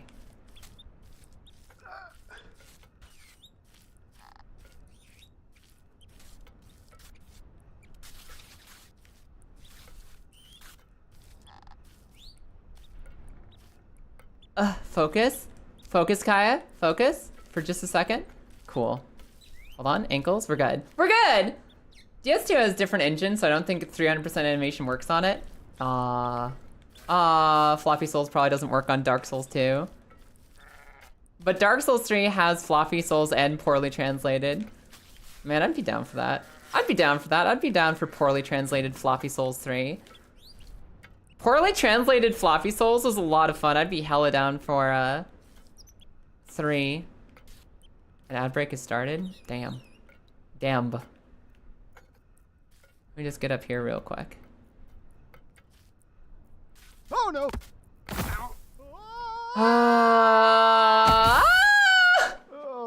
Okay. Floppy Souls was a good time. I'd be down for Floppy Souls 3. I'd be hella down. I'm also stuck in a tough position where I just wanted to go up the hill one more time and then go out to frickin' eat. But now we're stuck in ad jail and I don't want anyone to in-stream while we're stuck in ad jail. So we'll go up the hill one more time. We'll park it at the top. We'll park it at the top or at the bottom if we take one more step. Then I'll call it pizza time.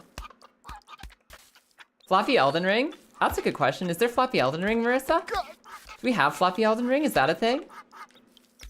I love Elden Ring. I'm discovering my only problem with Elden Ring is that I don't like the long, slow ending. There hits a point where there's actually a little bit too much Elden Ring and you've been playing for a little too long.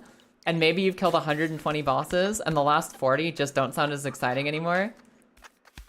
I love Elden Ring, but there's always this point of the game where I'm just done playing it. Right around the mountain type of the giants where I'm like, oh, okay, I had enough fun.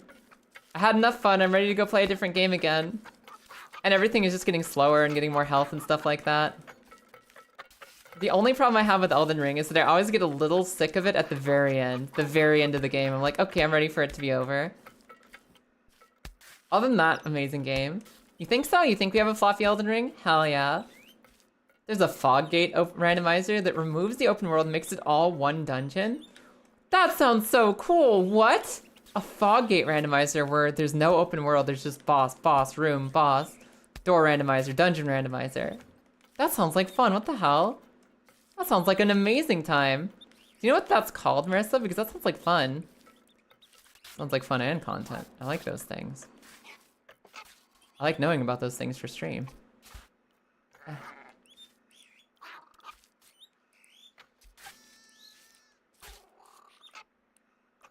I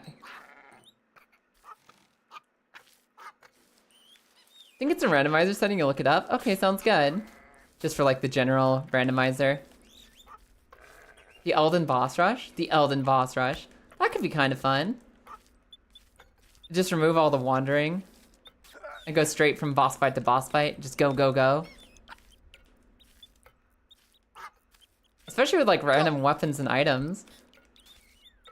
That'd be like a better version of that, the all bosses run I was doing. A little bit more fluid, a little bit less putter about.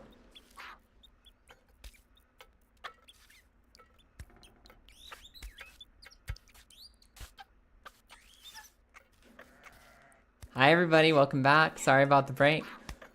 Because we got stuck with an ad break and I didn't want to end stream on an ad break, we're making one more climb. We're making one more climb to see if we can make it up the fuck ledge, the fucked up and evil ledge. We're gonna make one more shot at this. Then I'm gonna pick up the crown, I'm gonna go eat some pizza. So let's give it a shot. See if we can do this. Saw a mod going around for Elden Ring. Someone legit added Crimson Glow Valstrax from Rise as a fight, and it looked so clean. Oh, it's so cool. I know somebody was working on Bloodborne Elden Ring too, where like you had a lot of the weapons. You had the trick weapons and the guns from Bloodborne, and you could actually do the gun parries and everything. Like I know somebody was working on Bloodborne Elden Ring. Bloodborne Elden Ring. I don't know how far that got. I know it wasn't very developed when my friend Many tried it. But it existed, and somebody was working on it. I don't know if they ever got any farther with it. Elden Ring, the Old Blood Edition. God, I'm so excited for Vile Bloods. We have Bloodborne on Switch too. Just because I love new FromSoft games, and I can't wait to see what they do with it. I bet it's gonna be hype. Ow. Oh, okay, we almost lost it. It's just called the Elden Ring Foggate Randomizer. Okay, cool. Thank you, Marissa. Let's check that out sometime. That sounds like fun. Sounds like a really good time. Okay. This shall be our final attempt tonight. Shall be our final run at the fucking gauntlet that is this cliff. This cliff specifically. Am I on the place? I'm not on the place I think I am. Just go up and to the right. Yeah, okay. And we go around to the right side here. Nate, hold on. Okay. Okay, we get one more shot at Stupid Evil Ledge. One more shot at Stupid Evil Ledge. I hate this ledge so much, you guys. This is the only part of this climb that is not immediately intuitive how you get around it. I'm not really getting it, and it feels like horse malarkey. Malarkey for horses.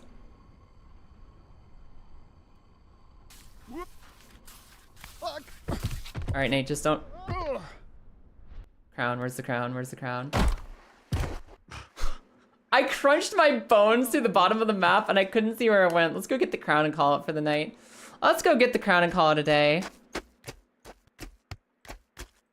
That's it. That's it. I'm wrapping it up for the night. I think the crown went this way. I think the crown went this way. I gotta go make some pizza. Is it not over here? Okay, the floppy mod works on DS3, Sekiro, and Elden Ring. There's a Sekiro? Floppy Sekiro? No way. So we do the floppy Sekiro mod, right? And then we do like the Millennia Sekiro mod, right? We do the mod where you're playing as Millennia in Sekiro. And if you're doing 300% physics and you're doing floppy Elden Ring, floppy Sekiro, floppy Millennia, it should mean you also get floppy jiggle physics, right? That'd be fun. Where'd the crown go? Sekiro, Shadows flopped twice. Sekiro couldn't flop if it tried. That game's perfect. Where is the crown? I thought I saw it come down with us, but I'm not finding it in any of the places I would have expected it to be. Shit.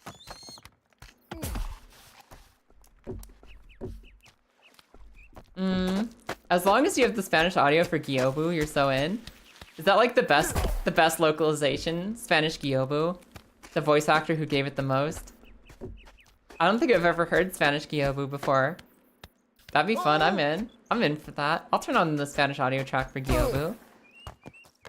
The voice actor goes so hard. Amazing. Guys, where'd it go? Where the heck did it go? Where actually did it go?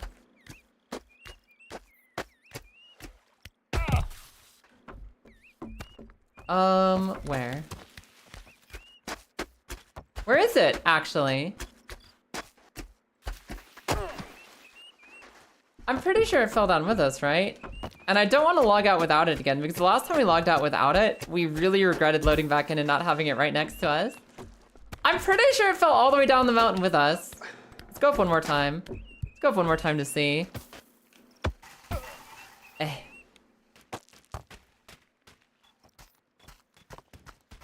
Hold on. Going all the way out. I'm gonna climb up to the halfway point. Because it's possible that it's like sitting on the mountainside somewhere. I could have sworn it saw it bounce. Did anybody see where it bounced off to? I didn't see where it bounced off to, and I haven't seen it down here either. Which means that the only other place it could be is up the mountain. That doesn't make any sense to me because I thought it hit pretty hard and bounced off with us. I thought it hit the ground pretty hard and bounced off at least as far as we did. But it wasn't anywhere near us when we went to, like, look around.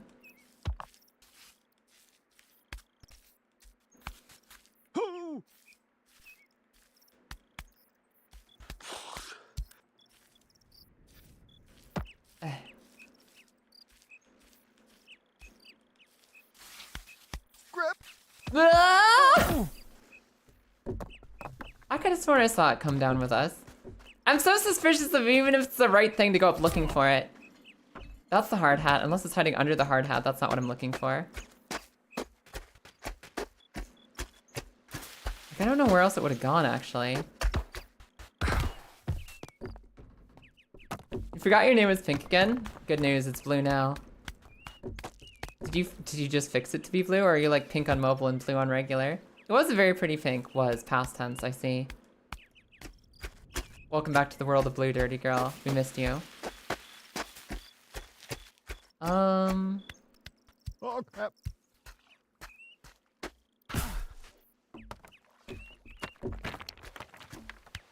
Alright, I'm going back up the hill. The crown has to be far away up the hill then. It has to be. Because if it's not down here, in any of the forest spots we just walked past, if it didn't follow that ballistic angle, then it has to have gotten stuck on the steps somewhere. It has to have been stuck on the steps somewhere then. Not these stairs, but like the rock steppies.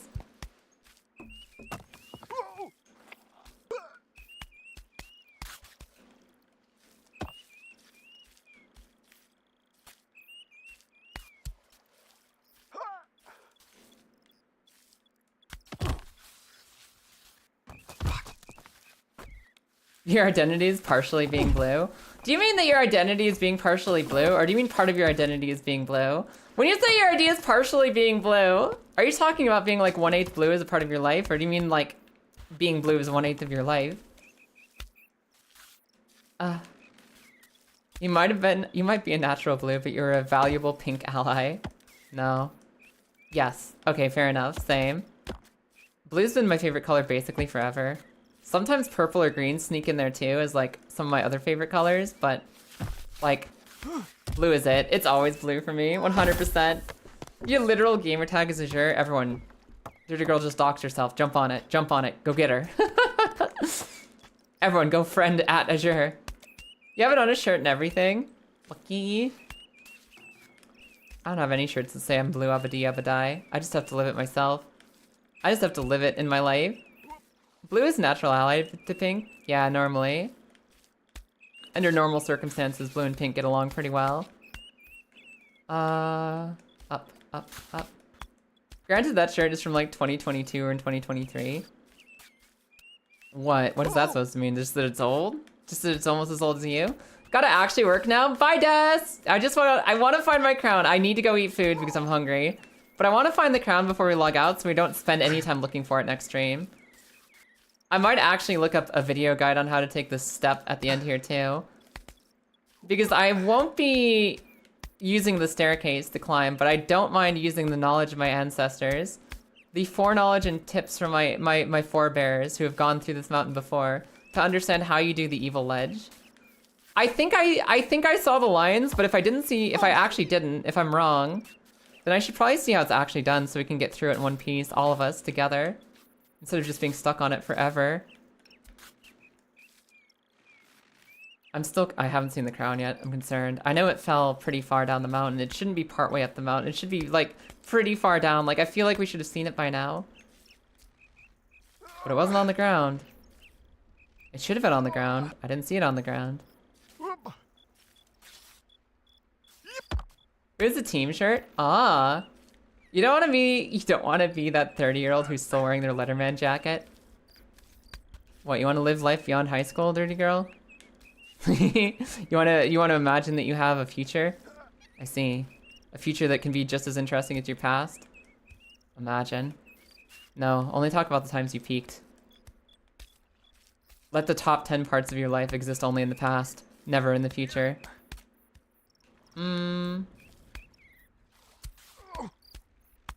Up. Yeah, no crown. Where did we fall? Where did we actually hit the ground and fall? He's not seeing crown, and like this is the last place it tends to get stopped. Is on the spiral staircase is where we tend to lose it if we hit the ground really hard and it didn't land all the way at the bottom. Normally it's here by now. I'm not seeing anything about it. Starting to think it might all actually be in the forest and we just missed it.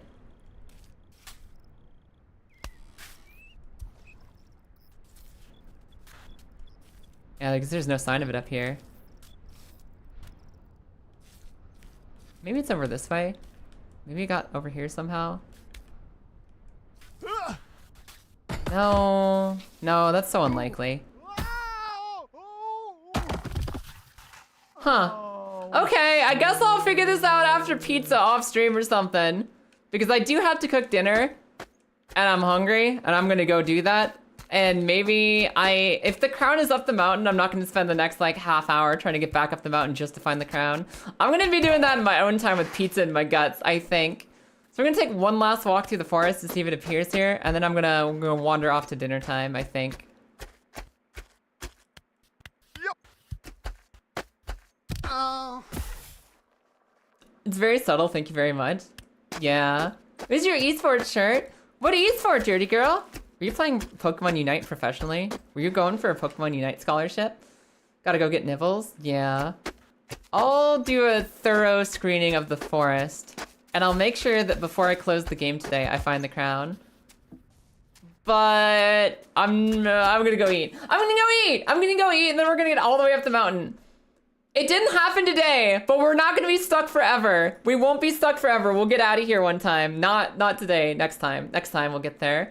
Let's go watch somebody else climbing. Let's go watch Boar. Raid. Tree. Kicker. Boar. Arrive. I've got the message right here.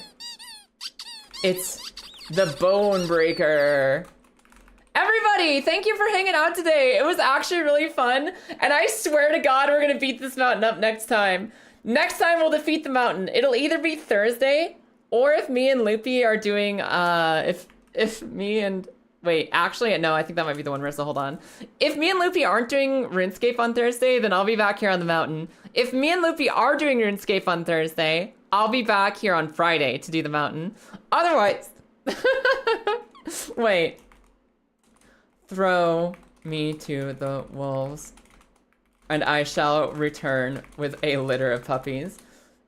Because see, like when Boris said, throw me to the wolves and I shall return a father, we're not all fathers. We can't all be fathers like Bor can. I think we gotta have a raid message that incorporates everyone a little bit better. Throw me to the wolves and I shall return with a litter of puppies. He'll know what we mean. He knows what we mean. Throw me to the wolves and I shall return with a litter of puppies. Let's honor Bor's message from earlier when he said throw me to the wolves and I'll return a father. Everyone, it was fun today. I'll be back on Thursday for sure. And Friday, I don't know. Ty.